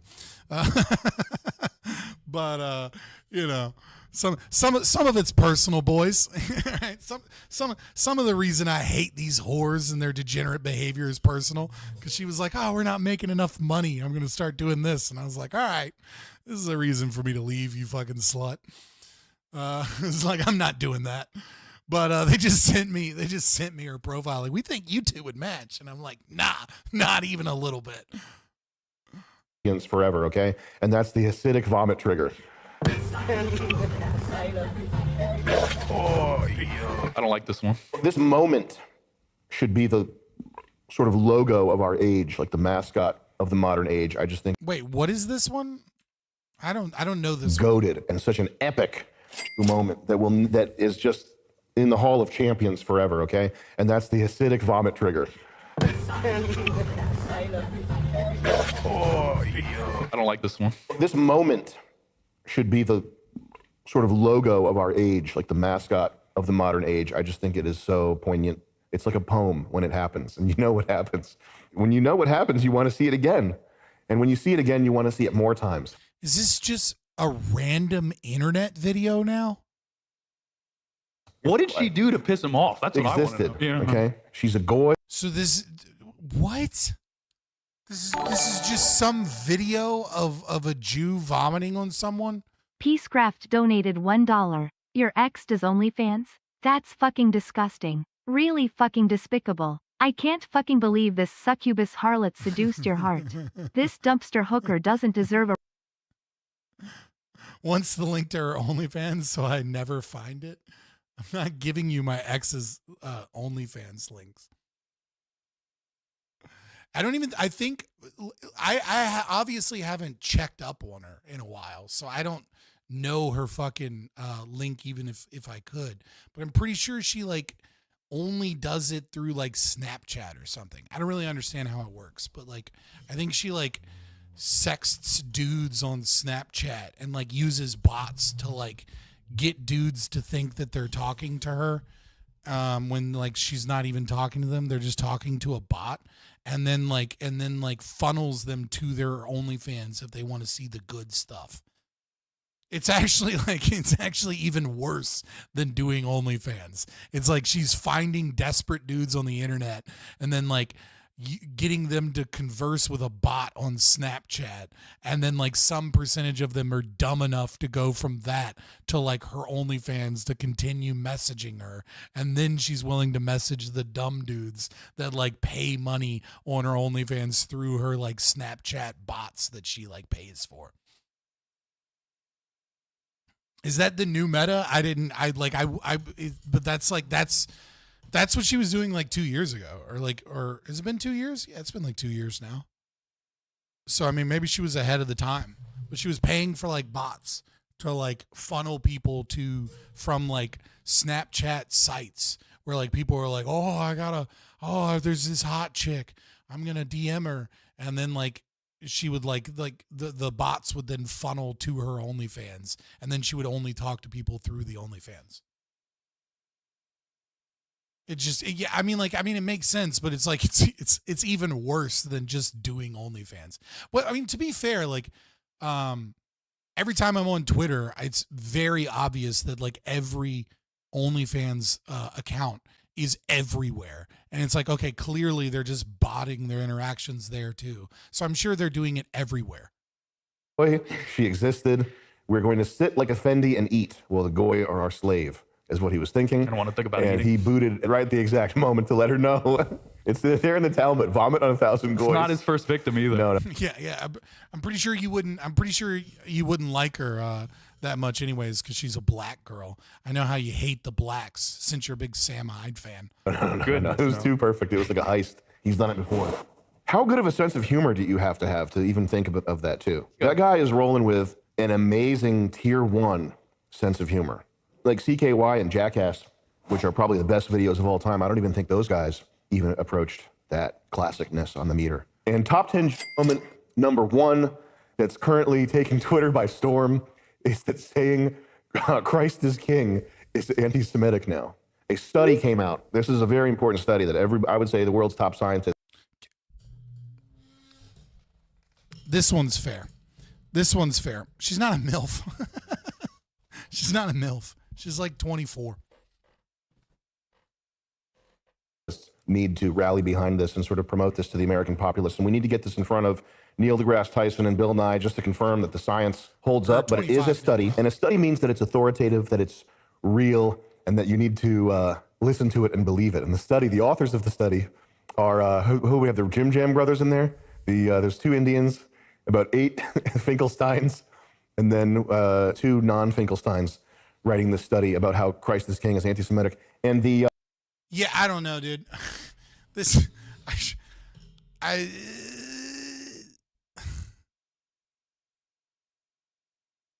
I don't know, like the combination of like what just happened and me being weird, but I guess it's like this video has just put me in a weird energy. This is just super dumb. I appreciate the money. I don't know that I just like, hold on. Let me skip ahead. Mentions of Crisis King having more than Candace Ideological. Strange thing happened to him. I mean, like I got paid to watch this video. You know what I mean? It wasn't that much. It was like $10 or whatever. But like, this is just the main takeaway from this. So fallen and is just a prostitute at this point. Younger right-wing leaning people, because he's one of the first guys who just started talking openly in a way that was like very well reasoned and clear and concise.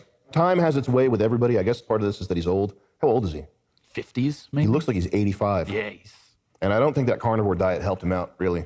I looked up the SSRIs he was on. I forget what they were called. 62. I looked up the SSRIs he was on. I forget what they were called. Benzodiazepines. Like these, like I looked it up and then I have no idea what I'm talking about. Yo. Is that part of the joke? Is just having no idea what the fuck you're talking about? For why he's totally logically either. I don't want to talk about his daughter, but do you see her husband was talking to people first on the screen, and then he asked me if I was a gamer, and then he says he plays mobile games, and then he tried to sign me up for the home. There's one bank, Old Glory, which seems well intentioned, but they're like undercapitalized. They're like they have like $13 million. They're a bank with $13 million. I'm not a bank analyst. I don't know what could happen. I know that your bank should have more than like $150 million or whatever they're capitalized with, because they could go under. They could be, whatever. You could lose your money.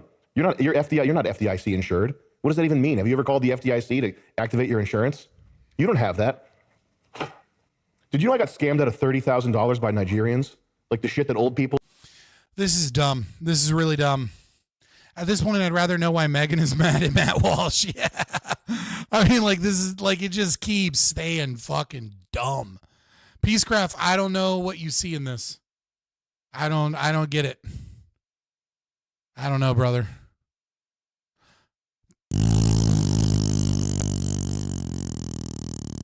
This has legitimately killed my motivation to like move on to the next reaction content.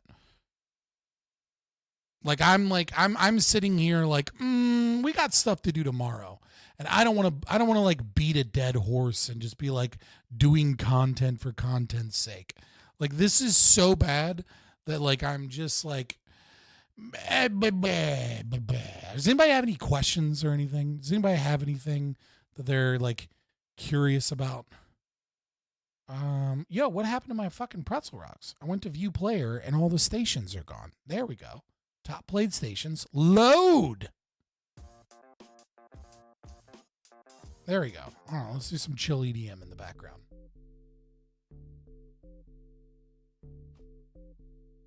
Yeah, this was really super dumb. It was so dumb that it killed my desire to like move on. Peacecraft donated $1. 34 to 30 is when the monetary theory starts. I don't know, brother. Should have put me on to that from the beginning. Is there a palate cleanse? Oh, here's some ookie spooky dumb shit for you. Let's go. What do we got? Some ookie spookies. Let's do some ookie spooky. Oh my god, it's 20 minutes of ookie spooky. All right, hold on.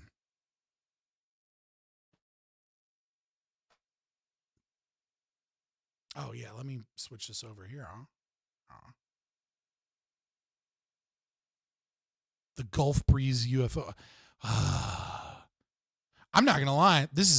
I'm not a big fan of ookie spooky shit either. I don't get it, but we'll watch it. We'll see what's up. Mid-air was alive with the smell of the sea as evening fell on Gulf Breeze, Florida. It was November 11th, 1987, an otherwise typical night in this sleepy beach town. Brian TV, I want to dismantle libertarianism in live stream waiting. Yeah, sure. I'll do that. I'll do that over ookie spooky. Let's hear. Let me hop in real quick. Let me give you a second.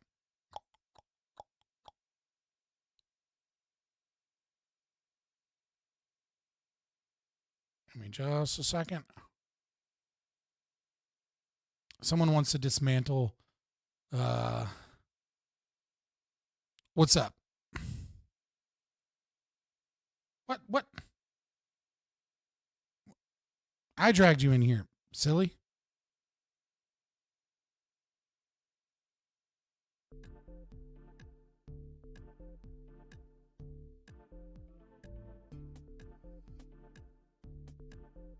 Hello.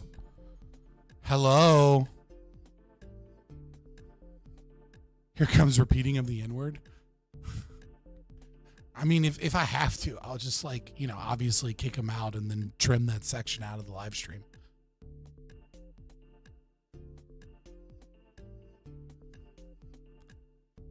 This is your moment.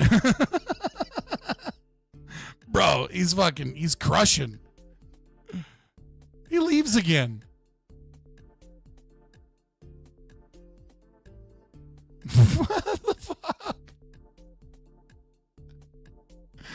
Yo.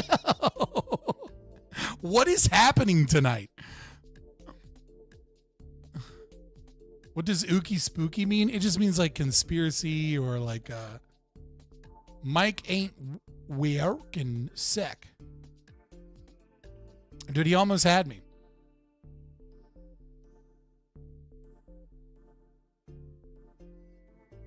And now that you're not mute, oh my fucking God, he will not stop leaving. Is your mic working or not? You got it fixed? Because you're no longer muted. Can you hear me? Yes, I can hear you. Oh, thank God. Stop leaving the fucking stream channel. All I clicked was join voice. That's all I clicked. Yeah, I'm a noob at this. Do you remember talking to me like 2 weeks ago? I was like a Destiny fan. It was shortly after your debate with him. Yeah, vaguely. So yeah, I was kind of being like hyperbolic. I'm not gonna like dismantle it, but I'm gonna like question it. Are you still on board? Yeah, I mean, I got a couple minutes. I was just like fucking. I was just sitting here being like, oh, what do I do next? So, just first off, that YouTube video that you like almost watched, I'm pretty sure that would have been like worse content than the previous video you were watching. That was just my impression. What video that I almost watched? The UFO. Yeah, it was like some UFO. It was whatever. It's not what I normally do. Mark likes that shit. There's a small cohort of my audience that remembers Mark back when we used to stream together on Twitch and we used to do serial killer night and we used to talk about ookie spooky shit. All right, so you never know. Like unsolved mysteries type shit. I mean, whatever's ookie spooky. Speaking of remembering and unsolved mysteries, like what is your date of birth? I'm not giving you my fucking date of birth. How old are you, like roughly? What is your date of birth? You want me to give my fucking social security too? I'm 34. I'll be 35 sometime this year. Okay. Sorry for being so specific in my question. That's a wild question to be like, I'm going to dismantle libertarianism. Not really joking. I'm going to question it. Anyways, what's your date of birth? What's your social security number? We were kind of digressing with like memories and unsolved mysteries. That's an old show. Yeah. All right, you're here. What's up? So, you last time we were talking about libertarianism, you were talking about it's only worth contributing to another if they are of value to you, correct? Yeah, presumably. Helping another. Isn't that like entirely a subjective thing? Like, what is of value to oneself? Absolutely. Value is subjective. So, like, who are you or anyone to draw the line where the value stops and the evil starts? Who are you to draw the line that you can tell me that my values are wrong? Well, I'm not suggesting your values are wrong. You're suggesting mine are wrong and evil, right? No. For wanting when you utilize state power to say that I must value something that I don't value and that my wealth be taken away from me to help some other amorphous individual, I'm saying, who are you to do that? But your critique on my valuing was suggesting that I'm evil, and I'm critiquing that critique. No. If you value unknown poor people, right, and you think that it's going to bring you wealth or prosperity, or help your community in some way to to make some soup kitchen, have at it, right? Like that's what you believe is going to help you and help your community and help your family. Have at it. What I'm saying is, when someone says that you have a moral duty or an obligation to sacrifice what it is that you value for the greater good, and that you are evil for not giving up what you've rightfully earned to help people that you don't know, so you could not value them, that is evil. Like forcing others to bow to your values. Yeah, like you. Right. If you're forcing me to bow down to your values, and forcing me to give up what I earned for something that I don't personally value, that's where the real problem starts to come in. So last conversation we had, it sounded like you were saying that I am evil because you don't understand the value I perceive in helping someone that I don't know personally. So you were critiquing like my valuing.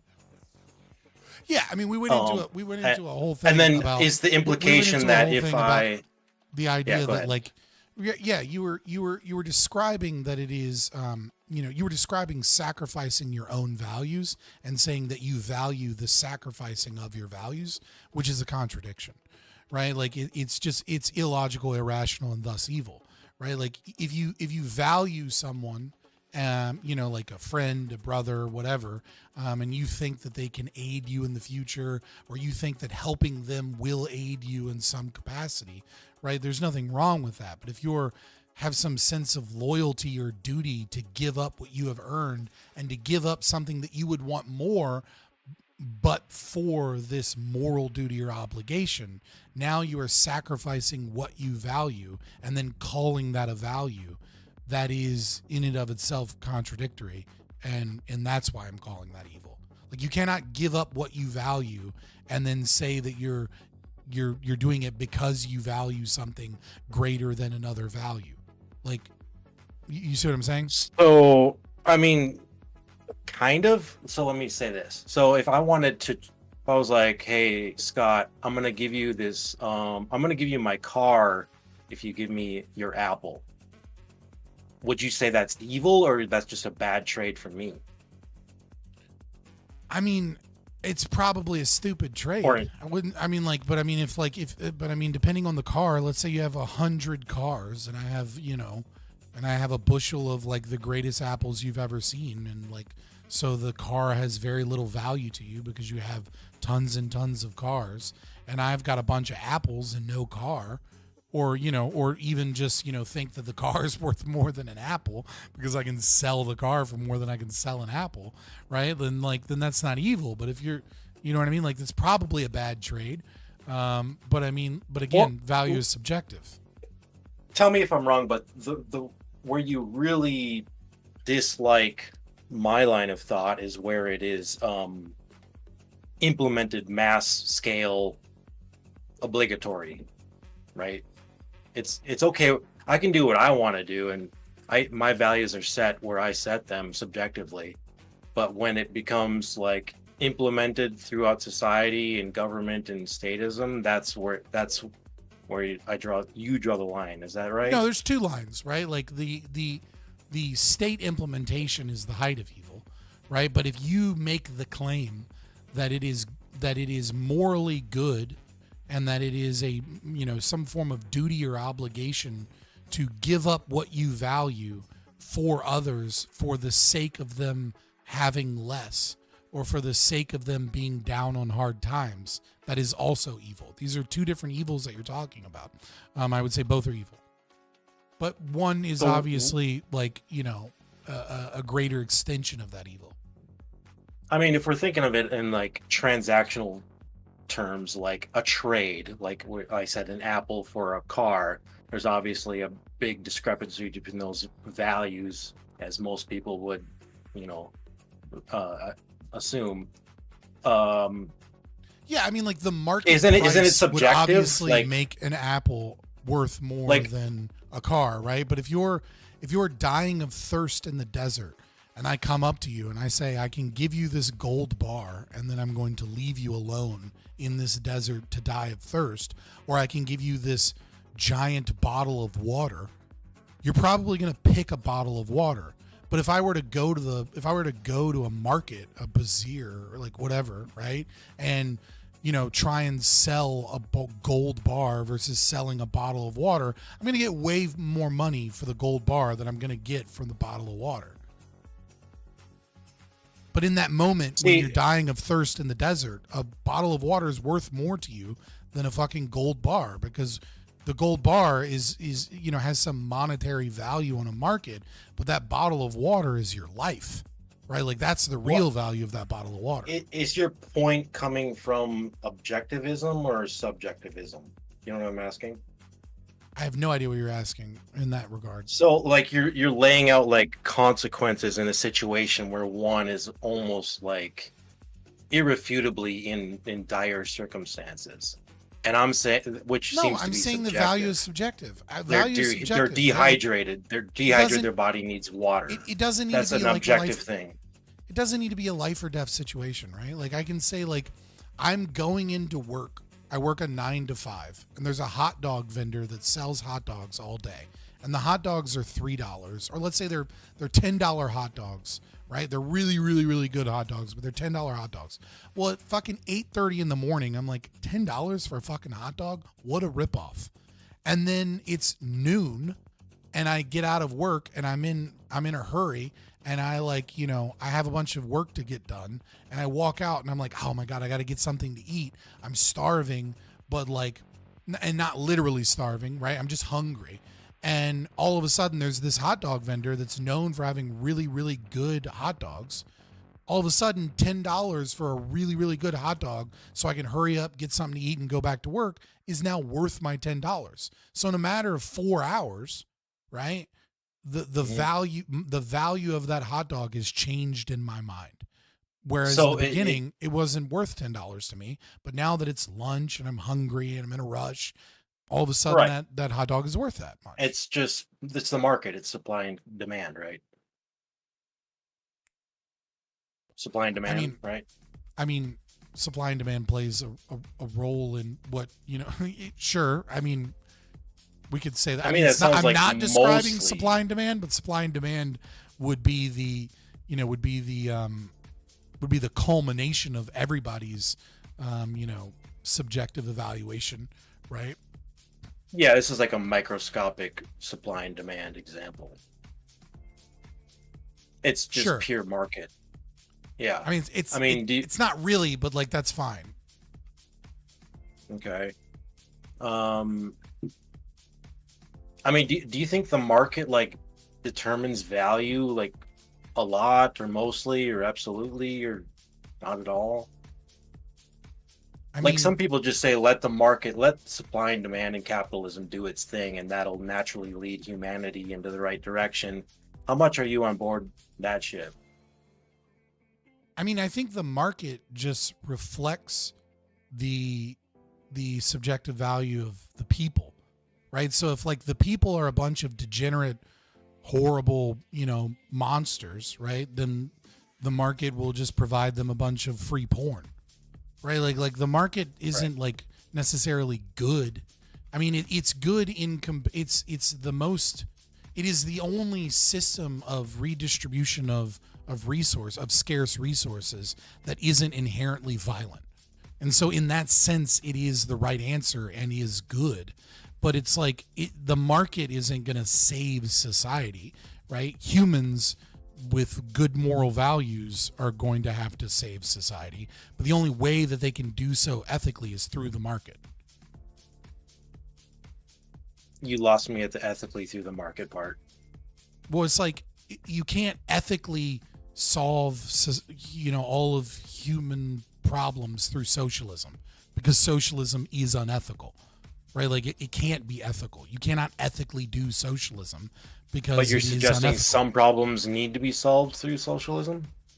Not at all. I'm saying that there's only that, like, if you're going, like, economics, right, is fundamentally the question of economics is how do we distribute scarce resources, right? And this is, until we live in a post-scarcity world, that is like, we need some mechanism of distributing scarce resources. Capitalism is the only one that is ethical. Every other form of distributing scarce resources is inherently conflict-inducing and unethical. It is inherently violent, and there is no way to do it peacefully, right? There is no way to do it without violating other people's rights. But that doesn't mean that a society that utilizes capitalism and doesn't utilize socialism is necessarily a good society. It just means that they're utilizing the system that a moral society must use in order to be good, right? Like, so, like, you could have a degenerate, unethical society utilizing capitalism. Okay. Yeah. So I noticed you draw a line, like a lot of libertarians think that because you're libertarian, what's the word? You're okay with, like, people whoring themselves out on the street, prostitution. I hate whores. Because that follows the strict libertarian, you do what you do and I do what I do. No, that's not libertarianism. Right? That's anti-libertarian. I mean, like, you do what you want to do. Your freedom is your freedom. I do what I want to do. But that's not. But that doesn't. But that doesn't mean that I should permit it on my property. It doesn't mean that I want my society run that way. That doesn't mean that that's a good thing. Like, I will always say that being a whore is bad because it is bad. I mean, does the general libertarian say otherwise? The libertarianism has nothing to say about whether or not being a whore is good or bad. Libertarianism only says that the state using violence to stop it is unethical. So it's unethical to vote, right? That we, like, ought to use guns and violence to stop the whores from doing their craft. But it doesn't mean that just because it's unethical to stop it in that way doesn't mean that behavior is somehow good. So, going back to the trading transactional kind of thinking, let's say I just, like, I felt obligated to give you my Apple or my car for your Apple. Is that where it becomes evil? Like, where do you draw the line where it becomes evil necessarily? Just the obligatory, yeah, I mean, the sacrificial mean I give you 0 and I give you 100 and you give me 0? Why do you feel obligated to do so? I'm not. I don't. No. But the devil's in the details. Why do you feel obligated to give me a car for my Apple?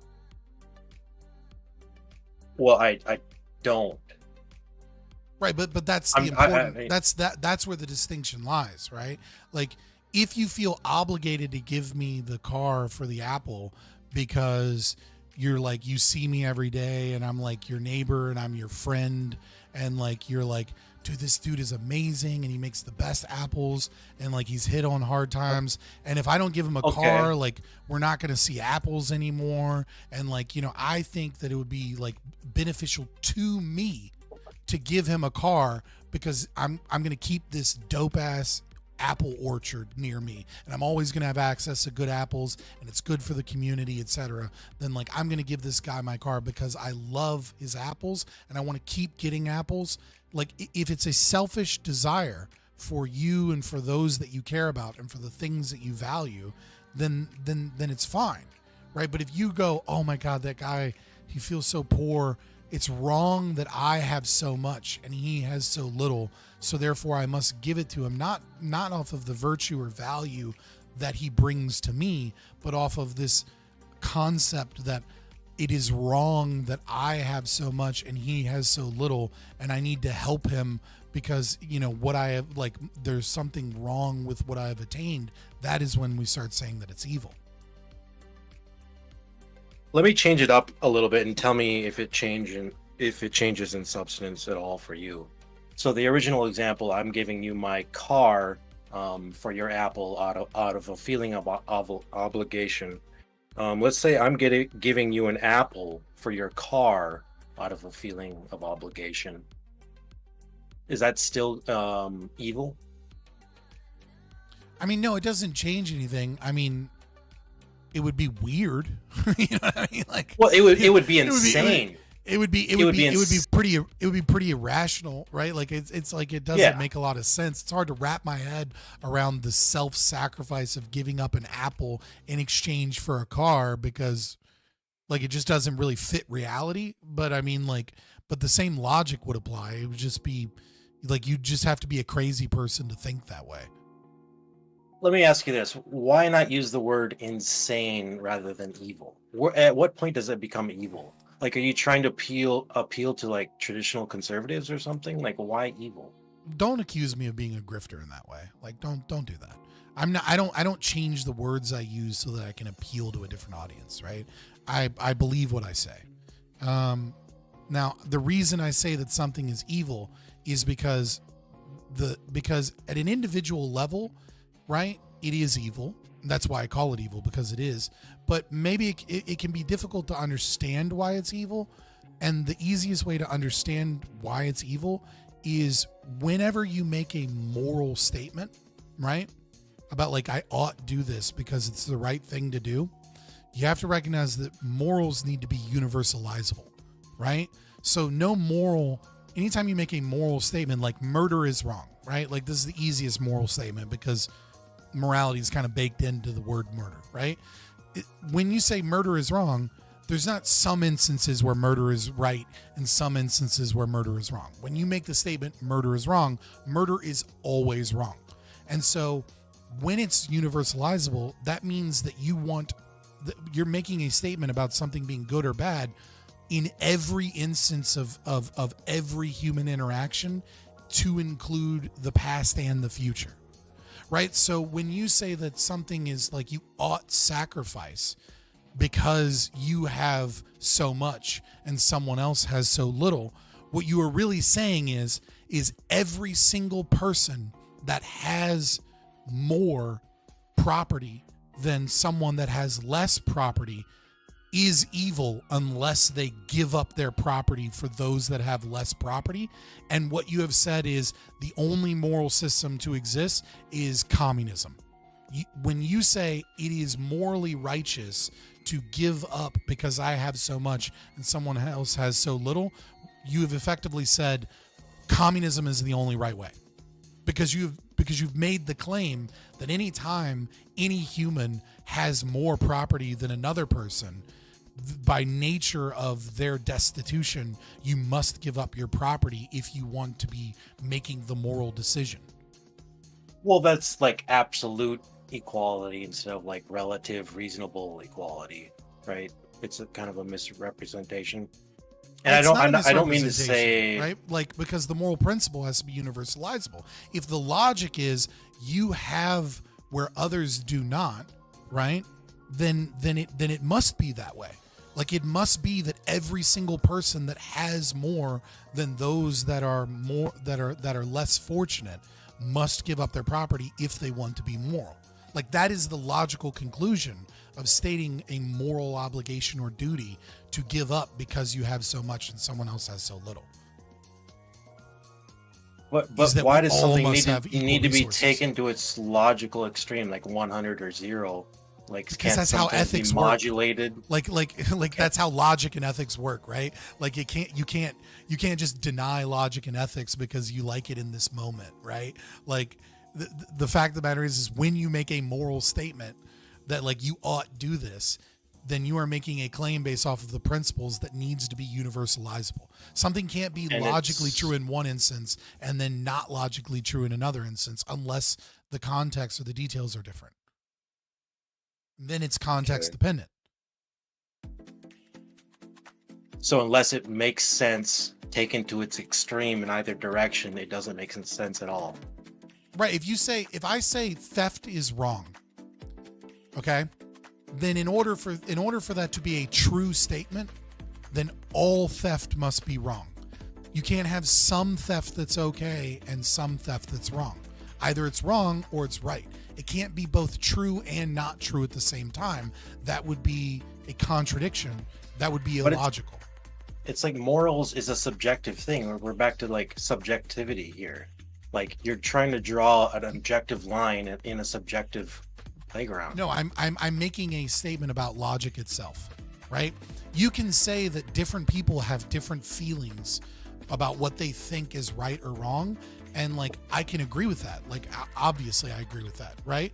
But if you say A is wrong, then A must always be wrong. If there are instances where A isn't wrong, then the statement is contradictory, or not contradictory. The statement is just not a logically valid statement. It's just not true. Okay, I see what you're saying. So yeah, you said earlier that the morality is baked into the word murder, and now I'm seeing what you mean by baked in. So Well, it's just like, if that's we an use easy words statement. that don't have I'm just- morals baked into them, this might be a different conversation. Well, no, I use that to illuminate like it's a very difficult thing to argue against. So it's just easy to see the principle, right? But if you say taking someone's property without their permission is wrong, right? If I make that claim, then it must always be wrong. You cannot believe taking someone's property is wrong to be true, but also think taxes are good, right? Like if you think that if you make the claim it is wrong to take someone's property without their permission, then in order for that to be in order for you to be logically consistent in that belief, then you have to believe that taxation is theft and extortion or whatever term you want to use, and is wrong. You can't support taxes and say that it's wrong to take someone's property without permission. The two contradict. How then do you punish a criminal in a libertarian system if he doesn't agree to being punished? What do you mean? Like, how does that? I mean, like, I can answer that question, but that seems like out of the nowhere. You know what I mean? Like, you're just like, oh, but this, like, what does that have to do with what we were saying before? How are you connecting those two? Like, I'll answer the question. I'm just trying to figure out where you got to that leap. I can't remember what you said that prompted me to say that, I guess. It almost sounded like you said somebody shouldn't submit to something they don't agree to. Yeah, so there's a principle in natural law philosophy called estoppel principle, right? So like estoppel in the legal system, right, is like let's say you get convicted of a DUI, right? Okay. And then you go through court, you do all that other stuff, right? And then 6 months later or a year later, you get your license back, everything's good. And then you go out drinking and driving again and you get arrested for DUI. And now you're in court for your second DUI. You are stopped from making the claim, I've never drank or drive before, because you've already been convicted in a court of law of drinking and driving. So you can say all you want, I've never drank and drive before, but you've been proven, air quotes here because, the flaws of the justice system, all that. But the estoppel principle, right, in common law would say that you cannot say you've never drank and drive before because you were already found guilty of that by a jury of your peers. So the same thing is true when it comes to like aggression and your property rights, is when you aggress upon somebody, you can say all you want. No, don't take my property. No. Please don't aggress upon me. No, don't do these things to me. But your actions, you're stopped from making that argument until you pay restitution for your crimes, right? So if I steal your TV and then I take your TV home and I'm watching it, you have the right to break into my house and get your TV back. And if I go, how dare you break into my property? You don't have the right to break into my property. That argument is moot because you've already broken into my house and stolen my TV. You're just getting your TV back. And until I give you your TV back in its form and pay restitution for the crime that I've committed, I can't argue for my own property rights without being in a contradiction, I can't say, I ought not be aggressed upon whilst also having aggressed upon others and proven through my actions that I don't believe the words coming out of my mouth until I pay restitution for those crimes. I can't help but think again that like this is all very subjective. What's subjective here? Well, you said that if there's a contradiction into what the person is doing and thinking, then it does, it's not just. What are you talking about? Contradictions are subjective. What do you mean? There's no. Whoa, what? Contradictions are subjective? So you're saying logic is like not real? You're denying logic? Well, I mean, like some people are gonna. Okay, there's perhaps like like a hard ground of logic, but like everybody's interpretation of it is different, and therefore we need like a state or something to like a professional judge to like go through this. What? I'm trying to understand your argument. So okay, let's just you know what I mean? Like, let me make an example. Like, I steal your big screen TV, right? It's therefore just for you to take mine legally. Mm-hmm. Or let's say I stole yours, I threw it in the river, and I have one that's just the same sitting in my living room that I bought before, and I wanted another, so I stole yours, changed my mind, threw it in the river. It is now just for you in a libertarian system to come onto my property and steal my property, considering the history of me doing the same to you. Mm-hmm. Right. So let's say I have a 42-inch TV and you have this a 70-inch is a case where TV. murder is justified. Well, this what? is a Where case you whoa. Where are you getting murder is justified from? But I'm using it as an analogy. You say if murder is never justified, if murder is bad, it's bad, right? That's what you were saying earlier. Okay. There's morality baked. Why are we adding murder into this? it? We're overcomplicating it. Why are we adding murder into this? Well, you said. But a perfectly good example of you throwing away murder the TV. is inherently bad, and I'm giving you an example where murder, it's an analogy. Stealing from someone, taking someone's property is just. So you're saying like, if we take the things to the morals to their absolutes, it should always be the same. No, murder is always bad. Theft is always bad. But it's not in theft. this case. Theft. It's not theft. It's restitution. Because theft is taking someone's property, right, without their permission. When someone stole my TV, they are stopped from arguing that their TV ought not be taken. They've lost the right to their property by virtue of taking my property and owing me restitution. They can claim all day long, you can't take my TV, that's my TV, but their words are meaningless compared to their actions. Their actions proved their actual beliefs, and their actions proved I want to live in the law of the jungle where whoever has power can take whatever they want. So they've already given me permission to take their TV by taking my TV. In this case, it's the same action as theft. I'm taking what was yours and I'm bringing it into my home, my property.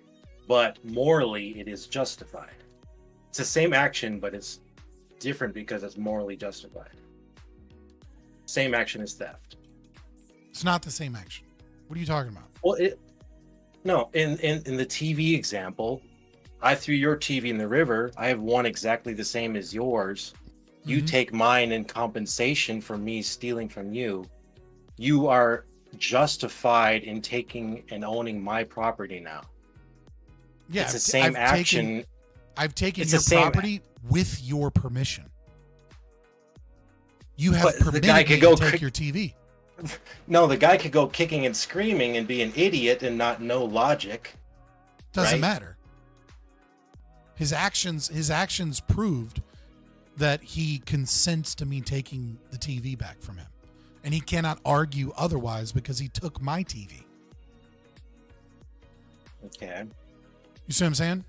It's like when you broke into my house and you took my TV, with your actions, you said Anybody with the power to take a TV can take a TV regardless of whether or not someone else is willing to give up their TV. So when you took my TV, you gave me permission to come and take my TV back via your actions. You could scream all day long, "Don't take my TV, that's my TV," but you already consented to this the moment that you took my TV. So it's not theft, it's restitution. It's just me taking my property back. Now, if I take my TV back and I take all your jewelry and I take I take your house and I take all this other shit, right? And then I come back later and I try and take the clothes off your back and you go, "Dude, these are my clothes, don't take my clothes."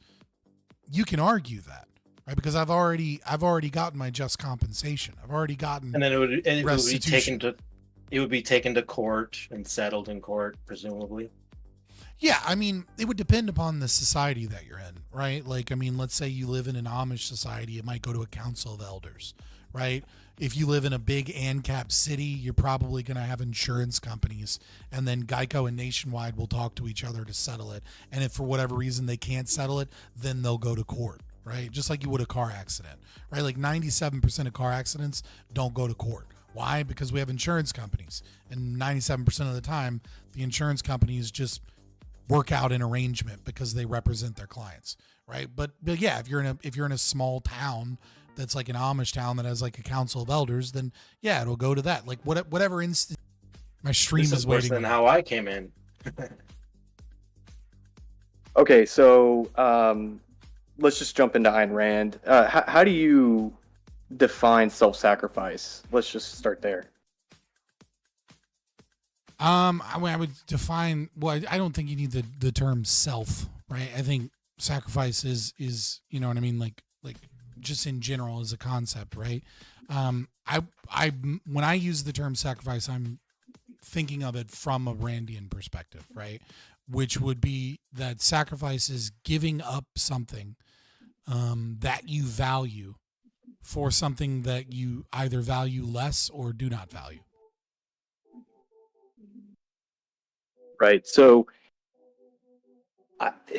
in terms of value being subjective, if someone has the necessary means of redistributing what they have, and they value that, why is it necessarily? This is where I sort of question Rand's philosophy, because it's a paradox. I would align with you.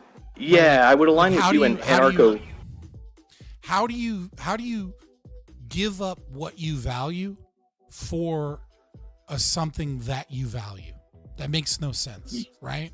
Like you cannot, right. You can't, like if I have like, how do I put this? I'm trying to think of the right way to put it. I'm not I'm not the person to go to for these questions, to be honest, right? Like Liquid Zulu or even Casimir, somebody would be like more equipped to answering these questions than I am. I mainly focus on like politics and libertarian philosophy, but I'll do my best, obviously. The problem with sacrifice, right, is like, again, I'm trying to. Actually, let me let you ask the questions, because I feel like I've kind of already beat it on the head in this conversation. So, what is your issue with the concept of sacrifice being wrong? Like, where do you find that to be false in some way?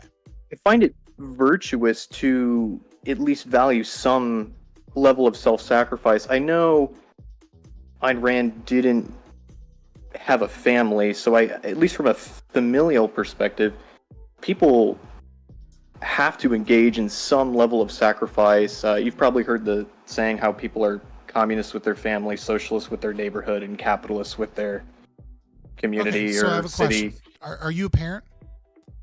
No. I am, but so I can tell you from personal experience, I value my son a lot. I value my daughter a lot. Right? If I'm giving up some property for my child to have a good life, that's not sacrifice. That's me giving up what I value to a person that I value at the highest, right? Like I value my son and my daughter in many ways, even more than I value myself to some degree, but not really, because they're an extension of my values, right? Like, it's not that I value them higher than I value myself. Rather, it is that they are one of my highest values. So to give to them is to give to me, right? To seem like as a parent, as a dad, right? There's this weird biological thing that happens when you cook your kids' food, right? Or maybe you don't even do the cooking, but when you see your kids eating and like they're just like, they were like kind of cranky, and then you give them like, you know, their favorite food, and they're just like bobbing their head left and right, and they're all happy and they're smiling and they're eating. I'm not thinking in the, like I'm so fucking happy to see them enjoying their meal and feeling better, and I love them deeply. Like, that is not a sacrifice for me to take the money that I made in one way or another and spend it on food to give them food. The reason that's not a sacrifice is because I value and love my children to the highest degree, and like watching my daughter do her little fucking head bobbing dance while she's eating on, like, you know, the only fucking healthy chicken nuggets that aren't full of all kinds of preservatives and bullshit that exist at like Whole Foods, or right, is like a thing that makes me happy. Right? No different than if I were to spend money to play a video game and that video game makes me happy, right? The money that I spend on feeding my daughter makes me super happy to see her do well and achieve success, even in that moment of just like getting a good meal. And that makes sense. I guess where I would have to disagree, at least with Ayn Rand, is to what extent you're willing to extend those values. I would be willing to extend those values far beyond my direct family, because I would find the value gained from making my neighborhood better. I don't know. I would just value that so highly. I wouldn't even feel like a sacrifice. At least that's what I'm sensing from you. Is that so the sacrifice comes in. So there's let's deal with it. So maybe we can show the distinction between what is and what isn't a sacrifice, right? Yeah. So there's person A and there's person B. Person A works a construction job and makes $50,000 a year, right?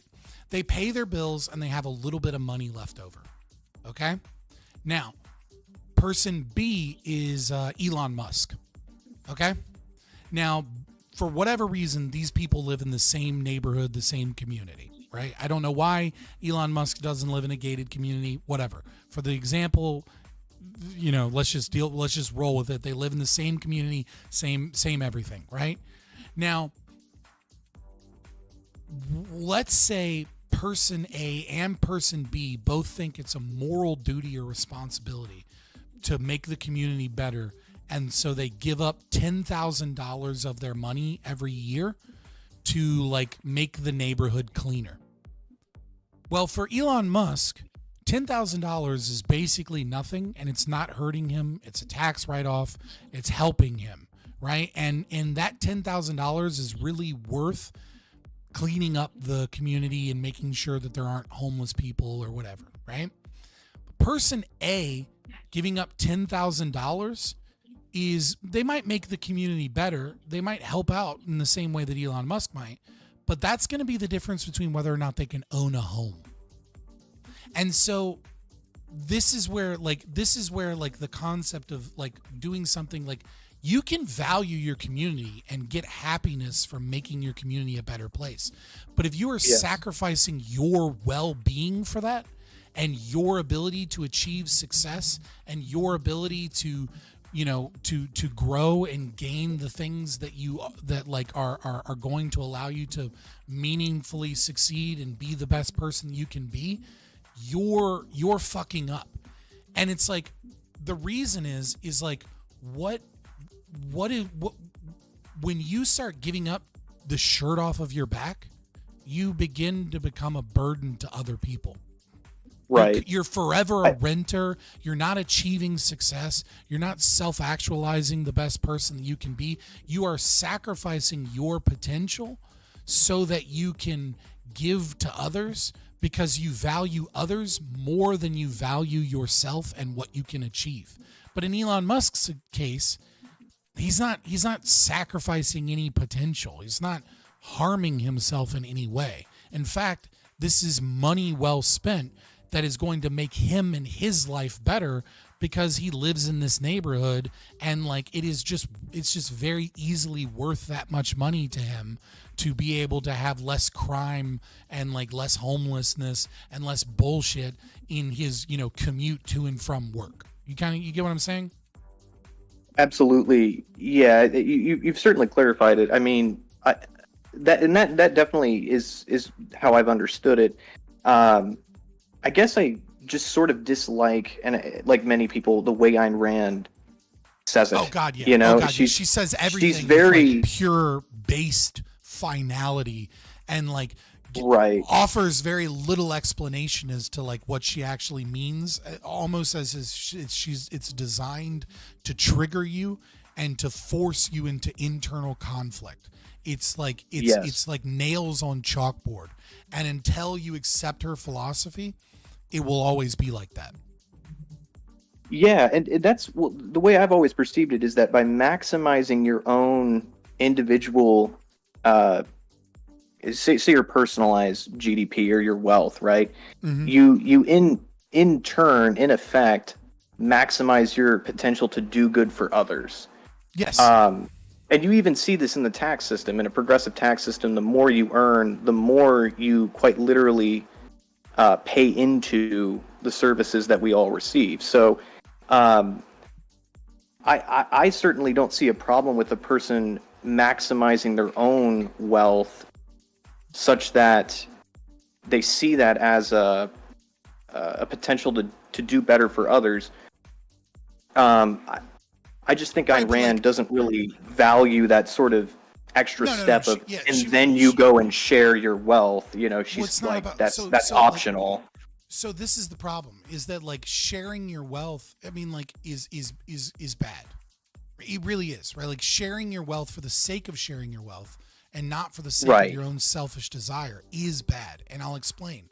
Let's say you are a businessman that is really, really good at creating successful restaurants. Every dollar that you spend aiding the poor with some form of charity is a dollar that you could have put into your restaurant. And you may say, well, okay, but I value like helping my local community because, X, Y, and Z. And if like you're giving money to get rid of the homeless so that your restaurant does better, then based, right? That's good, right? Like if you're giving money to the community because you want to get rid of the homeless on the streets, and by virtue of getting rid of the homeless on the streets, your restaurants are going to see more business and more growth because there's not gross homeless people hanging out in front of the restaurant, then that's good. But if you're doing it just to aid the poor because you feel a sense of need to help these less fortunate than you, that's bad. And the reason that's bad is because every dollar that you spend in your restaurant is another person that could get a job in your restaurant.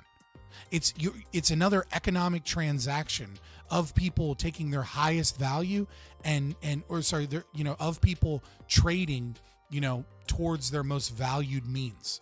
And so it's like every time you're chunking money at a problem just because, it's right to try and solve this problem, etc., but not for your own personal wealth or your own personal gain, your own personal selfish desires, is actually like you're only doing half of the equation. Because yes, you're doing the equation of, oh my God, isn't it good that these homeless people got off the streets? But the equation you're not doing is how many people couldn't get a job as a waitress because you wasted money on like giving it to drug addicts and alcoholics that sit on the side of the street, right? Like your money would have been way better off both for you and for the community and for everyone involved if you had just created another job. Because when you create another job, that means that there's one more homeless person that can get a job.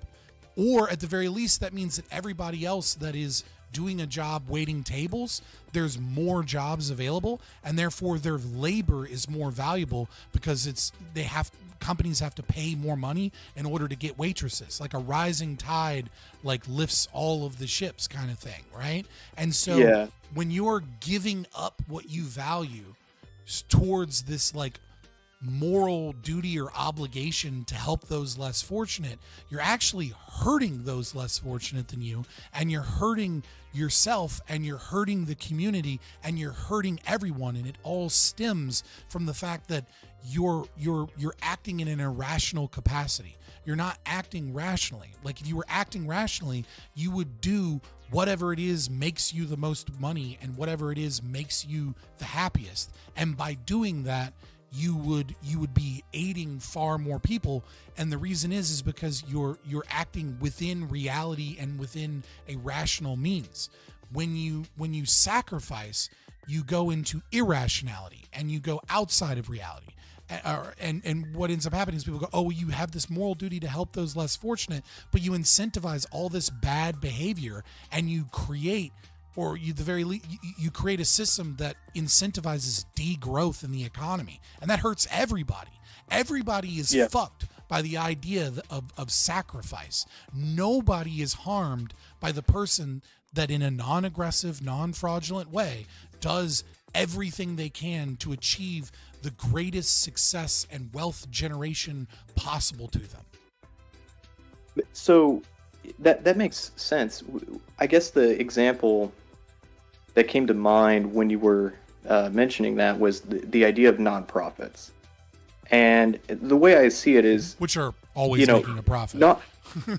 Well, just sort of nonprofit organizations that exist purely to raise money for a cause, and you just keep it as vague as possible. The way I see it is like, if someone has come to the rational conclusion that they're just not of the personality, of the work ethic to go and work in the private sector, generate lots of, capital returns and productivity in the private world, and they've decided, I'm best suited to work in a nonprofit and simply just obtain benefits for a group of people that I care about.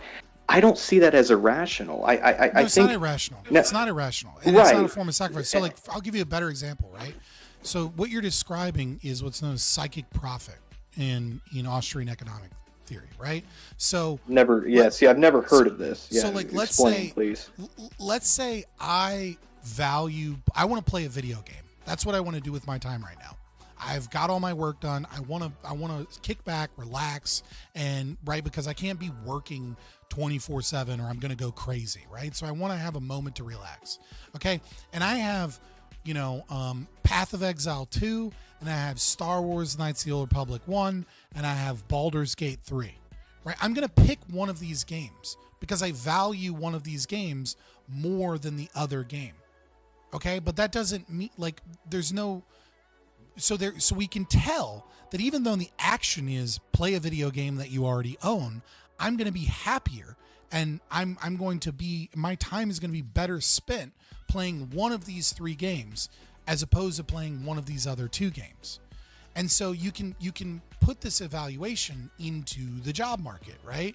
Like, some people are really interested in things. Okay. And they love coding, and they can make a lot of money doing engineering or coding. But for some people, their brain would fucking fry if they had to sit in front of a computer and just look at symbols and numbers all day.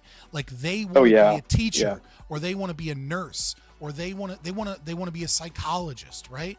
And so, because that individual values human connection and values being able to go to bed at night and going man, I feel like I made the world a better place by the job that I did today, right? Like, that is a value that you don't necessarily see immediately when you look at a supply and demand equation, right? Like, there's a reason that teachers get paid less than engineers, and it's not purely because the government, it's not purely because of, some of it's due to scalability, right? But some of it is because there are not a lot of people that feel this massive, oh my God, I feel like I've done great things sitting in front of a fucking computer coding. But there are a lot of people that feel that way teaching the next generation of children and mentoring them, right? They feel like they're making the world a better place. And that doesn't have an obvious immediate monetary value, but it does when you can look at two jobs that require the same level of education, and one of them is paying way more money than the other. And the reason is because, well, one's far more valuable. Well, why is that one far more valuable? Well, part of it is because less people go into that. Well, why do less people go into that? Well, because most people don't want to sit in front of a fucking computer and look at numbers and symbols. A lot of people want to go do cool shit that makes them feel like they're making the world a better place or whatever. And so there's nothing wrong with going into like a non-profit organization that makes you feel good and makes you feel like you're doing something right and makes you feel like, you know, like you're, I don't know, some job in hurricane relief, or like, you know, some job in, even in a soup kitchen or something like that, right? Like that is a selfish desire that you have, for sure. Yeah, I guess my last question would be, when it comes to subjective versus objective value, the point you had made right there, why is a teacher paid less than an engineer? It's clear to me that the person who chooses to be a teacher subjectively values the qualities with that job higher than than what they would value an engineer.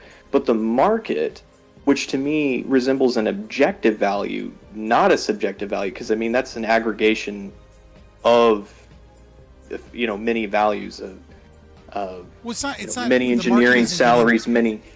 The market isn't giving a value, right? The market is giving price, and price is set by a lot of different mechanisms, but it's not necessarily an objective value, right? It's not objective. It's just what the price is based upon the supply and demand of a whole bunch of people's subjective opinions, and then what the business is capable of doing and what the capitalist is, predicting the future capacity will be. Yeah, I see what you're saying.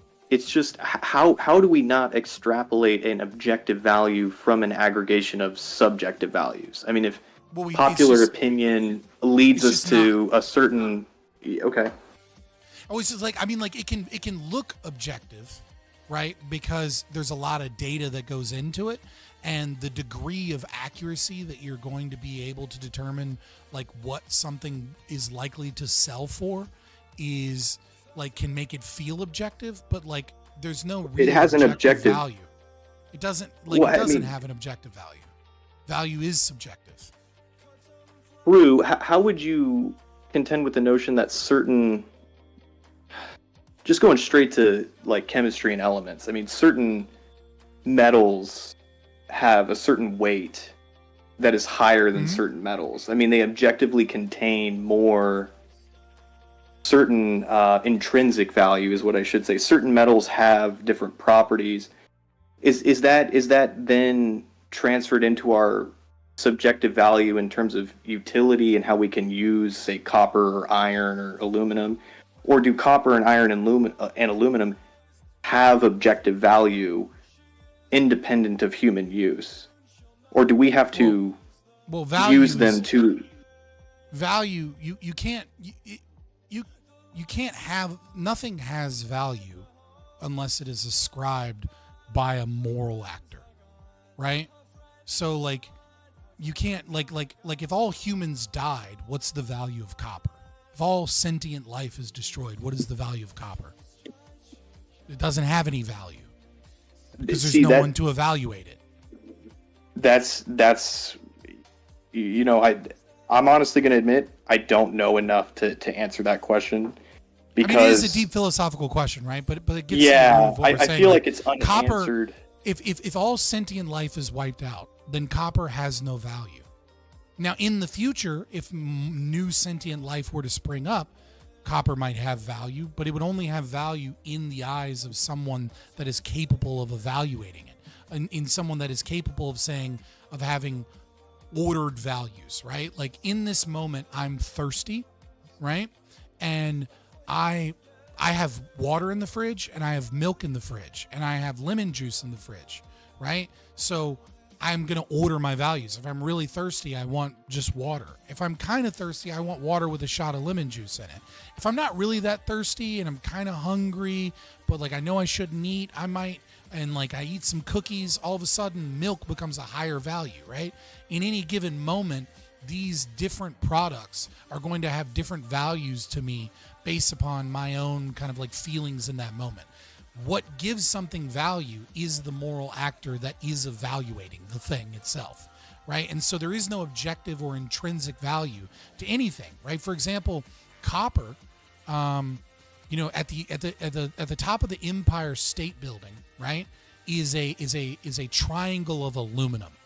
Why is there a triangle or pyramid? Sorry, a pyramid of aluminum at the top of the Empire State Building?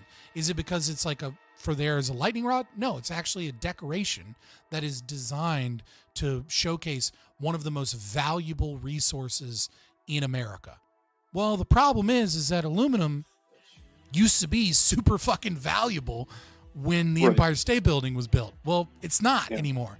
It's not really, aluminum's not barely even regarded as a precious metal. Like if it was made today and we wanted to put like the most precious metal, it probably, if it wasn't something like that was like radioactive, it'd probably be something like cobalt, right? Like that might be. Yeah. Because why? Because we have a technology of computers and we need those minerals. And so because there's a ton of people that value cobalt has become more valuable in the supply and demand equation. Whereas 150 years ago, if you had a chunk of cobalt, they'd be like, cool, what the fuck am I going to do with this? It's not a strong alloy. It doesn't make good steel pans. It doesn't like this is junk metal.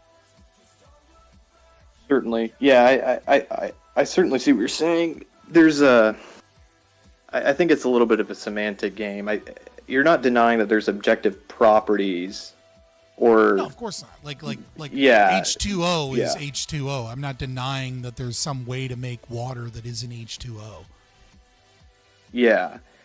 Yeah, I don't know. I don't want to get too lost in that. If you have anything else to add, go ahead. I don't want to. It kind of seems to me that Scott's gripe is against the obligation of it all, and not necessarily the value difference. It's both.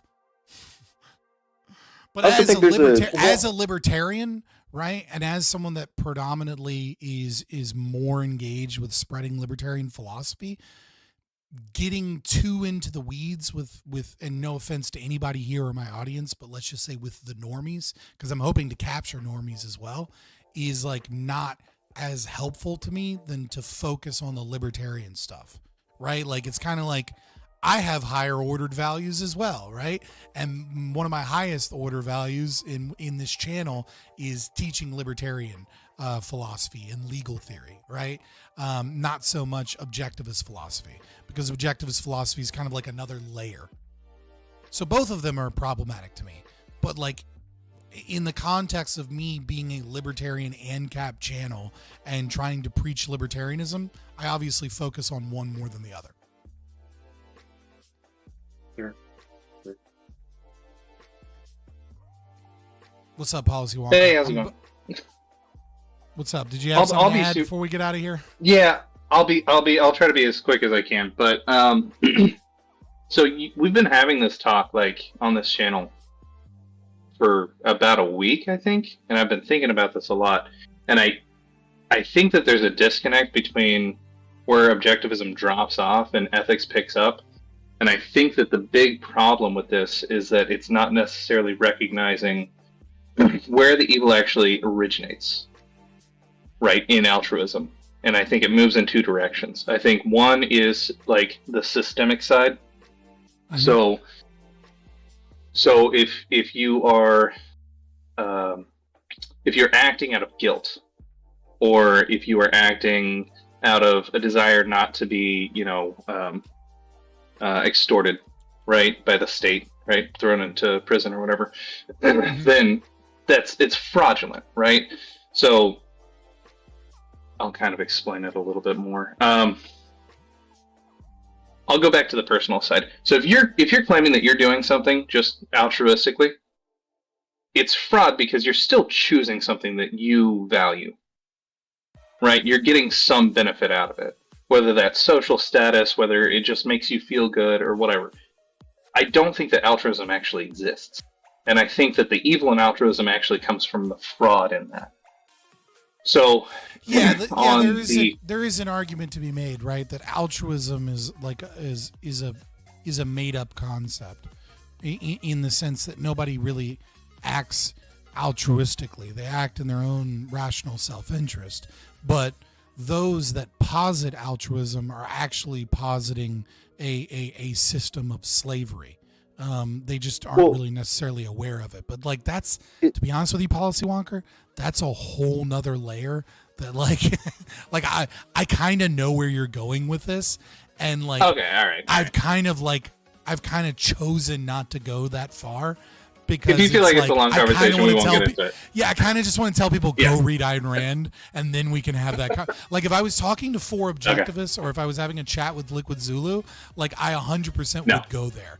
And I'm not trying to be a dick to anybody here. It's just like, that's another layer of, like, does altruism actually exist, or is it just a facade that is covering up the evil of the ideology that is saying, we ought be enslaved to equity. Yeah. Right? And I've been smacked around that's by really Zulu. What it is. That's really what it is at its full logical. I kind of touched on that a little bit when I said, you're actually saying, we must redistribute all resources.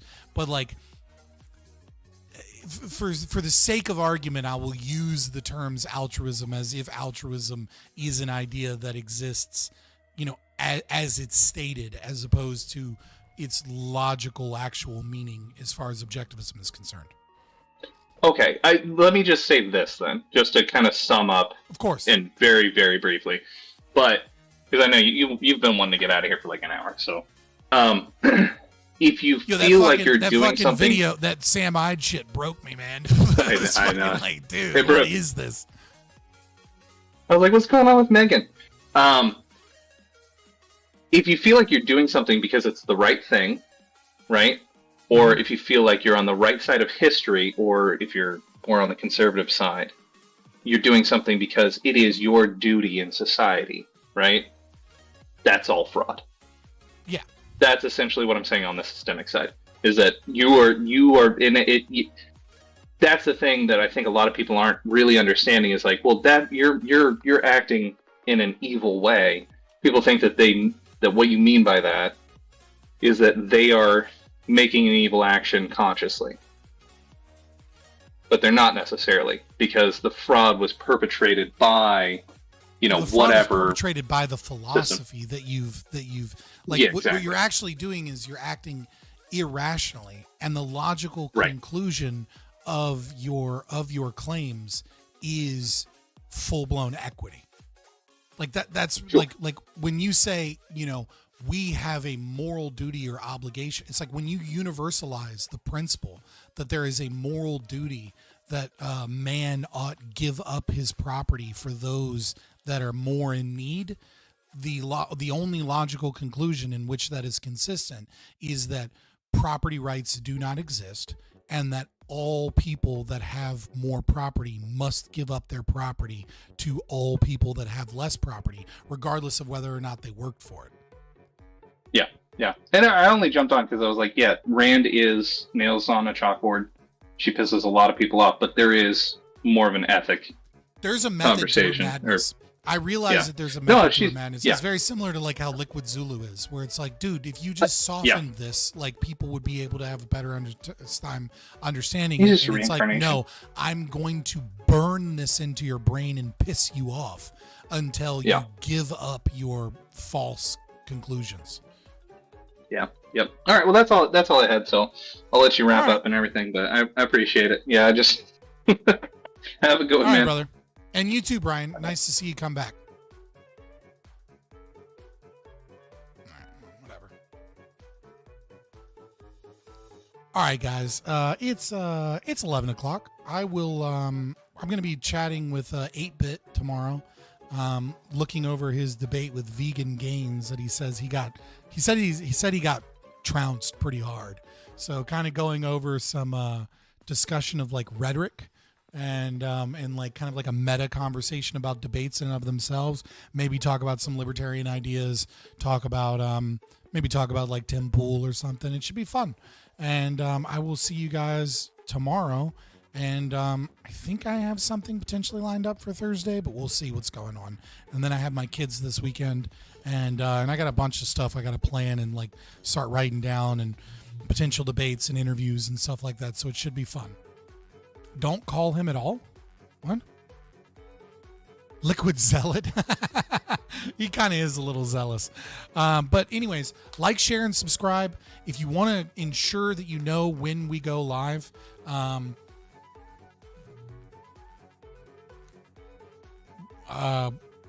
not sure what Casimir is saying, but like, share, and subscribe. If you want to ensure that you know when I'm going live ahead of time, then well, I don't think it was a debate on veganism, Casimir. I think it was a debate with vegan gains on like some like other stuff. I'll have to look into it, but we'll check it out. It should be a fun conversation. And if you want to cop in tomorrow too, Casimir, like, you know what I mean. I know you're pretty damn good at